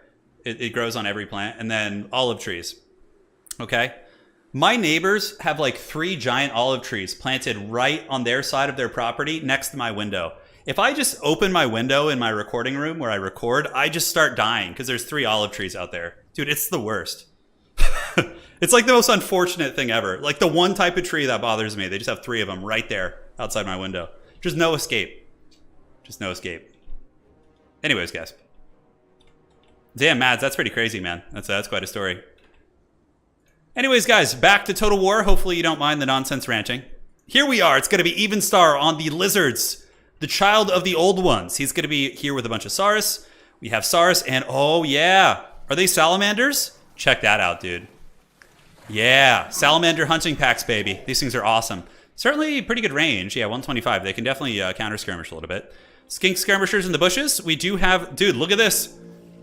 This lord has been promoted. This mighty skink oracle has taken over command of the host. Such a cool unit. It looks like he's going to be on the ancient Troglodyte. Is that what that is? Yeah, that thing's so rad. More salamanders, more Saurus. I love this lizard build. That's pretty cool. Now, over here, we do have Malekith the Witch King. Very standard, very meta. Super cool character. Soul Stealer, great combat fighter. Good abilities, good breath attacks. What's not to love? It's going to be Dread Spheres backed up by Corsairs. We do also have a Bolt Thrower in the back and Dark Shards. Pretty off meta. Like, pretty off meta here for sure. No Scourge Runner Chariots, no Repeater Crossbows. Just very infantry focused with a little bit of a traditional missile line behind it a little bit, which I think is very, very neat. Very, very neat for sure. You can cut down their olive trees. Yeah, no. I rented this property, and those neighbors are really cool. He's actually like a friend of ours, and I don't like they've had them, they planted them. Like I wouldn't expect them to do that. So yeah, they're really, really cool. Both my neighbors are firefighters on both sides, and then across the street I have 2 police officers. It's like the most like family, like firefighter cop neighborhood you could possibly live in. So if anything goes wrong at our house, we're covered. They'll be there in a second, making sure we're safe. So, on the side here, objective's going to be opening up. Dinos are posturing. We got Saurus looking to push across to objective 3. And over here, it looks like Malekith the Witch King going to get a little bit crazy, going after the skink cohorts. He's having a good time. And he's able to kind of take out a couple of the skinks. Oh, look at this! The shots coming in from the Skink Oracle. So the anti-large shots from the Skink Oracle trying to put some hurt on Malekith. Malekith also going to be getting poked by these skink skirmishers. And yeah, man, this tournament's turning out to be really, really good. Like, despite some of the, mirror matches, they were all really competitive matches and really fun. Really good fundamentals from all the players. Yeah, great stuff. So, Skink Oracle moving up. Another pot shot's coming in. He rips it, and Malekith gets hit. Takes about 300-400 damage there from that shot. Objectives opening up. Witch King and his forces will be controlling the center. Side objectives owned by the Lizards. And where are the Dark Elves going to make their play? It looks like this is where it's going to be right here. So we do see the Dread Spheres, as well as Bleak Swords moving up. Man, Salamanders barraging with the Skinks collapsing in on the Blackheart Corsairs. Now, their 80 armor really helps them out quite a bit against this type of poke. Malekith the Witch King looking to drop a Soul Stealer. Maybe a fat one right here I could see happening. Although he's not damaged yet, so you want to wait till he takes a little bit of damage. But Malekith's going to be moving in. Druki going to be trying to contest the point. But Saurus Warriors are no joke, and we do have some Pterodon Riders also looking to come in. Oh, Fire Leech Bolus, yeah. I like that. So Fire Leeches against these lightly armored infantry can actually do some really big damage. And Malekith is able to get in there, and he does force back the Salamander Hunting Pack, but he's still causing enough disruption, and the Lizards don't really have enough mass here to kind of bully him. Like, Malekith just kind of does as he pleases. We get a Feral Bastillodon coming in. Dinos control the side. Dinos wrestling the middle. The Skink Oracle trying its best to fight. It's not like a great melee fighter, but it's not terrible either. Certainly can help against some of the armor. Saurus Warriors will trade very cost effectively into most Dark Elf infantry, with the exception of the elite stuff and the Corsairs, but the chaff units like Bleak Swords, Dread Spears, Saurus will win those fights all day. So capture weight's going to be going to the Dinos in the middle. So the dinos still own the side objective, they do own the middle, and the points are going to start adding up relatively quickly here, my friends. Malekith causing huge problems, but really, really nice play here by Houseplant. Houseplant gets the Harpies, and he's able to shut down those Fire Leech Bolas. So those guys got Karate Chop. A little bit of a miss micro. They shouldn't have been caught. The Pterodons are faster, and losing a full health unit of Pterodons to some Haggard Harpies has got to feel pretty bad. Now, we do also have Harpies moving in, going after the Salamanders here. Another Feral Bastillodon coming in, so it looks like the Dino is going to be sending some armor in. And will the Lizardmen get this objective? It looks like they just barely will. Although the Dark Elf shooting line, man, look at that. That is so nice. Triple Dark Shard. Just sharding all over the faces here of these Saurus warriors. Oh my goodness. Negative 18 leadership getting absolutely pounded by the Dark Elf missile play. Now Lizards, Stranglehold on the side objective. Dark Riders on the hunt, chasing down two very good targets. A Chameleon Skink as well as the Salamander hunting packs. Very, very scrappy game so far. Value trading's pretty even. Houseplant a little bit ahead, but Evenstar playing the objectives a little bit stronger. Trying to play the objective game, it would appear. Harpies are taken down, so it looks like the Skink Oracle did come in, was able to rout those Harpies and terrify them. And the Salamanders still have 19 of their 32 models, which isn't terrible, so their shooting capacity is pretty good. Skinks and Bastillodons moving in. Malekith trying to peel these Saurus warriors, but the Dark Shards probably will be able to resecure the middle. But this is a really good play. The way Evenstar is like hiding these Saurus warriors here is so nice. He's just kind of maneuvering them on the edges, holding those bad boys in the shadows, and just doing the work of Sigmar here. Well, I guess in his case, who would it be? The old ones. Yeah, they don't have any cool, like, Sigmar. There's no cool battle cry for the Lizardmen. Like, you know, the Druchii can be like, for Kane. You know, there's all kinds of stuff. But I feel like the Lizards just kind of make some guttural sounds, and you're like, all right, that's fine. But, you know, it is what it is. Middle objective being taken by the Druchii. Dark Shards and Corsairs going to be holding that point on the side. The Witch King really fighting super heavily on this front. Although he's getting shadow realmed a little bit by the Salamanders and the Skink Oracle tech. I love this from Evenstar. I actually haven't seen anybody try this, but the Skink Oracle, just with that constant anti-large shooting into Malekith, seems to be pretty good. But look at this, big charge coming in. Dark Riders came up and around through the Vanguard point, and they have gotten on top of the Salamander hunting pack. Soul Stealer coming in from Malekith as well. Beautiful stuff. And they are able to hit the Salamanders, break that formation, and now Coldwind Riders. Coldwind Riders got a huge buff. Okay, I see some battle cries for the Lizardmen. Yeah, Sotek, Olaf Skinks. Okay, there's some okay stuff, but it's not quite as good as, like, just some warrior priest yelling for Sigmar as he takes on like a chaos warrior. Come on, you can't beat that. You can't beat that. Malekith going fisticuffs with the Feral Bastillodon, but Feral Bastillodons are no joke. They do pack a fair amount of armor piercing, although Dark Shards are a pretty solid counter against them. Currently, Evenstar is holding on to 2 points, but I think Houseplant is reasonably ahead considering the Soul Stealers he's been able to get. Coldwind Knights clean up Dark Riders, and now Coldwind Knights are going to be able to actually kill these Bleak Swords, or these Corsairs, excuse me. Very good answer. I mean, these guys have good armor piercing, good armor themselves. Corsair Handbows won't be able to do a whole lot against them, and that's a very good engagement as the Skink Oracle's on the run, though. And if Malekith's able to really, really dominate the fight here, we got Feral Coldwinds coming in. So they have 90 armor, which makes them very, very good against these guys. And that Skink Oracle is straight up on the run from the Witch King. Middle objective owned by the Dinos. Side objective owned by the Dinos in a pretty solid state. Yeah, we see the Salamanders here trading very well. Saurus collapsing in, so Lizards with a little bit of a resurgence here as they push in with Saurus, and their Salamanders are able to butter some bread pretty damn hard. Soul Stealer going down, does nail that Skink Oracle. He's at 5 leadership. Man, if that guy breaks, that's going to be really bad. He does have Earthblood, though, so maybe he's going to be able to heal. Is he going back in for the fight? What is that Skink Oracle doing? Man, he's going in on it. We do get the Coldwind Riders trying to pop in on Malekith. King Kong Godzilla fight. It's going to be, I don't know who's who in this situation. I guess Godzilla always kind of wins, right? So Malekith can be Godzilla. But Skink Oracle, 10 leadership, 2,000 HP. Malekith at 3,900. Another Soul Stealer, I would imagine, coming shortly. But Malekith is being attacked by a lot of Cav. Also more Coldwind Riders coming into support. But the Skink Oracle is losing this fight. What does that sound? Oh my god, I was like, a siren went off. I thought it was like in the room. I was like, oh god. But the Druchii are resurgent. Coldwind Riders coming in, going to be stuffing these Skinks back. Salamander hunting packs on the high ground shooting at Malekith, 2,700 HP. Earthblood going down. That Skink Oracle is fighting like a true Chad. But he does get hit pretty damn hard by Malekith there. His leadership wavers for a second, but it looks like he's holding firm. And a big Wind Blast coming in from the Skink Oracle seems to be a pretty good spell. Lizards are going to be losing this objective. It looks like the Druchii do have several units right here. So Blackheart Corsairs, they do move off the point. A little bit of a mistake before they capture it. They really, really want to grab that. This is a very, very close scrap here. But it looks like Houseplant is taking over the game. But if Malekith were to fall, oh my god, Malekith on the run. The Skink Oracle on the chase, 2,300 HP. Soul Stealer going down here. Soul Stealer might be enough to break this character. He's at 0 leadership right now. He's wavering. He does get the attack into the back of Malekith, 2,800 HP, but Malekith basically just healed for 12% of his HP with that Soul Stealer. And oh man, the Skink Oracle is gonna be going down.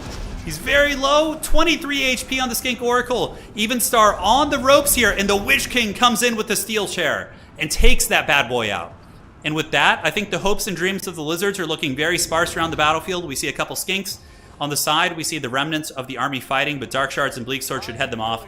And ladies and gentlemen, that is going to be a victory for Houseplant, who of course, very strong player, currently at the top of the leaderboard for Season 2, showing why he is there. What a great match. What a very cool, innovative build from Evenstar as well. So shout out to Evenstar there. Great game on his part. Great series. But Houseplant just barely edged him out. Showed why he's there at the top of the leaderboard for Season 2. He's been playing. He's been training. This man is ready to go. So now we are here on the Grand Finals. It is going to be best of 5 versus Moffat and Houseplant. GG, well played. So Moffat and Houseplant. So let's do this. Cool, and let's go ahead and feed the players the maps. It's going to be... Okay, we have... And that one. And maps. All right, so just gave the players the maps. And we will go from there. That was a great game. That was a great game. It was a lot of fun. So Moffat will be joining in a second. First map on the best of 5 is going to be Itza, the classic good stuff map.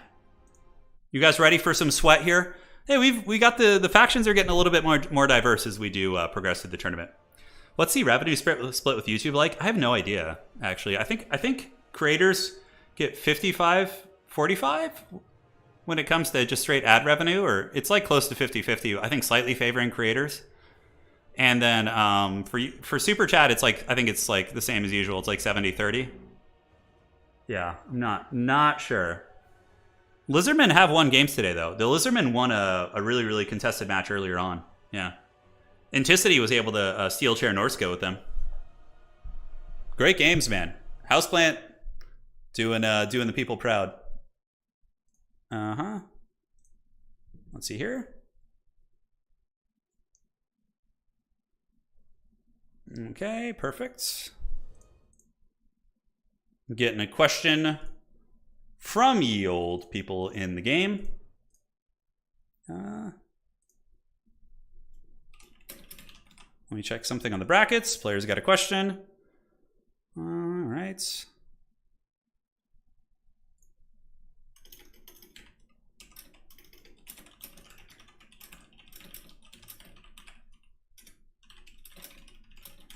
All right, outstanding.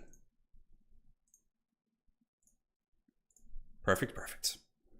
Okay, so as far as the first matchup goes, like I said, we're going to be on Itza. So we'll see what these two gentlemen are going to be doing here.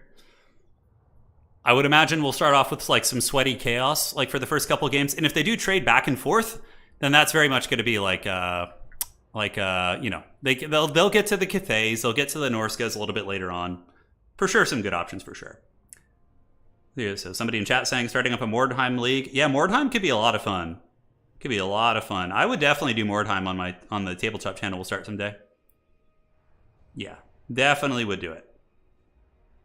Definitely. But let's see what the picks and bans are as we open up here. They're typing them in chat.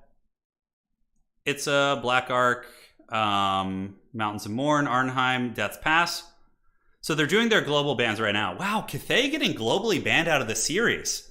Like, why would they global ban Cathay when these Chaos factions exist? I guess they just want to play them. Like, that's the thing. At the sweatiest, highest levels, they want to play the sweat. And so they ban, like, the second tier sweat. Right? I don't understand a Cathay global ban compared to, like, you know, I guess they're comfortable playing those, so they don't care. Yeah. We'll start the tabletop channel when Old World comes out. Yeah, or when we know more details about that. Because right now I just, you know. On tabletop, is it Warhammer Fantasy? It'll be Warhammer Old World. So the revival of Warhammer Fantasy. I'll probably still do 40K on there as well if I can find people. I want to find like a partner to do the channel with, you know. I always feel like that's the way to do it at first. So I'm trying to get Sparty to do it, but he doesn't seem interested. But that would be great if I can get him into it. But we'll see if he changes his mind. I know Cathay is strong, but Cathay is not like as strong as those Chaos factions, I don't think. Ban Slanesh and Dark Elves. Okay. So Slaanesh and Dark Elves are out, and Cathay is out, and then Tomb Kings are out. So that leaves Warriors of Chaos. Yeah, Warriors of Chaos is still in the run. And Vampire Counts. So the two really sweaty factions that are still in the pool are Counts and Chaos, which we'll probably see a lot of in this series. Did Anticity's Lizardman... so if you go to Anticity's YouTube channel, he streamed it today, so you're going to be able to see that. Yeah, you're going to be able to see that. 100%. Ban the Ogre Kingdoms. That's the real flex. Just banning Ogre Kingdoms against your opponent. Like, oh man, those ogres are coming to get you. Yeah, they're coming to get you. Fear the dreaded 20% win rate. Yeah, having Tomb Kings banned is fun. Vampire Counts versus other factions, like I would love to see like a Dwarf Vampire Count game or something. Well, the HH, it would have to be someone who lives close to me, because I live in California and like he lives in Texas, and you know, so I would have to find someone close to me. Thank you for the reminder, Eledron. I haven't eaten since 6 a.m. and it's almost 5 p.m. So getting a little bit loopy, but that's where the fun happens. That's where we say stupid stuff. All right, and I wonder why Houseplant banned Cathay. It's all your fault, Platypus. You've traumatized him from your past games. I know. I was surprised to see it, though. I was surprised to see it. Let's see how the scorecards look. All right. Perfect. Very cool. All righty. Excellent. And very good. The Cathay band, dude. I would love to see some Iron Hail Gunners just rolling up. We had Cathay. Anticity played Cathay today. I think he lost with them against Tomb Kings, which makes sense. Tomb Kings are just super strong. What do you think the Ogres need? I don't know, man. I don't know what the Ogres need. The Ogres need some milk, dude. They need some calcium for them bones, because they're very squishy. They certainly do not have the best of times. By the way, if you guys are enjoying the stream, as much as I hate to ask for it, but it is my job, do drop a like. It helps out quite a bit. Getting a little loopy up in here. Hey, look, it's ODM Loopy. With the glorious pun. With the glorious pun indeed. All right. So let's see what the picks are going to be. No ban. Oh. The Chad play from Houseplant. Okay. So he is not using a ban in the first game. Now, you guys might be... So he picks Warriors of Chaos, Tzeentch, and Demons of Chaos for his first three picks.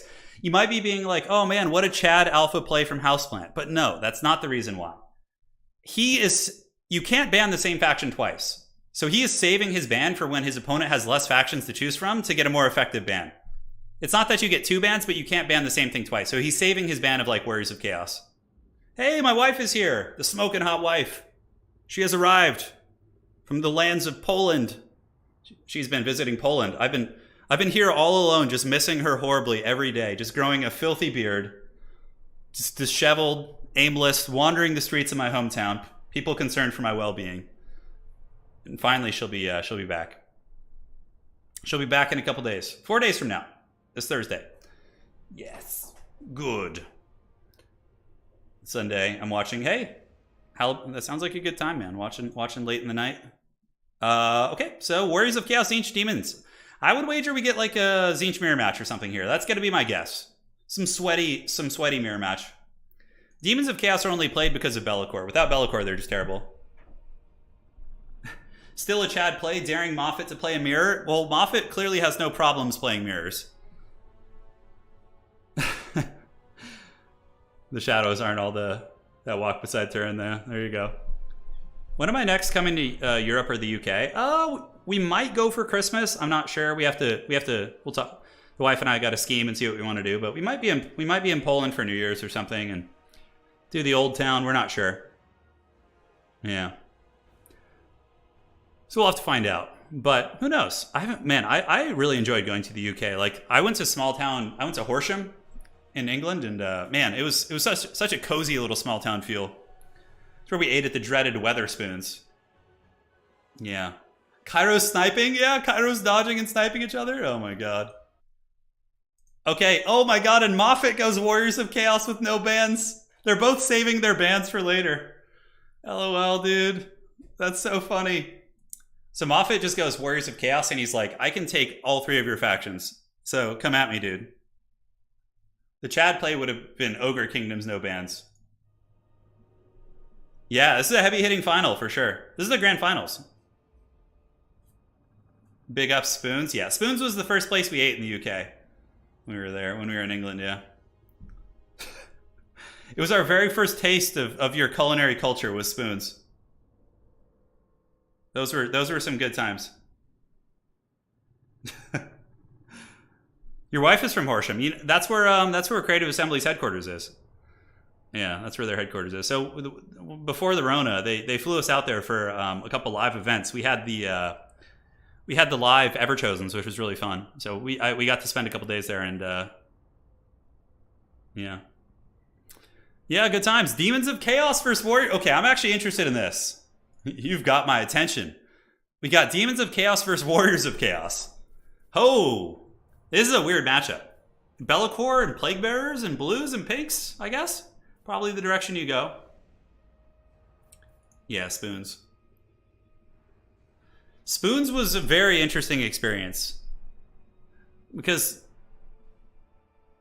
at Spoons we had like... I remember we got in and we arrived at Spoons when they opened, and then like shortly after they opened, a bunch of people came in and just started getting blasted. Like just all these like older people too. They were like in their 60s, maybe 50s and 60s, and they were just getting crunk. They were throwing down, getting blasted at what was it, like 10 a.m. or something?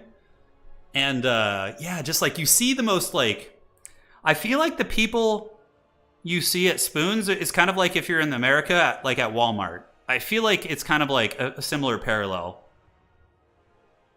It's so bleak. Spoons is Nurgle. Honestly, I didn't hate the food though. Even though it was like microwaved, like it was edible. It was basically just like eating at like a Denny's here in the United States. Like if you go to a Denny's, you're just eating microwaved food, basically. I mean, for a lot of things, for the big pieces of meat and stuff. Whereas like Spoons is probably the same. Are we going to see a Be'lakor mirror match? Holy shit. Just let us have two Be'lakors duel to the fate. Yeah, the 10 a.m. Spoons is a classic.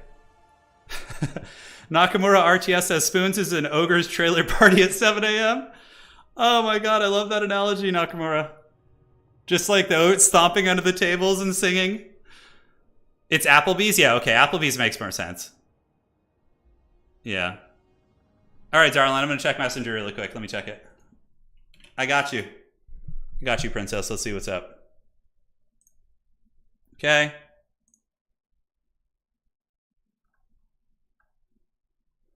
Oh, those are amazing. Can I show that on stream, darling? I would need your permission. I think I would rotate this picture. You give me the go, and we'll pop it up real quick while we're waiting. So the wife's been working on some awesome art here. How can I flip this horizontally? I'm gonna try and okay, rotate.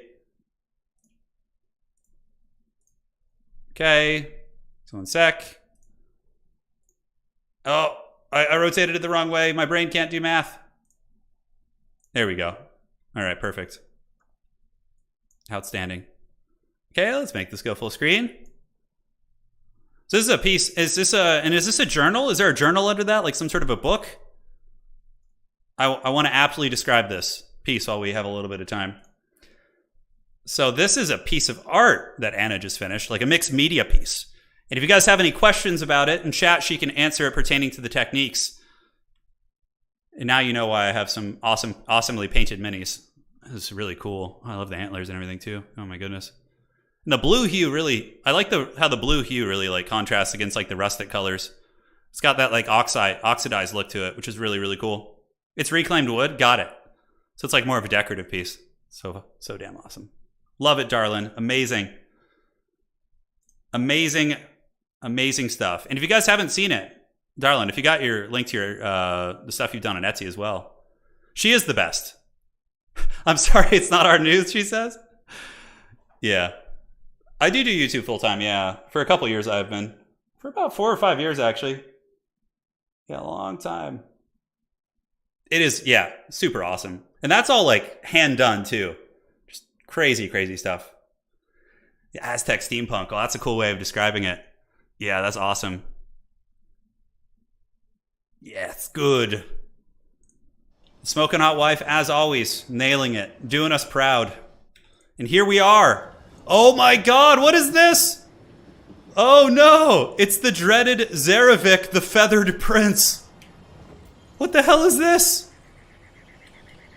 Anna, your piece of art has summoned in the most wild of Tzeentchian demon princes. So this is Walmart Kairos. He has Gaze of Fate and Blue Fire in Gateway. So we get Zarevic, the Feathered Prince. I have never seen him used in a tournament, ever.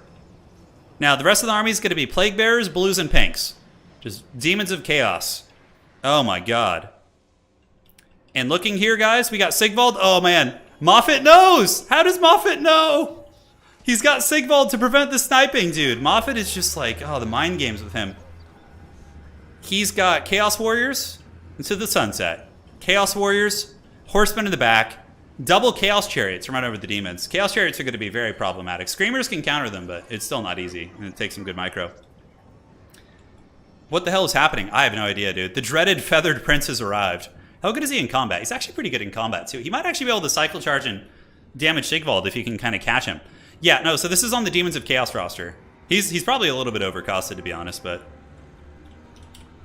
My wife's presence has summoned a great Tzeentchian demon. She definitely likes the Tzeentch Lovecraftian element, and here we have the big bird himself, Zarevic. He wants to take over Red Olgor's presence. Red Olgor is like the dedicated Demons of Chaos meme character, but no longer. Okay, that's going to be good value. Yeah, Blue Fire, just a great spell. Takes out 6 Chaos Warriors, does a little bit of HP damage. Certainly not terrible. And, you know, he could cycle charge Sigvald. You could just, like, charge him and run away and let your shields regenerate and get a little bit of value. And looks like Zarevic's just going to pull back while the Plague Bearers moving up to the objectives. Obviously, this Demons of Chaos army is going to be able to grind pretty well. They'll, you know, the shooting should be able to deal with the Marauders. Looks like Moffat's going to be hiding in the shadows. So here they are. We get the double Chaos Chariot. We got the Chaos Sorcerer of Shadows as well. And up in the sky, looks like there's going to be another Blue Fire going down. It does nail these Marauder Horsemen, but Moffat's going to be running under him and getting some shots. Zarevic does have the Protoss shields, though. So with good juking, Houseplant should be able to dodge it, although he doesn't dodge that one very well, unfortunately for him. Does get popped a little bit. Now the Pinks are going to be returning the favor, shooting at Prince Sigvald. Actually doing a little bit of damage, mind you. But he needs to push up on the objectives for sure. Now, what is Houseplant going to be summoning? It's Blue Olgor! Yes! It's Blue Olgor! That's such a good name for him. The dreaded Blue Olgor is here. Screw Zarevic. Bird Olgor. Yeah, he goes by many names. I mean, Demons of Chaos, you know, often have a bunch of different names, right? And look at that, we get the Bloodletters coming out. Another Blue Fire coming in. And a Bloodletter summon. This is actually really cool. The Bloodletters will be coming over there to easily outtrade those Chaos Warriors. Not easily, but they'll for sure trade upwards into them just because of the armor piercing and the bonus for his infantry. Another shot coming in from Zarevic, the Feathered Prince. Sigvald's going to be a pain to deal with, although like Plague Bearers are going to be very, very strong as well. The Chaos Chariots are going to have to be utilized pretty well. Gaze of Fate is also in play, so he could snare down a Chariot with Gaze of Fate and get a lot of shooting on that bad boy. So we'll see. We will have to see. Yeah, we'll definitely do that, darling. We'll get all your pieces put up on Total Tavern. We'll do like a blog post or something. We had it set up and then we redid the whole back end of the website, so we gotta do that again. Another Blue Fire coming. A Blue Fire going to be going from downtown, picking off another Marauder Horseman. So very similar to what we saw Houseplant do earlier. RTK with the dreaded Demons of Chaos builds. Pretty cool. Looks like Pink Horror is going to be moving up, and the Plague Bearer is also going to be going to contest the objective. Though Plague Bearers do not trade super well into the Chaos Warriors. Chaos Warriors just have the armor to mitigate a lot of their damage. And we do see a big surround coming in. Now, what Houseplant could do is summon a bunch of Fleshhounds of Khorne and ambush these if they overextend. Because remember, Demons of Chaos have access to the demons from all factions. Now, Bird Olgor needs to get in there and lock down these Chaos Chariots and shoot them. Like, he needs to use Gaze of Fate right now. Because if those Chariots penetrate through, it's going to be very, very problematic. Okay, he doesn't use the Gaze of Fate. Interesting. I feel like he could have gotten a shit ton of damage there, but the Chariots end up running away anyway, so I guess it's not too bad. But Zarevic, the Feathered Prince, trying his best, trying to be everywhere at once. We do get all the shooting, the blues and the pinks in guard mode, blasting into the Chaos Chariot. And we do get the Fleshhounds popping out. So a lot of Fleshhounds. It looks like they're going to be charging to the Horsemen. And Seekers of Slanesh from Houseplant. But I don't think that's going to go super well. Birdman needs to get over there. I mean, Fleshhounds will not do great to Hellstriders. And it looks like Houseplant, yeah, Seekers also get out-traded pretty heavily by Hellstriders. So I feel like he just gave Moffat a lot of free real estate that he didn't need to give. But we'll have to see. In the back, Pit of Shade's going down from Chaos, and the Chariots are penetrating in. Moffat just getting really good engagements, honestly. That's going to be an Infernal Gateway. That might do something to get him back, but the Fleshhounds do not trade mega cost-effective into these guys. But the Portal of Tzeentch does hit the Hellstriders. More and more Hellstriders moving in there. I feel like the Seekers were the big blunder. Like, Seekers just don't feel that good. Bird Olgor fighting into Chaos Warriors. A little bit of armor piercing being lent to the cause. Fleshhounds still trying their best. Pinks shooting across. Value trading very heavily favoring Moffat, as the Chariots are penetrating into the backfield pretty heavily. So Moffat's micro just incredible. Yeah, just beautiful work getting into the back of the Pinks here. And overall, getting pretty crazy. So Fleshhounds of Khorne chewing through these guys. We do also get Hellstriders battling into the Fleshhounds. Blue Horror's going to be moving up here, trying to help. But honestly, Moffat's pretty far ahead on value. He does also have a double cap, if not a triple cap soon. Plague Bearers will lose in sustained combat against these guys. It just seems like Moffat was very prepared for the build. Like, he seems just so well prepared. Like, he was expecting a Be'lakor, so he just goes Sigvald so he can't be sniped. Although, I don't know. Yeah, crazy stuff. Crazy stuff indeed. It's the Walmart Kairos. Yeah, that's perfect. Very, very overpriced. So Chaos Warriors here, trading well into Plague Bearers. Warriors winning, Chariots running through the infantry. Houseplant attempting to use Screamers to stop the Chariots, but I think you have to Gaze of Fate them if you're going to really, really be able to deal with it. Houseplant is down by about 1,900 value at this point, up 2,000. I mean, that's a pretty big value discrepancy. And the Fleshhounds are just getting their butts kicked. And that's the problem with Hellstriders. Hellstriders just trade so well into anything that's large. Like, especially a lightly armored large thing, those Fleshhounds are not going to win that fight. You can see they just get their bread buttered. And really, I think that was what lost the game, potentially, for Houseplant. I know he's an amazing player, but I don't see him scrapping back from this. Simply because, man, that is just, in this type of a matchup with these factions, that's just too much to lose. Blue Olgor going after Chariots. Pit of Shade's really, really nice, because Sigvald has, like, blobbed in these Pinks, and oh my god, the Pinks are just getting wrecked by the bombardments here. Plague Bearers will eventually lose this fight, too. Like, there's no fights on the battlefield that are going well for the forces of the Demons of Chaos. Like, nothing really is trading super well. Although here we do get the Blues coming out, and the Blues do get a nice little engagement and finally able to deal with some of these harassing units here. But really, just Chaos is running rampant. Hellstriders all over the place. Looks like these Screamers of Tzeentch over chasing, probably going to get killed by Hellstriders. Sigvald just going balls deep in the back line, cutting through these Pink Horrors. And it's only a matter of time before Chaos overwhelms the Demons of Chaos. We're going to be seeing these cav units come up and through here. They could come around this way. They could just any number of targets. The world is their oyster for sure.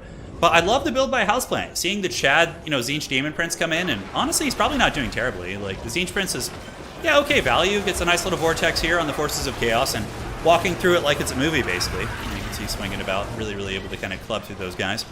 Taking them to the candy shop. Now, Prince Sigvald fighting well. Chaos Warriors proving that they are able to outgrind the demons. Bloodletters, of course, would beat Chaos Warriors, but they're very vulnerable to Chariots. Especially these low, non-armor piercing Chariots would be very cost-effective into them. A couple Fleshhounds trying to chase here. In the back, we do see the Tzeentch army ability. Oh, the Demons of Chaos getting the random army ability. That's right. So they just got the Tzeentch army ability, and looks like Moffat pulled back, and I think Houseplant bombarded his own units, which is very unfortunate. Now, Houseplant's value 52 to 78, so it's about a 3,000 value lead, which I think is going to be it. I would be very, very surprised if Houseplant doesn't tap out of the game right now. I just think that, like, he's done for. He's too far behind on value. And against, like, these other top-tier factions, like, I know RTK has been having success with Demons of Chaos. You've seen them do pretty well on the leaderboard, actually. They have a favorable win rate. But, yeah, I just don't think it worked out against this very traditional Chaos build that just was able to just use its armor and its horsemen and its Hellstriders, just the good stuff. And, yeah, they got the job done, man. Probably GG well played. Houseplant's value is just getting even worse. And there's no way. Chaos has got, like, good things all over the objectives, still summoning out more reinforcements. It just feels incredibly nasty for sure. Incredibly nasty. So, Silver Slash is here. Zaravik, the Feathered Prince, being shanked in combat by Prince Sigvald. Absolutely no chance of winning that fight. Houseplant, I would imagine, in less than 30 seconds will tap out. He's got to realize there's no chance. It's just the value discrepancy, the triple cap. There's just too much going. It's kind of like if you were watching Age of Empires. Seeing someone who had lost all the battles, was trapped in their base just being sieged. That's the equivalent here. GG, well played. Yeah, he needed Red Olgor, clearly. Red Olgor comes in just with his massive red battle axe and defeats Sigvald, right? GG. Moffat with a very, very simple, very simplistic build, but a very effective one. I love the innovation from Houseplant. If there had been a Be'lakor pick, I think the Haggard Prince could have been good, but not against Sigvald. And also, that big cavalry fight, I think maybe just going wide with infantry. Like, if the demons don't summon the Seekers and just summon in mass infantry, that might have actually been better. because the Hellstriders wouldn't have been good against them. So maybe that's it. All right. So the next map, ladies and gentlemen, is going to be Black Ark. The Haggard Demons of Chaos and Warriors of Chaos are out of the picture. And there we go. Hadri's in chat with the insightful commentary saying that Houseplant wants the long games to make Moffat play until 4 a.m. Yeah, it's true. I think Houseplant's East Coast, so for him it's only like 7 o'clock. And for Moffat right now, it's got to be like plus 10. So 6. Yeah, for Moffat it's like 2 or 3 a.m. right now. Why not Bloodletters versus Warriors? You totally could. Bloodletters could, but they'll die very quickly to the skirmish harass. That's a problem. Yeah. Moffat's playing very well. His control is insane. And his builds are just pristine. Like I've seen Moffat like lose series before. Like Moffat lost to Zone like 2 weeks ago in an early tournament. I've seen him lose in several tournaments. But in general, man, like he's playing like a man possessed today. He's coming into his final form. Houseplant wanted to go for the biggest chicken. Well, Kairos is a little bit bigger than Zarevek. Yeah. We'll see. So, picks and bans. GG's being shared between the players. All right. Let us see what's cracking. Moffat scheming here, typing away. What are the picks and bans going to be? We'll find out here in the next episode. The ominous typing, the Discord conversation. Someone is typing. Yes, good. Is the tournament unit? Yeah, Ultra is standard now for tournaments. Yeah. Most tournaments, yeah, I think they all use standard. I don't know about land battles. I know Human Boy is still running some land battle. He's carrying the old torch for land battle tournaments. There's things I like about land battles, but I just really don't like having to do rule breaks and officiate on those. It's just, I just lost a lot of hair from that. And it's just, for me, domination is just so much smoother of an experience for tournaments. So, yeah, I do enjoy a land battle every now and then, for sure. They should have to do a Red Olgor match where all they bring is Red Olgor and they just fight to the end. And see, if it goes to game 5, Red Olgor mirror match. So players are scheming their next matchup here. Yeah, Kairos has been brought today. He has. Who would have thought we'd see a Demons of Chaos opening, though? Crazy. Crazy stuff.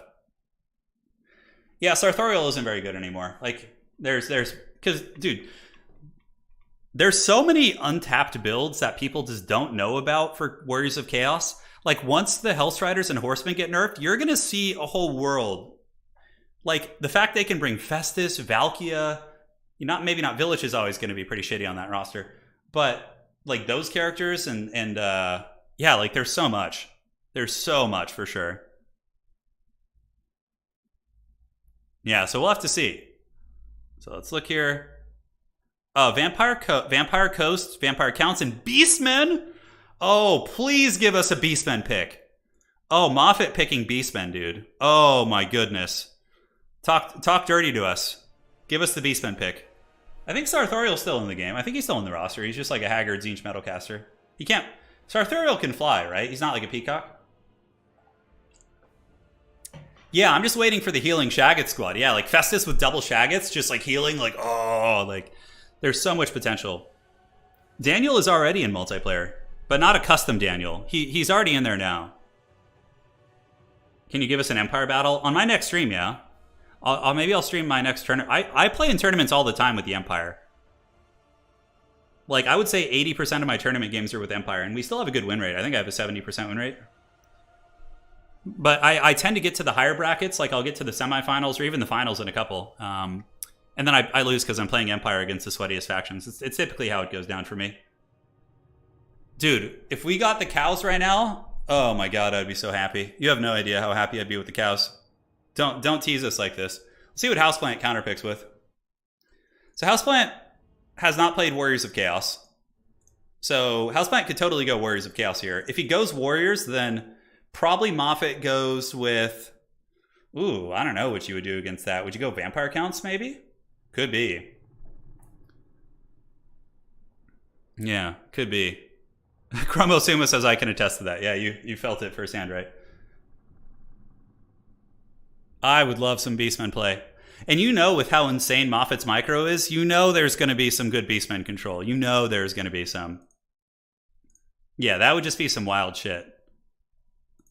That would be wild for sure. Yeah, get hyped, man. Okay, scrolling up here. Perfect. Outstanding. I think it's just a tease. Oh my god, a Nurgle pick? No. Don't do this to yourself. He goes Nurgle banning Vampire counts? He left Nurgle. He went Nurgle against Coast? Oh no. So he picks Nurgle. And Vampire Coast is on the table. Oh no. Moffat with the Vampire Coast. Oh boy. On Black Ark? Oh god. This is gonna be destruction. If Houseplant wins this, man, okay. Houseplant already has a custom avatar though. Nah, I don't know if it's worthy of a custom avatar. We gotta make the custom avatars like Ogre Kingdoms level shit. So people can really earn it. He clearly thinks this is good. He didn't do this as like a preemptive meme for an avatar. Nurgle versus Vampire Coast. So he must think he has some strategy. I don't know. Yeah, Houseplant is a really good Nurgle player. I've seen Houseplant beat Vampire Coast with Nurgle. But we saw him try it earlier. Houseplant played Vampire Nurgle against who is it, Voidlaws? Yeah, he played Nurgle against Voidlaws Coast, and he lost, I think. Was it him? I think it was. Black Ark might be better for Nurgle than the Haggard Choke Point? Maybe. Dude, if he wins this, that'll be a huge one. The Plague God will forever bless him. 100%. Yeah, he wouldn't do this without a plan, for sure. Look, we didn't get the happy moves, okay? But we're still getting a Nurgle versus Coast game. This is actually really interesting. Yeah. This is very interesting. Who knows? All right. Perfect. Very cool. All right, just checking all my stream settings. Looks like we're good. Yeah, Houseplant's he's gonna Nurgle. I wonder how he's gonna change it up. Are we gonna see the dreaded double Soul Grinder? My signature build, which is 2 Soul Grinders and either Festus or because what you do is you park 2 Soul Grinders behind the bottom like line of sight and you just bombard them.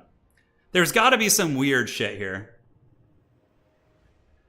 I think double Soul Grinder is honestly your best bet. I really do.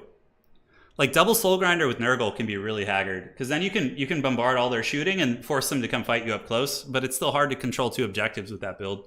Like double Soul Grinder Festus probably, because then you can soul grind their shooting and then Festus guards the low ground objective with a Mortis. Maybe, I don't know.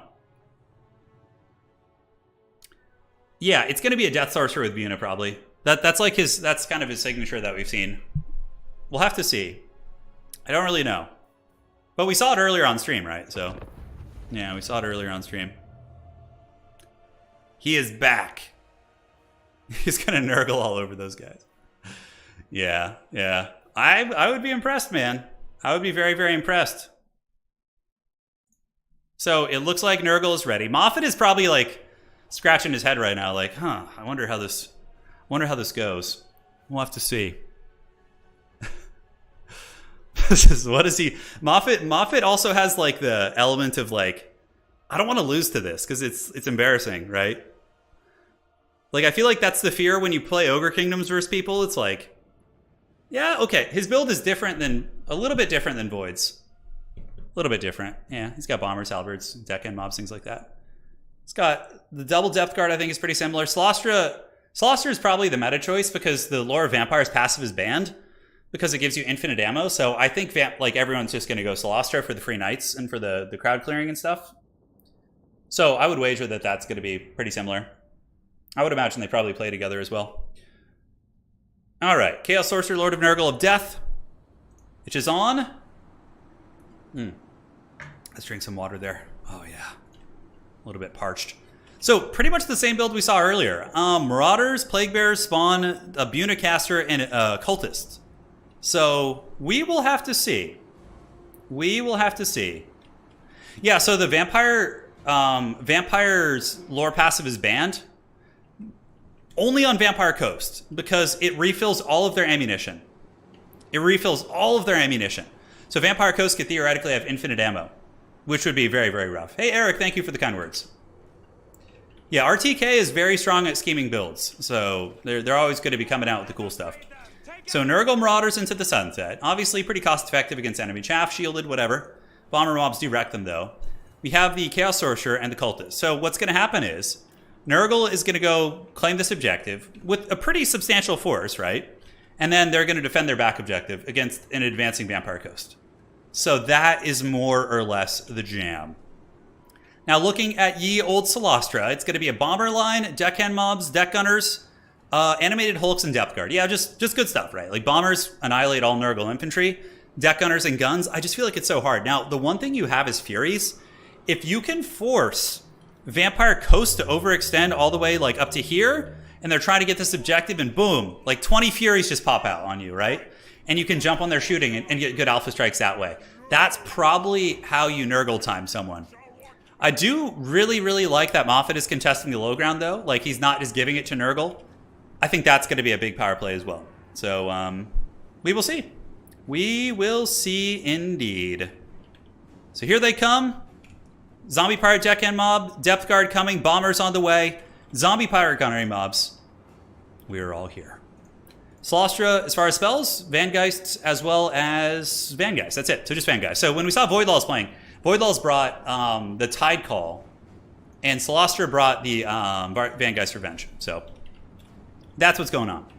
Yeah, it's a hard matchup for Nurgle. Look, Houseplanet could beat me for sure on Vampire Coast, but against like a player of like equal sweaty caliber, that's gonna be pretty hard, I feel. But maybe he'll prove us wrong here. So obviously these Depth Guard do not want to get caught by Fate of Buna. That's what the Chaos Sorcerer Lord's looking for. He wants that big juicy Buna on those guys. And in the backfield here, we got Marauders of Nurgle moving up. Bombers should be able to clear them off, animated hulks and handgun mobs. And the problem for Nurgle is, if Nurgle loses this engagement down here, then they're the ones who have to go Walter White and knock on the door here, right? They're going to have to move up, and then Vampire Coast has just got that defensive concave. So fighting for the low ground here is going to be very, very important. So Nurgle is trying to get his cultists up. Look, they're trying to get into the bomber mobs. I do like that. But handgun shooting, it looks like the Chaos Sorcerer Lord's going to get popped. Houseplant trying to juke him. Animated Hulk's getting in, but yeah, I like sending in the cultists. Not so much the Chaos Sorcerer Lord. I feel like that's a little bit risky. He does keep Vampire Coast back for a second. Man, Moffat's micro is so quick. Like, everything is just so quick and so fierce. Zombie Pirate mobs, getting some good shots in here, going after the Chaos Sorcerer Lord. Chaos Sorcerer Lord is going to be juking. Back and forth he goes. Really, really good control there by Houseplant, making sure to mitigate that damage. But Vampire Coast is going for the triple cap, man. He's not going to be playing like that safe, like I'm just going to play the 2 objective game. He is going all out, and I feel like Nurgle might retreat off this objective and let Vampire Coast have it. We have hand cannons coming out, we have crabs, we have animated hulks. Not crabs, but animated hulks, so they're on their way in. And here they come. So somebody in chat asking, why is Houseplant using the same build even though it didn't work earlier? Probably because it's a different map and he feels that it'll be more effective here. That would be my guess.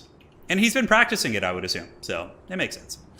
Cultists of Nurgle going to be sent in. It's Nurgle time. And, he'll be able to distract these bombers and get kills. And the good part is if this cultist gets beat up, he's then going to be able to summon, right? And that's what he wants. He wants the cultist to take a little bit of damage. And he does do some okay work, but, Coast is just going to take this objective, easy. These Marauders should probably retreat. Just run and run. Because at this point, you're just going to get bombed. And it's going to be so much damage. Just watch this.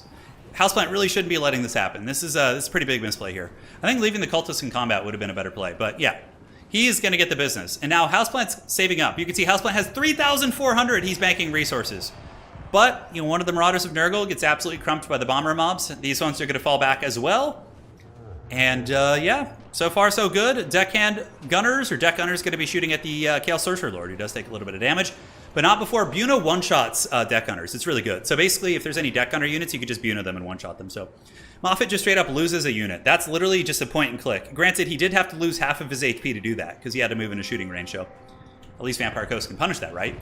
Now we get Bomber Bats coming in, and there is going to be some Chaos Furies, but it just seems like Moffat is so well prepared for it. He's got Zombie Pirate handguns in the back. He's got these bombers up in the sky. And yeah, Deck Dropper Bombers just going to be able to push back these Marauders. And Vampire Coast has the triple cap. Nurgle, this is not, what are you guys saying, Nurgle time? Yeah, it's not Nurgle time right now. They're definitely just pushed back to the Shadow Realm. I feel like Houseplant's feeling as if his strategy isn't working out, and he's kind of having to regroup a little bit and just form up for a big alpha strike. That's his best bet at this point. It's just to gather as much as he can and do one big, apocalyptic push here on the forces of Vampire Coast. But in my experience, Nurgle is just very weak against shooting factions. Not all of them, but in general, like even Empire is, I think, horribly favored against Nurgle. Cathay beats Nurgle, Empire beats Nurgle. Probably all the elves with shooting beat Nurgle. Maybe High Elves would struggle a little bit more, but even still, they just feel very weak against all those factions. So Houseplant's going to be getting the dreaded Nurgling Vanguard. Okay, I like that. However, these Depth Guard are just going to have a full Vampiric Chub, and they're just going to push in and shut those guys down. So we will see. Hey, Drew saying, it just occurred to me this map may be worse. That's what I was thinking. That's what I was thinking, brother. But nonetheless, these Nurglings are going to be rolling in, and the Depth Guard are just going to give them the dirty. Now, Houseplant, of course, having good micros, going to be splitting up, so he'll do this and this. The Depth Guard can't be everywhere at once. And I do like that the spawn are moving in on the bomber mobs. We do also have the bats in the back. Bats are going to be chasing down these Chaos Furies. Dude, Moffat's micro, man. He just doesn't miss a beat. And these Deck Droppers land on the ground, and the Depth Guard and Dogs are going to get these Furies now. He might even be able to save them, although those Deck Droppers are crumbling pretty quickly, so well played to Houseplant. He still gets the kill, even with the counterplay. Zombie Cav being summoned in, Damn Knights Errant. They will be able to run down these Marauders. They have 100% armor piercing, which is also very good. And we see both armies are going to be colliding now. The forces of Nurgle mashing in. Bomber mobs getting partially shut down. Houseplant moving on the side with the Plague Bears of Nurgle. And you know what? This isn't looking terrible for Nurgle. He's keeping the value even. Handgunners, of course, getting huge DACA. These hand cannons do so much damage against the spawn. But, ladies and gentlemen, it looks like Nurgle is getting a good fight. And you want to know why? Nurgle's got 100% of its army up here. Vampire Coast has a ton of stuff down here, which isn't contributing. So the amount of fighting power Nurgle has up on the high ground is actually way more than Moffat. And even that being said, it's still a very close fight, which is not a good sign for Nurgle, I suppose. But the Depth Guard continue grinding. We do get the Marauder Horsemen and Nurgle coming out. They're a very good answer against Depth Guard because they have armor-piercing throwing axes. So they can get through that 90 armor effectively. Vangeist's Revenge going! It's going to be going down the pipe. Nails the Plague Bearers and also partially hits those Marauders. Hand Cannon's going to be shut down by the Furies here. So hand cannons do jump on top of these units, and the value lead is actually up for Houseplant. He's doing it. It's Nurgle time, baby. And here, Marauder Horsemen going to be intercepted by these Scurvy Dogs. But Nurgling's going to be able to intercept those guys and block them up. We'll see if Moffat is able to micro past them. Nurglings do get in. His micro can't be everywhere at once, and Houseplant's able to get the good intercept, although the Nurglings kind of just got ran through there, which is pretty embarrassing for them, but they try their best. So Lostra is trapped. The Chaos Sorcerer has him trapped. Vampire Coast looks like they got Alpha Struck. Value lead still going up for Houseplant. Double objective cap, though, for Vampire Coast. Now, does Vampire Coast fall back here, reassemble a shooting line, and try and stabilize? Or do they continue grinding in Nurgle's territory? Because the Vampire Coast front line actually got crumbled pretty good. The little haggard Nurgle flank, the Furies disrupting in the backfield, chasing down flying units. A lot of things going pretty good. Pretty good for sure. So hand cannons, handguns, all that sort of good stuff. Marauders of Nurgle pushing forward, but Depth Guard are going to be able to surge forward and shut those guys down. And here in the back, Silostra Direfin going to be casting another big Vangeist's Revenge. So where does that go? Brutal shot. Yep, pretty damn good. Hits those Plague Bears, hits the Marauders. Depth Guard going to be rushing in to rescue their princess. So here they go. They will be battling against the chaff pretty effectively, I would say. Vampire Coast certainly stabilizing a little bit after the initial shock of the Nurgle advance. The Depth Guard here are dying. Depth Guard are actually getting crumped a little bit. I don't know by what. I think the throwing axes were doing a number on them. And yeah, it's the Nurgle throwing axes. Here, Nurgling's taking down Scurvy Dogs. And man, oh man, what an amazing, amazing scrap back here from Houseplant. Like, he looked like he was on the back foot, losing all the objectives. But he was able to maintain his composure and get a big push. And Moffat could be dropping this game. It didn't work the first time, but, you know, I like that that Houseplant didn't abandon his build completely after it didn't work the first time against Voidlaws. Because this time it sure as hell worked. And it looks like he might be able to push back. Granted, guys, he may still lose on objectives. Like, Vampire Coast is pretty good at kind of playing the objective grind with, like, animated hulks and things like that. And the value discrepancy isn't that big. Like, this objective isn't going to be easy to take. There's a gun and a halberd. Over here on the back, there's going to be Hulks coming on in. We'll see if Nurgle can get the momentum it needs to push up. Now, Depth Guard grinding here. Spawn hit very, very hard, though. And you can see the Depth Guard are starting to crumble a little bit. So those guys are getting taken apart. Losing leadership, barely holding on up in the sky. We do get bomber mobs trying to clear up the Nurgle units. Is Moffat going to be able to hold on?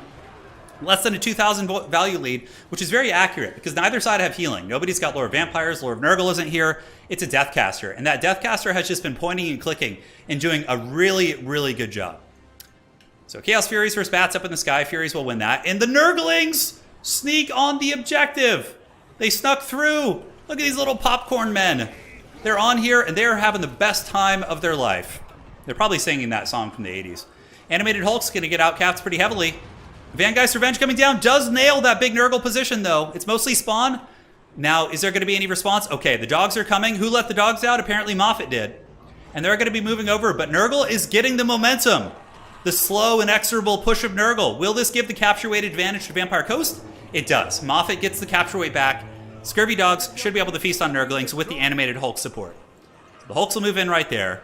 But Nurgle is getting very, very close to the point, guys. We got a Cultist here. We got a couple spawn. But look at this. The Depth Guard are holding on to the back objective, and Nurgle might be losing their back objective. Solastra is very, very tough to kill. Very, very tough to kill. And here in the back, you can see he's going for pretty much going for broke here. Forsaken were able to get past the guards because they're very quick, and they do get the charge. They're going to be ripping apart these handguns. It's going to be a very one-sided fight here. So these Forsaken, in theory, should be able to defeat these guys and then also defeat these guys in a sustained fight. But Bomber mobs are coming in from Moffat. Very, very scrappy game between the two of the top players in the entire world here. So we see Nurglings battling against Scurvy Dogs, Animated Hulks battling. This objective being held onto by Coast, guys. It's getting very, very tight. Look at this.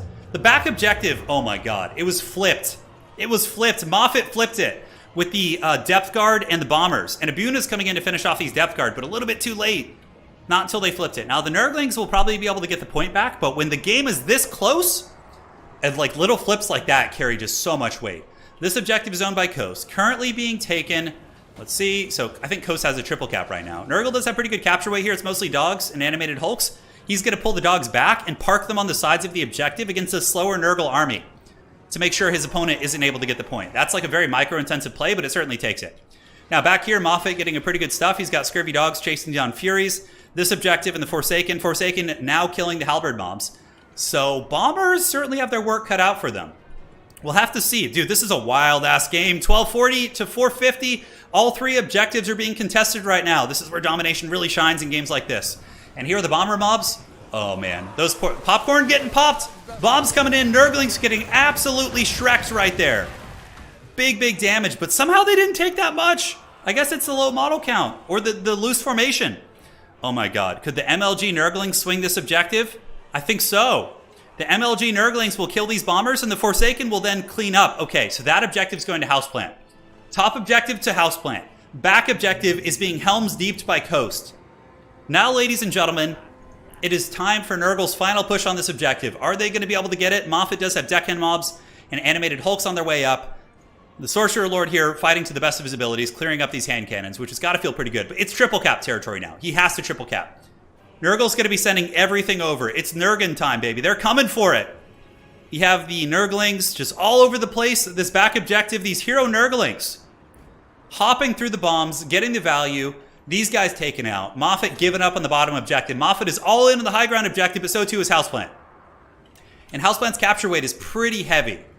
He doesn't have that long to get it. You know, he has just around, oh man, like just around 2 minutes, give or take. It's going to be very, very tight. And Nurgle isn't very quick. We got Plague Toads coming in. Nurglings, just all hands on deck here. Nurgle really needs to win this fight. Capture weight going to Nurgle. Moffat throwing Hulks in. Moffat going to be summoning in Depth Guard, a very, very good grinding unit. And Moffat will have time to get this objective back, even if he loses it. Not too much, but Nurgle isn't sending like really good fighty units up here. They're mostly just chaff units trying to get the objective out of desperation. Oh my god, does he have Abuna? Does he have Abuna? Abuna would just be such a play here. Like on these Depth Guard, just taking them out. Yeah, about 1,000 value on those guys. They certainly paid for themselves. Marauder Horseman throwing axes. I like that. Good counter against the Depth Guard. They can certainly get there quickly. Nurgle's going to be flipping the objective. On the low ground, this objective is going to be going to the forces of Houseplant, trying to even out this series 1-1 after suffering a defeat in Game 1. Nurgling's up on the point. On the other side, we do get the Marauder Horsemen with their throwing axes. They are now here. Nurgle's got this point. And Nurgle has a 5,000 value lead against Vampire Coast, ladies and gentlemen. Throwing axes, it's Nurgle time. They're going to get in there, and they are going to run these guys over for sure. Plague Toads hunting down the Scurvy Dogs here. Marauder Horsemen and Nurgle going to be pulling back while throwing axes do hit the Depth Guard, killing a couple models. Nurglings for sure want to pull back. Yeah, they don't want to fight that fight. They just want to keep harassing those guys and wasting their time. But Nurgle needs to hold on for a while, and Vampire Coast is going to be using the trickle-down theory here, sending in some units one at a time, hoping to distribute their wealth over the objective, but it's not going to work here, guys. Oh my god, the epic Nurgle victory against Vampire Coast! You would never think they would win that. You never would. But this has just been like a seesaw of a game, just back and forth. Moffat trying to get the capture weight back desperately, but can't quite do it. Nurgle's just got too much, and Nurgle's just going to keep sending stuff too. They got spawn coming. He knows it's a long game, right? So he's just going to be sending spawn. Nurgle does need to stay down here, though. They need to keep defending that objective. You can't give Moffat the opportunity to get that. I think Nurgle gets this. The value lead's too big. The Depth Guard are doing very well, mind you, though. And we still do have the Cultist. I would imagine he still has his spawn, too, so he can maybe summon something later on. Animated Hulks are being dragged down. Marauder Horsemen do get pushed back, though. Deckhand mobs, Moffat basically just, as soon as he can summon something, he is. And he's just sending it out. Once those other spawn of Nurgle gets here, that's probably going to be all she wrote. All she wrote. This is very close. Oh, man. Capture weight's coming back for Moffat, though. That's getting tense. These Toads need to get back on the point. 100%. Oh, my god.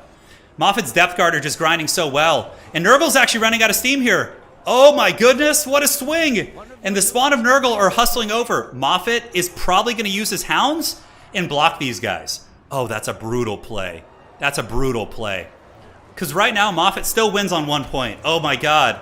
This is just nuts, guys. Nurgle's losing out on the objective, the Depth Guard grind, and the fact that Nurgle can't get here quick enough. Plague Toads are up at the point. Scurvy Dogs are on their way in. Fury's trying to shut down the Scurvy Dogs. He does use some dogs to intercept the spawn. But Houseplant will have a little bit of time to get it back. Oh my god, the swing. If he had a Buna, that would probably win the game for him. Probably. But guys, it looks like Vampire Coast is going to swing the objective back. We still have Deckhand mobs and Animated Hulks on their way out. More Nurglings are here. This objective has gone to the Vampire Coast. And they are down 60 points. Dogs being used to block the reinforcements. Because if Houseplant could get the spawn here, he might be able to swing the objective back. Like, both sides are bare bones. It's like a Cultist, it's a Lord, a couple beat-up Toads. He needs to, like, force path through. Nurglings are on their way over, too. Guys, we have 40 seconds until a Vampire Coast victory. 40 seconds until a victory right here. We got the Hulks coming across. We got the Plague Toads of Nurgle. Very close. When they get there, that will give good capture weight. But the Haggard Coast is throwing everything they can here. We do see the Curse of the Slug coming down. Very, very good usage. That's going to be slowing down the reinforcements. But guys, I think that's game over. We got 25 seconds left until the victory for Ye Olde Vampire Coast. The Scurvy Dogs intercepting the Nurgle reinforcements. Houseplant just didn't quite have enough time. You know, he let Vampire Coast get too many points before he got the triple cap. I was wrong. I thought Nurgle would be able to hold on to that. GG. Well played. That's going to be 2 wins for Moffat. This is best of 5. What an epic game. And a valiant effort by the forces of Nurgle. A valiant effort. Crazy, crazy match. The Depth Guard were MVPs. They just like held and grinded through like all that stuff. Crazy good stuff. Yeah, that's the danger of sitting back. So we saw Houseplant sit back really long and gather his forces. That's the danger of doing that sometimes, is that your opponent can get ahead on points. So sitting back and gathering, sure, is very good for alpha strikes, but you can end up losing on points like that. And that's what happened, right? He waited too long back there. Maybe. GG, well played. What a scrap, dude. Oh my god. That was crazy. That was crazy. All right, so let's find this. The next map, ladies and gentlemen. Dude, what a game. Holy shit, what a game. Mountains of Morn. So we're back to this map, the Ogre Kingdoms map, which is a pretty good one, actually. It's growing on me. Mad respect. Mad respect to those guys. That was insane. All right, I need to go get some water. I'm losing my voice a little bit. I'll be right back, guys. And let's keep this party going.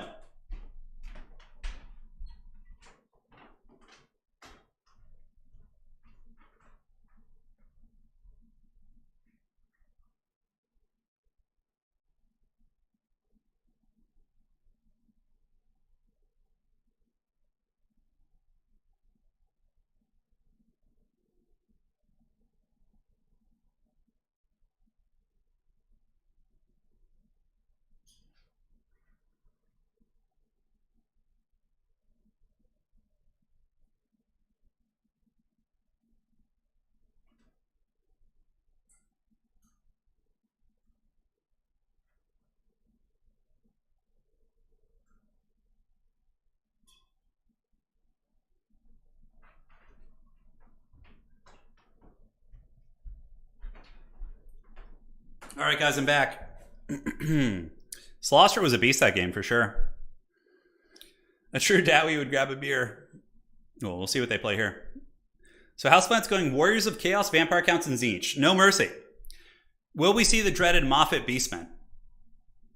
If Moffat wins with Beastmen against those three factions, he would be the Lord of Beasts for all time. He would become Morkar in real life and just like become this like force of nature and just terrorizes the lands. So we'll have to see. We will have to see. Yeah, Depth Guard are very, very good. I feel like when the skill is equal, these are the Dom games you get for sure. Like, honestly, all the matches today have been really good. There was a couple one-sided games, maybe like one or two, but everything else has been very strong. Yeah, Vampire Counts did not get banned, I don't think. Wait. No, they could play Vampire Counts. So Moffat could go... No, the Counts are in Houseplant's pick 3 right now. I'm just kind of seeing what they're typing here. This is a big duel. This is a big heavyweight duel, for sure. So we take a look at the Tavern in the meantime. We can head on over there. Look at the current leaderboard. So, currently on Season 2, Anticity is number 1 ranked. He actually hasn't lost yet this season, but, you know, he did lose today against Moffat. Yeah, crazy games. Random Nix is number 2. Moffat is currently number 3. And Houseplant's number 4. Hadri's number 5 on the current leaderboard. I'm down in the pits here. I think I'm number 4. The Haggard Empire, yes. So you can see a lot of the people who are top of the leaderboard this season, like Anticity played today, Random, Moffat, Houseplant, Hadri's, Sandwich played today, Zone played today, Tim the Wilder played today, Subutai played. It's a lot of the similar people. We have some new contenders this season, though, for sure. We have some new contenders. This is you can go back and look at previous seasons as well. You can see they they got all their goodies. Very, very fun stuff. Anyways, those are kind of the tail of the tape. We got some tournaments coming up too. We have some beginner tournaments that are actually happening right now, which is cool. Being hosted by Platypus. Awesome stuff, man. And we have a single faction tournament on the 29th, so that's Thursday. I'll be out of town, but that will... So Moffat goes Vampire Counts with no ban. Oh, man. Okay. So Moffat goes Vampire Counts and against Warriors of Chaos, Vampire Counts, or Tzeentch. I wonder if Houseplant will take the Vampire Count mirror match here in this situation. Steven Seagal's Kazrak would be pretty hilarious.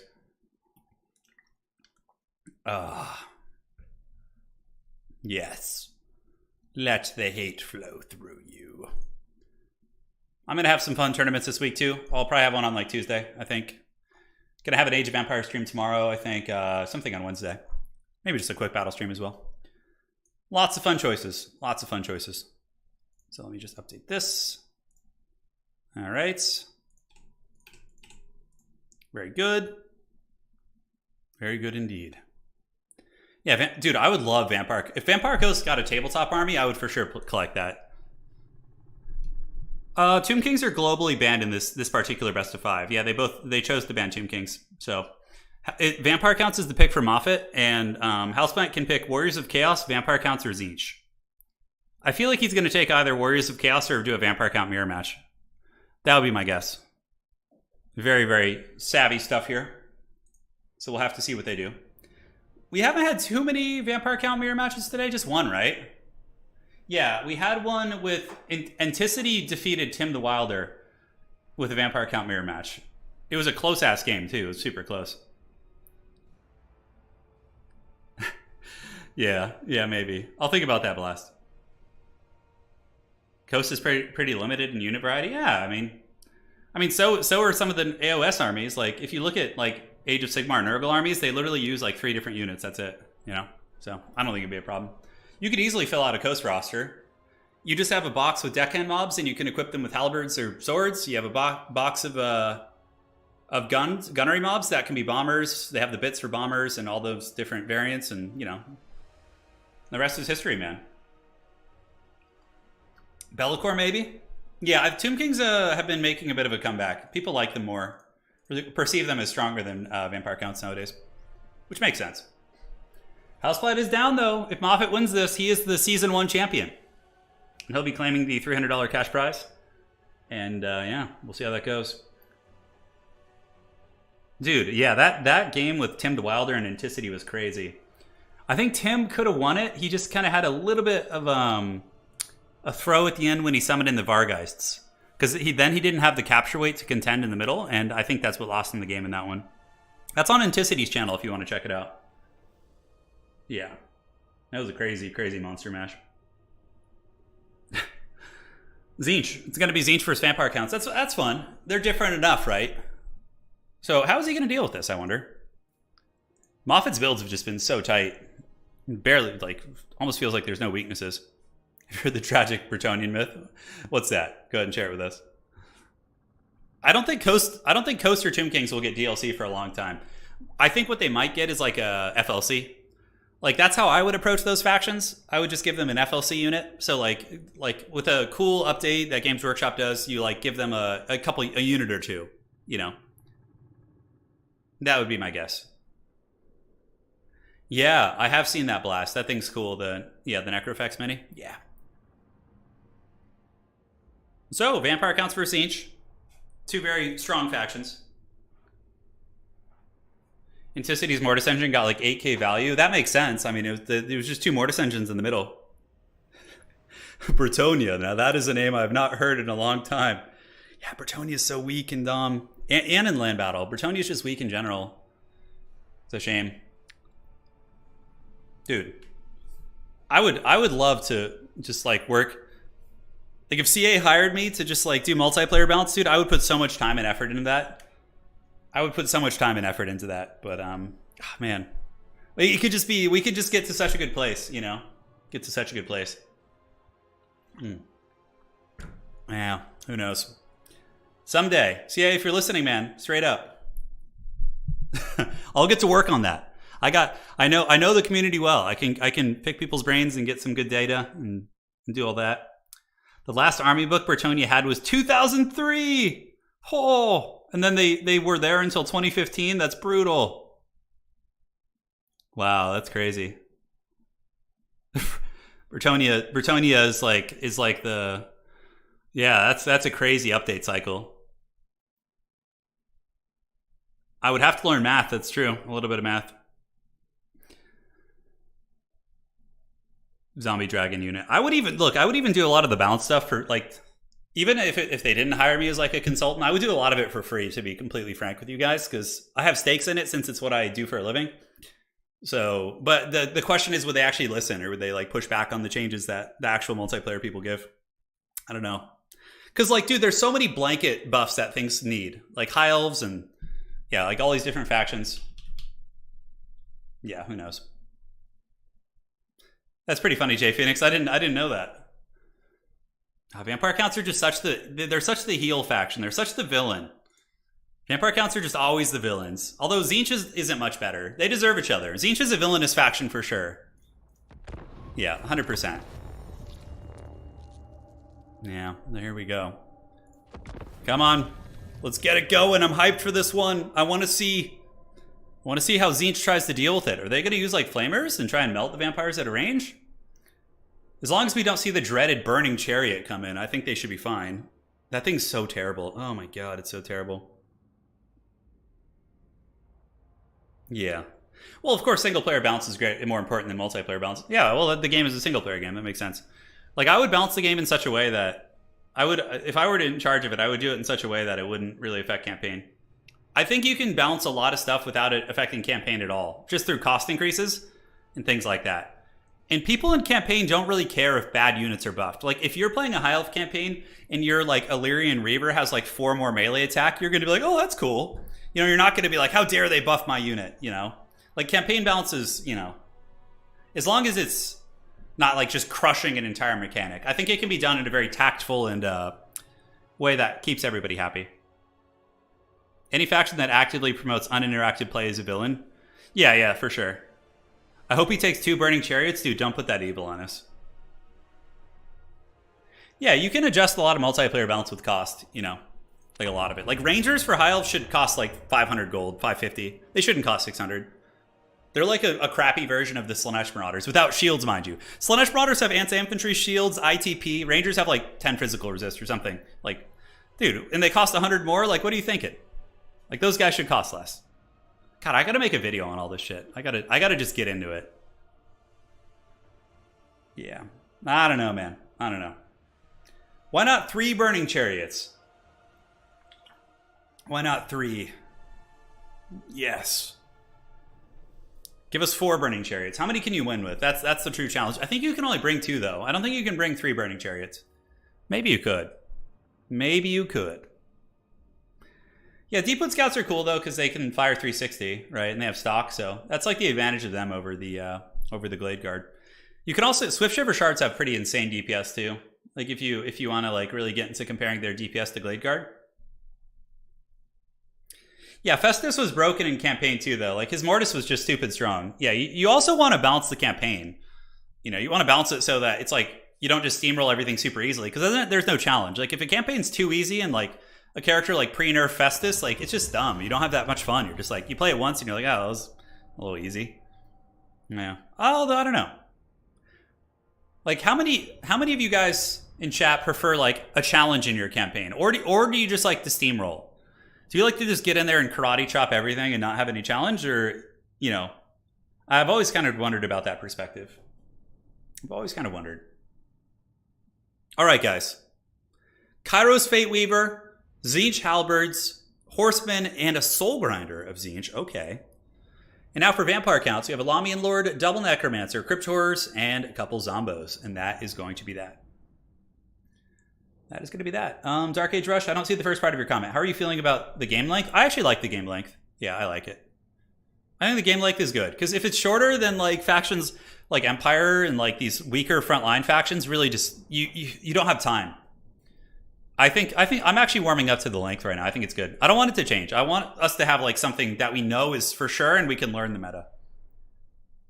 Yeah. I don't like being steamrolled is the problem. Yeah, that's true. I get that. Yeah. Early to mid game is the best. Yeah, for sure.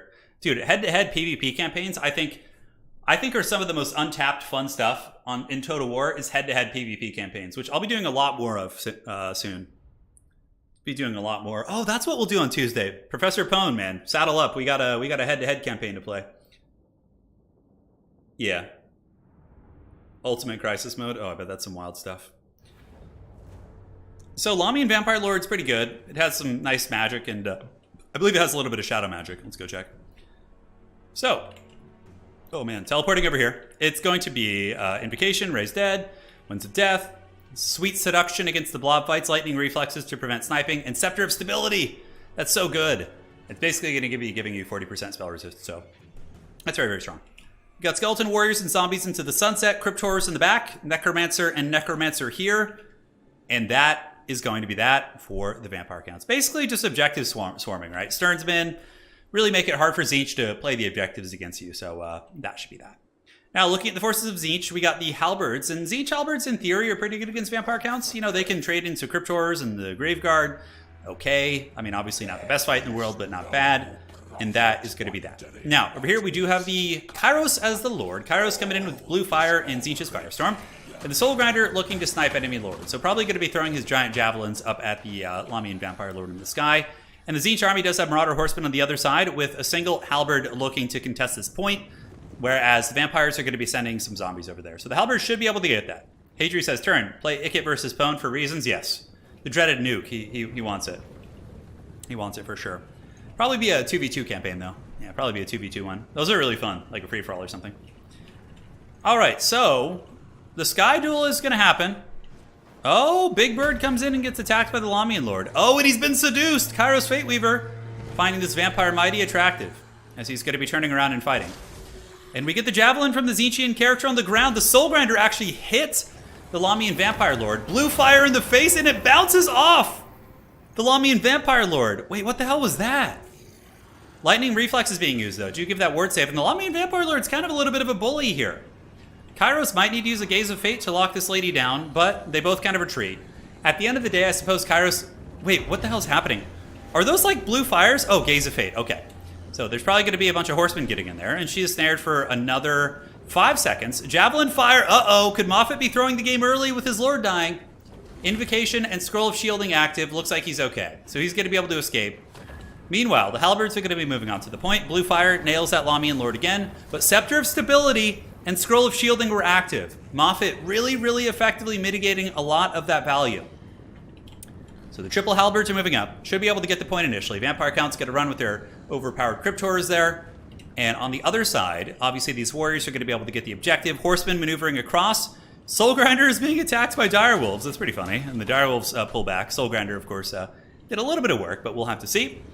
And now the fight is on. So objective going to be owned by Tzeentch. No? Why are they pulling back? Definitely think Tzeentch could potentially fight this. I guess they're trying to be more careful, which I understand. Blue fire going down. Scroll of Shielding is apparently still active. An Invocation? How long does that Scroll of Shielding last? Jesus. Okay, it's finally gone. That thing seems to have a super long duration. I love this just janky harass from Moffat. Just using his hounds to keep this like big expensive thing tied down is such a power play. It's so effective. But the Lamian Vampire Lord is getting beat up pretty badly. She's, about 50%. And if the vampires lose their lord, that's going to be really bad for them. Middle objective is owned by the vampires. Nobody's going to take that. Side objective owned by the forces of Tzeentch. And these halberds are going to make quick work of those zombies there. Meanwhile, on the other side of the battlefield, we do see the Marauder Horsemen coming up and under. And it looks like this is going to be the epicenter of combat. This is going to be where everything goes down here. And the fact that Kairos is able to just kind of cackle here, really nice blue fire on the Sternsmen there. I wonder if the halberds are going to attack the Sternsmen. Marauder Horsemen moving in, going after the Cryptors. Moffat certainly taking the big L in terms of the value trading. Tzeentch is getting a lot of value here, and the vampires are taking a lot of damage. The zombies here are going to be dying to the halberds, no surprises there. And the Tzeentch units aren't quite satisfied to get in there yet. We get another trident being thrown by Poseidon here, going after ye old Lamian Vampire Lord, who gets healed up by another Invocation, but the Tzeentch Daka and the Tzeentch Poking has been able to do some very good work keeping this Vampire Lord in check. She got a little bit ahead of herself in the beginning, thinking she could duel the big bird, but this bird is indeed the word, and he's been enjoying his life, that's for sure. Soul Grinder getting in, going to be bashing on some of these Sternsmen. That's a good call. Well, looks like he pulls back now, strangely enough. Maybe the Cryptors kind of scared him off. Side objective owned by Tzeentch. As far as reinforcements go, we see, Flamers of Tzeentch coming in. I love that. They're going to be hard. Tzeentch is really going to be able to protect this position, and another Chaos Warrior Halberd moving up as well. Okay, very strong. In the meantime, Kairos Fate Weaver hanging out. Looks like a massive hound to push as the Dire Pack and Dire Wolves of Moffat try and get in there. Moffat does have the double cap on him, but Tzeentch is still managing to hold on to one. And the value discrepancy is growing even more. Oh, the high ground! They got the high ground. The Marauders of Tzeentch are throwing into the Crypt Horrors. Oh my god. I love it. That's a thing of beauty right there. That's a nice little angle, although a little bit vulnerable to the Fellbats. Granted, the Horsemen could turn around and just kill the Fellbats if they want to, because they're so good in combat. That's probably what I would do in this situation. I would probably just turn around and attack the Fellbats. Assuming there's nothing else coming out, that wouldn't be a bad idea. But points are going to Moffat, and that's often how Vampire Counts can win games, is just kind of sitting on objectives. Imagine if this was the old domination. If we were in old domination, the Vampire Counts would be so close to winning right now. Just so close to winning. It would almost be over at this point. Anyways, Javelins here, throwing up at the Fellbats. Fellbats are forced back. And the Flamers of Tzeentch are what I really want to keep track of. You can see Moffat maneuvering about with his Dire Pack, really looking to find the goodies here. And I would imagine the Flamers need to get behind the Halberds. Oh, they're a little bit overextended. Moffat is going to get the Dire Pack on them. They are large, so Dire Pack can munch on their souls. But the Chaos Warriors with Halberds are going to move up. Countercharge coming in from the Marauder Horsemen. Will screen. And the Flamethrowers have yet to activate. So now the first Halberd's going to move up on the point. Cryptors waiting in the shadows. Big Haggard Tzeentch blob here. And also in the middle, it looks like there's some Forsaken and Halberds looking to fight the Graveguard there. Maybe they're going to move up there. We'll have to see how that goes. Moffat's Hounds charging into Halberds, going to be taking quite a bit of damage. And it looks like there's going to be a zombie summon back here from the Necromancer. Oh, the Necromancer on horseback is going to be shutting down the Flamers. And it looks like all these guys are going to collapse on the zombies to try and kill them really quick, but that's still very cost-effective for Moffat. As Halberds are now moving up. Capture weight looking like it's still Vampire Count favored, but probably not for long. Halberds cutting through skeletons. Sternsmen are pretty damaged. Honestly, these Halberds might be able to beat the Sternsmen in their current state. They currently only have 4,000 HP and are very beat up. So zombies are crumbling out. Crumbling does very little damage, though, so they're going to be very comfortable. And on the other side, we see the Horsemen maneuvering about, looking like they're going to be pressing the middle now. I can't help but think this is a little bit of a dicey play, sending things into the middle. I feel like that's... Like, Moffat has such a powerhouse core of units there, including Vargeist and Graveguard and things like that. But the Graveguard are getting a little bit beat up. Flamers of Tzeentch are online. They were able to finish off the zombies. Oh, no, but Moffat may have found an opening. The Cunning Micro, the two Hounds weaving through the formation here, are going to get on the Flamers of Tzeentch. And what does he have back here to protect them? I guess there are some spawn. Okay. So, Houseplant with a good defense here. He's got the spawn sitting on top of them to make sure nothing bad happens. And the Marauder Horsemen of Tzeentch going to be countercharging into the back of the Direwolves, which are also inundated in combat here by Yield Soulgrinder. Tzeentch army ability going down in the middle. Beautiful, beautiful bombardment there. That hits the Graveguard, it hits the Black Knights, it hits a lot of units, including the Skeletons, and you can see it really does start to swing the capture weight. Now Tzeentch is going to be moving up with the spawn of Tzeentch. So they're going to be moving in. Here they go. Going to be buttering some bread in the middle.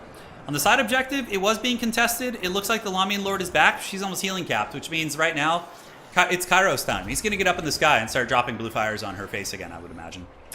The Tzeentch Halberds holding well. They are seduced, but, you know, they're used to fighting Slaanesh in the Realm of Chaos, so they're probably, yeah, all right, it could be worse. It's not like Slaanesh seducing you or anything. The Flamethrowers doing okay work against the Crypt Horrors. I always find that Flamethrower unit's damage a little bit underwhelming compared to like a straight DACA unit, but they will be able to melt these Crypt Horrors. Crypt Horrors here are kind of stacked up on top of the Soul Grinder, and some of the Flamethrower shots are going down. Crypt Horrors are weak to fire already, so the damage does add up pretty quickly. And there you go. You can see the Crypt Horrors definitely getting melted. Spawn of Tzeentch going to be battling against these Crypt Horrors here. Marauder Horsemen pulling back.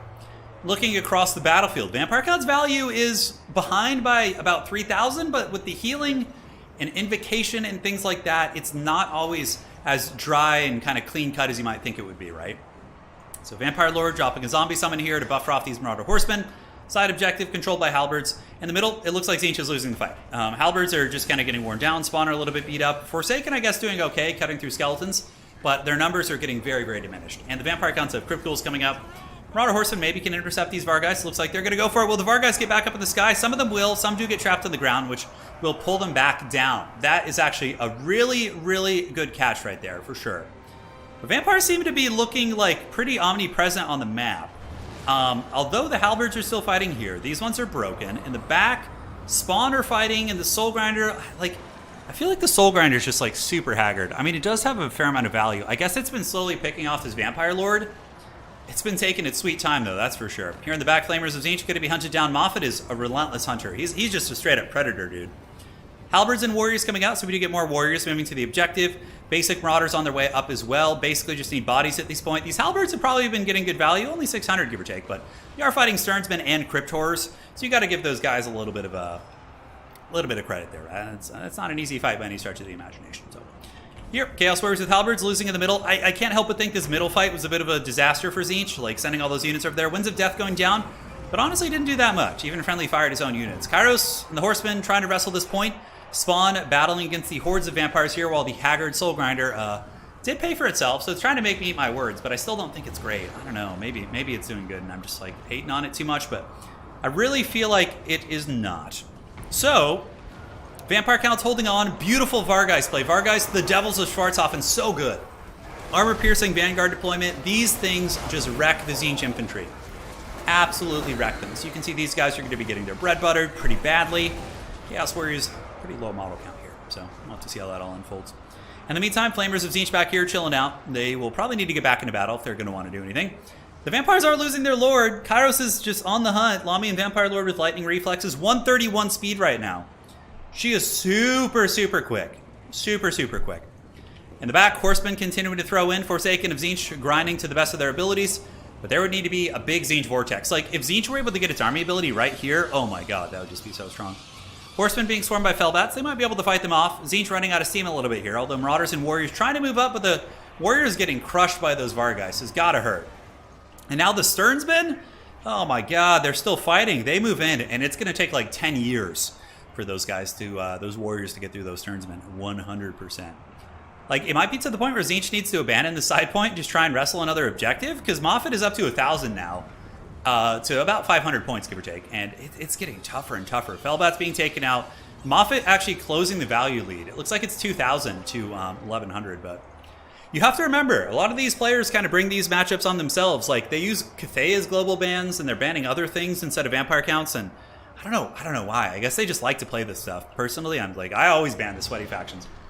I myself do. But Chaos Warriors moving their way through, pushing back the Sternsmen. Moffat pulling back his injured unit, going to be getting him back on the point. Might as well have him fight on some good real estate. And once again, the flamethrowers just get caught. Dude, Moffat's micro with these skirmishers is so nasty, dude. Oh my god. 1,000 gold unit just being munched on by this haggard dire pack.